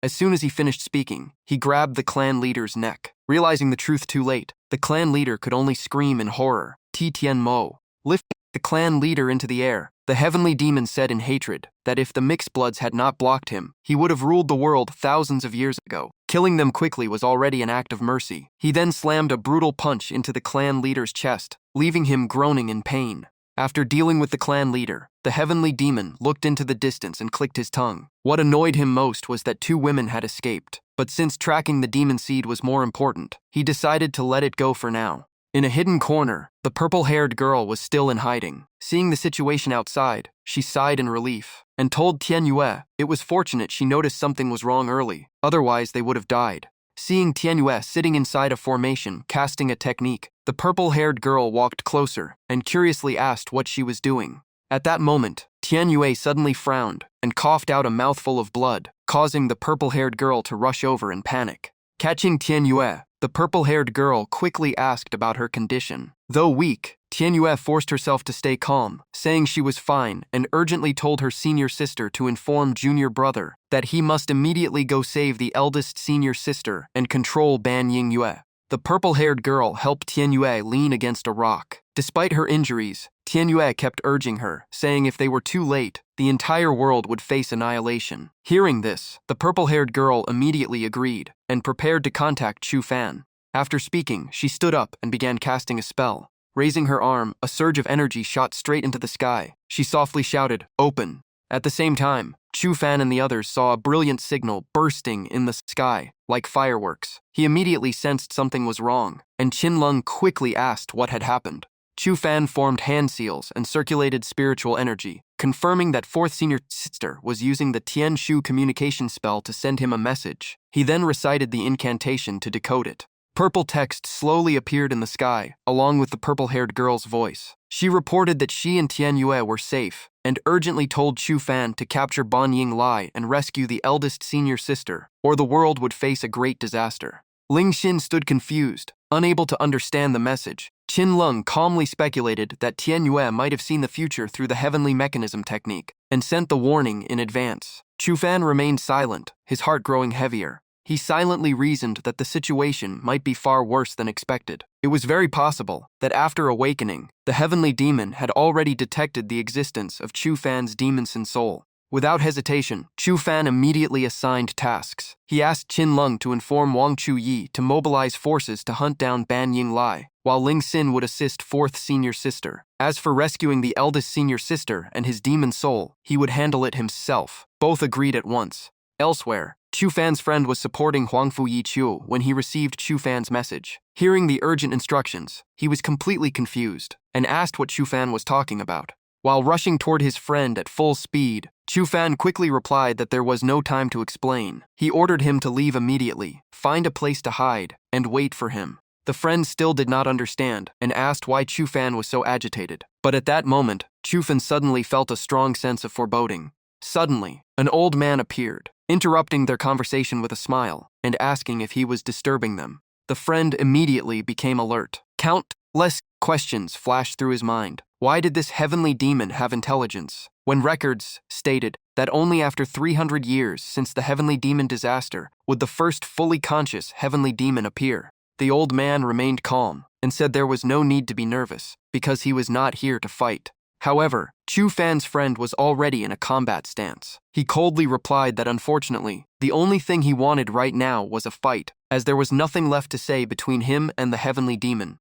The old man sighed, rubbed his face, and slowly said that Shen Jiatian still did not know his true identity. According to him, the one he should live and die with was himself, while humanity, demons, and especially the demon's soul he treated as a close friend, were the true enemies. Hearing these confusing words, Chu Fan's friend frowned and asked what he meant. Meanwhile, Chu Fan worried that if the heavenly demon succeeded in recruiting his demon soul, everything would become extremely dangerous. At that moment, rows of sealed ancient text appeared before Chu Fan. He reached out in surprise, touching the words, and muttering that this was the true history of the heavenly demon. According to the transmitted memories, after the heavenly demon catastrophe, those with mixed human-demon blood, under the High Priestess's command, risked their lives to seize the demon seed and bring it back. The next scene showed the High Priestess holding a staff, attempting every method to destroy the demon seed, but all efforts ultimately failed. With no other choice, she led her people to establish Fengmen Village, guarding the demon seed for generations, while searching for a way to destroy it.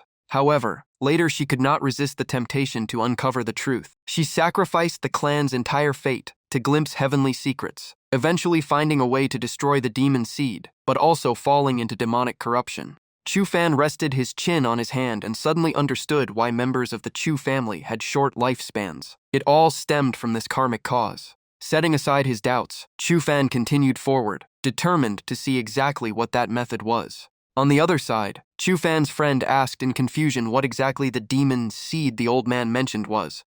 The old man grew impatient and said that although he did not understand why the demon's soul had appeared, the person in front of him was undoubtedly the demon seed of the heavenly demon. In his view, the other party must have already sensed it. The old man stepped forward and placed his hand on the opponent's shoulder, continuing to tempt him. He said that if humanity wanted eternal peace, they would definitely try to kill him. So, standing with him was the only correct choice. Chu Fan's friend coldly brushed his hand away and replied that whether it was demon seed or demon soul, he did not understand any of it. But there was one thing he knew very clearly. He threw a straight punch into the old man's face and loudly declared that his name was Chu Fan. Blown back into his subordinates, the old man flew into a rage and immediately ordered them to capture him. Surrounded, Chu Fan's friend only smiled confidently and taunted them to come if they dared. The entire group of henchmen charged at him at once. One who got close was instantly hit by a punch and sent flying in pain. As the number of enemies increased, Chu Fan's friend began to unleash magic. The spell exploded violently, sweeping through the henchmen and making them scream as they were overwhelmed by its power. Watching his subordinates being crushed, the old man clicked his tongue. He said the current body was too weak, and to win he would need to control more beasts to fight. But just as he was about to leave, Chu Fan's friend suddenly appeared behind him and coldly asked where he was going. He smirked and said that eavesdropping was already impolite, so since he came uninvited, he should not leave so easily. He might as well stay and talk a bit more. The old man quickly stepped back in shock, recognizing that the person in front of him was the original master of the demon seed. Chu Fan's friend only smiled mockingly and said he was correct. Before the old man could recover, he saw the opponent suddenly appear right beside him. In the midst of panic, he only heard one word: unfortunate. There's no reward. As soon as the words fell, another devastating punch slammed into the old man's face, leaving him unable to resist. Looking at the heavenly demon lying on the ground, Chu Fan's friend calmly said that if he was not mistaken, this was the first matured heavenly demon, the original prototype of all heavenly demons. A cold smile appeared on his face. Since he had finally encountered it, he would make sure to treat it properly. At that moment, Chu Fan also arrived, quickly restraining and binding the old man before calling his friend to leave. Dusting off his hands, Chu Fan smiled confidently and said he did not expect the #1 heavenly demon prototype to awaken in such a weak body, saving them a lot of trouble. Sitting in front of the heavenly demon, Chu Fan looked at him with contempt and mocked whether he was too impatient or simply foolish to reveal himself so early. Hearing this, the old man's expression darkened as he clenched his teeth in anger, seemingly realizing something. He suddenly stood up, his face turning ferocious as he laughed loudly. He said he finally understood why the demon seed had given birth to a demon soul. Chu Fan was actually the demon star born for this calamity. Those words made Chu Fan freeze on the spot. His expression changed instantly as he grabbed the old man by the collar and demanded to know how he learned this secret, something he had never told anyone. The old man only sneered, saying it did not matter. He then continued to provoke him, asking if Chu Fan was truly willing to die for weak humans, when the heavenly demon disaster had nothing to do with him. Chu Fan tightened his grip and shouted that he was Chu Fan of Fengmen Village, junior brother of his senior sisters, and absolutely not some demon star. The old man only laughed mockingly, saying he was deceiving himself. Chu Fan let go, and the old man revealed another secret. The heavenly demon prototype could shift its possession into another matured heavenly demon. Hearing this, Chu Fan realized in shock that the person in front of him was not the true prototype, and quickly asked who the other matured heavenly demon was. A name immediately surfaced in his mind: Ban Ying Lai. Red demonic patterns gradually appeared on the old man's face as immense energy surged. He laughed and confirmed Chu Fan's guess, even inviting him to come if he refused to accept his fate as a vessel, claiming they could build a new world together. With that, the old man laughed loudly and vanished, leaving Chu Fan in a heavy silence. At that moment, Hu Lingxin's group arrived and quickly spotted Chu Fan's figure in the distance. Meanwhile, a man in military uniform stood alone in front of the forest. He smiled with clear calculation, saying things were a bit difficult, but still within his plan. His lips curled in a sinister grin as he declared, it was time to welcome the heavenly demon army. The moment he finished speaking, he roared, and a massive energy pillar shot straight into the sky. Elsewhere, Qin Lung and the others also saw the light beam, all shocked and confused about what it was. Xiaxiang and his group also noticed the strange phenomenon and felt deeply unsettled. Di Xin changed expression instantly, confirming it was a spore. Someone was forcibly creating a spore. The two beside her asked in shock, and she quickly explained. According to Di Xin, once the spore grows strong enough, the barrier between the two worlds will break, connecting the demon world and the main world for a long time and allowing free passage.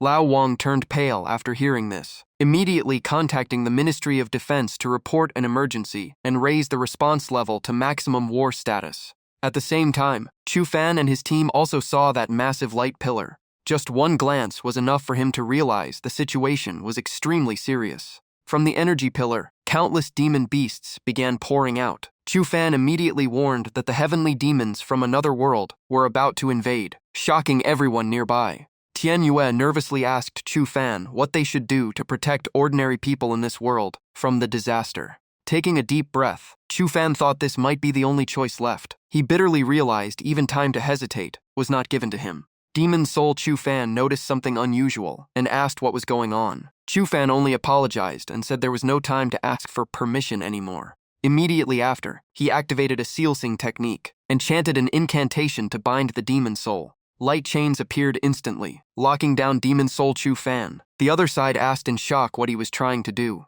Witnessing this, Tian Yue, Yun Xiaorou, and Hu Lingxin all shouted Chu Fan's name in panic. Yun Xiaorou could not understand why he was acting like this. Only Tian Yue stayed silent, quietly guessing Chu Fan's true intention. Suddenly, she rushed forward and hugged him tightly, tearfully saying she would never allow him to do that.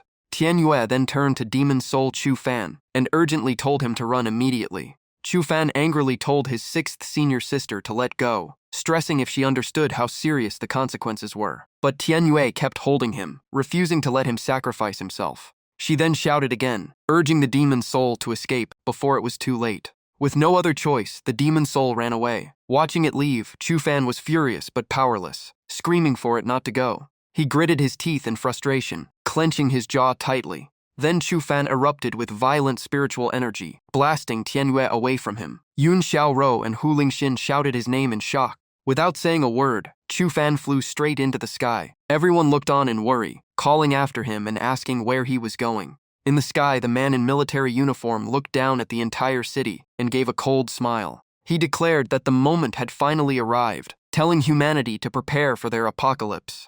In an instant, countless demon beasts and heavenly demons poured into the main world, slaughtering across Great Xia. Within days, the land looked like the end of the world. Civilians were pushed into despair, suffering worse than death. That extreme fear allowed many heavenly demons to possess human bodies and turn them into new vessels. Continuous battles also caused more heavenly demons to complete their split forms ahead of schedule. Meanwhile, Pan Ying Lai, as the mother body, remained hidden, making him nearly impossible to find. Fortunately, Wang Chu and his team quickly mobilized forces. The awakened bureau and the highest defense department fully cooperated to protect civilians not yet infected. Since the two worlds were now connected, demon energy spread everywhere. Even those hiding in shelters were still at risk of infiltration. During the meeting, Nangong reported that all survivors had been moved into underground shelters over the past 2 days. However, everyone remained anxious as more and more people were being possessed, and the situation was becoming unsustainable.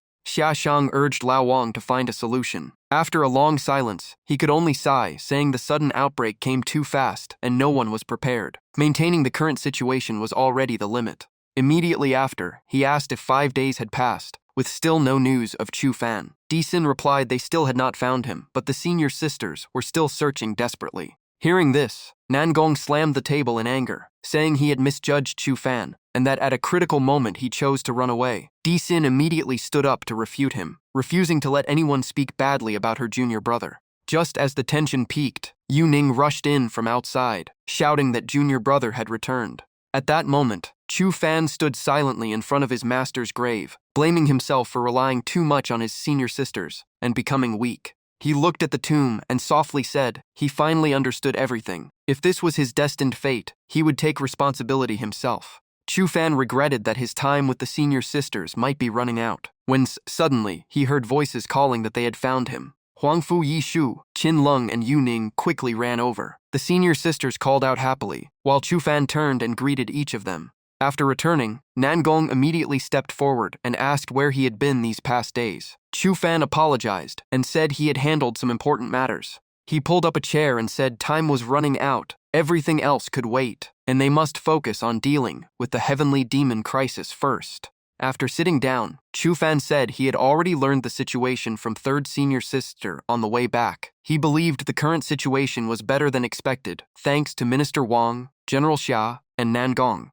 He then got straight to the point, saying there were 3 major problems to solve, starting with protecting survivors from demon possession. Chu Fan said he already had a plan. Over the past days, he had set up the Qiankun expansion formation at the sect in Fengmen village. As long as people stood inside and cast the soul shock spell, all civilians in Great Xia would be protected from demons. After hearing this, Lao Wang slammed the table in excitement and agreed. If true, the forces guarding civilians could be freed to directly fight the demons. Yu Ning worried that the formation would consume massive energy and bind the caster, preventing free movement or full combat power. If demons attacked, how would Chu Fan defend himself? Chu Fan smiled to reassure third senior sister, saying he had already planned for that. Ordinary demons were no threat to him. He would also condense an external avatar to maintain the formation while fighting alongside everyone. Before starting, he asked Nangong to assign a special protection team for him. Nangong immediately agreed and promised his daughter would personally lead the team.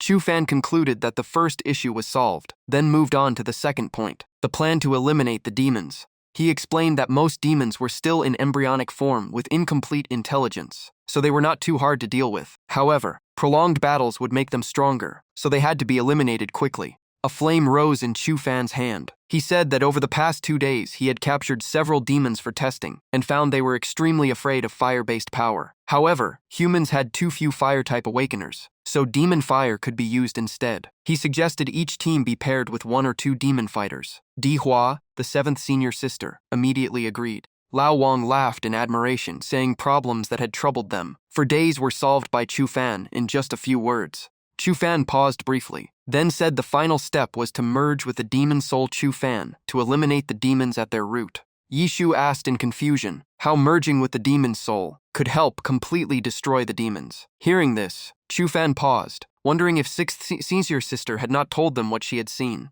Chu Fan waved his hand and said he would handle that part himself. Deep down, he felt it was better this way, so the senior sisters would not act emotionally out of worry. Elsewhere, Demon Soul Chu Fan continued defeating those who had been possessed by demons. He stepped forward calmly and called out, guessing there must be an advanced demon commander here, and telling it to show itself. A mocking applause sounded, and the newcomer laughed, praising him and saying, the demon seed on his body was not wasted. The speaker was Bai Mo Long. She looked at Demon Soul Chu Fan and asked if he had decided on her proposal. Seeing her clearly, Demon Soul Chu Fan froze, shocked that the one who appeared was her.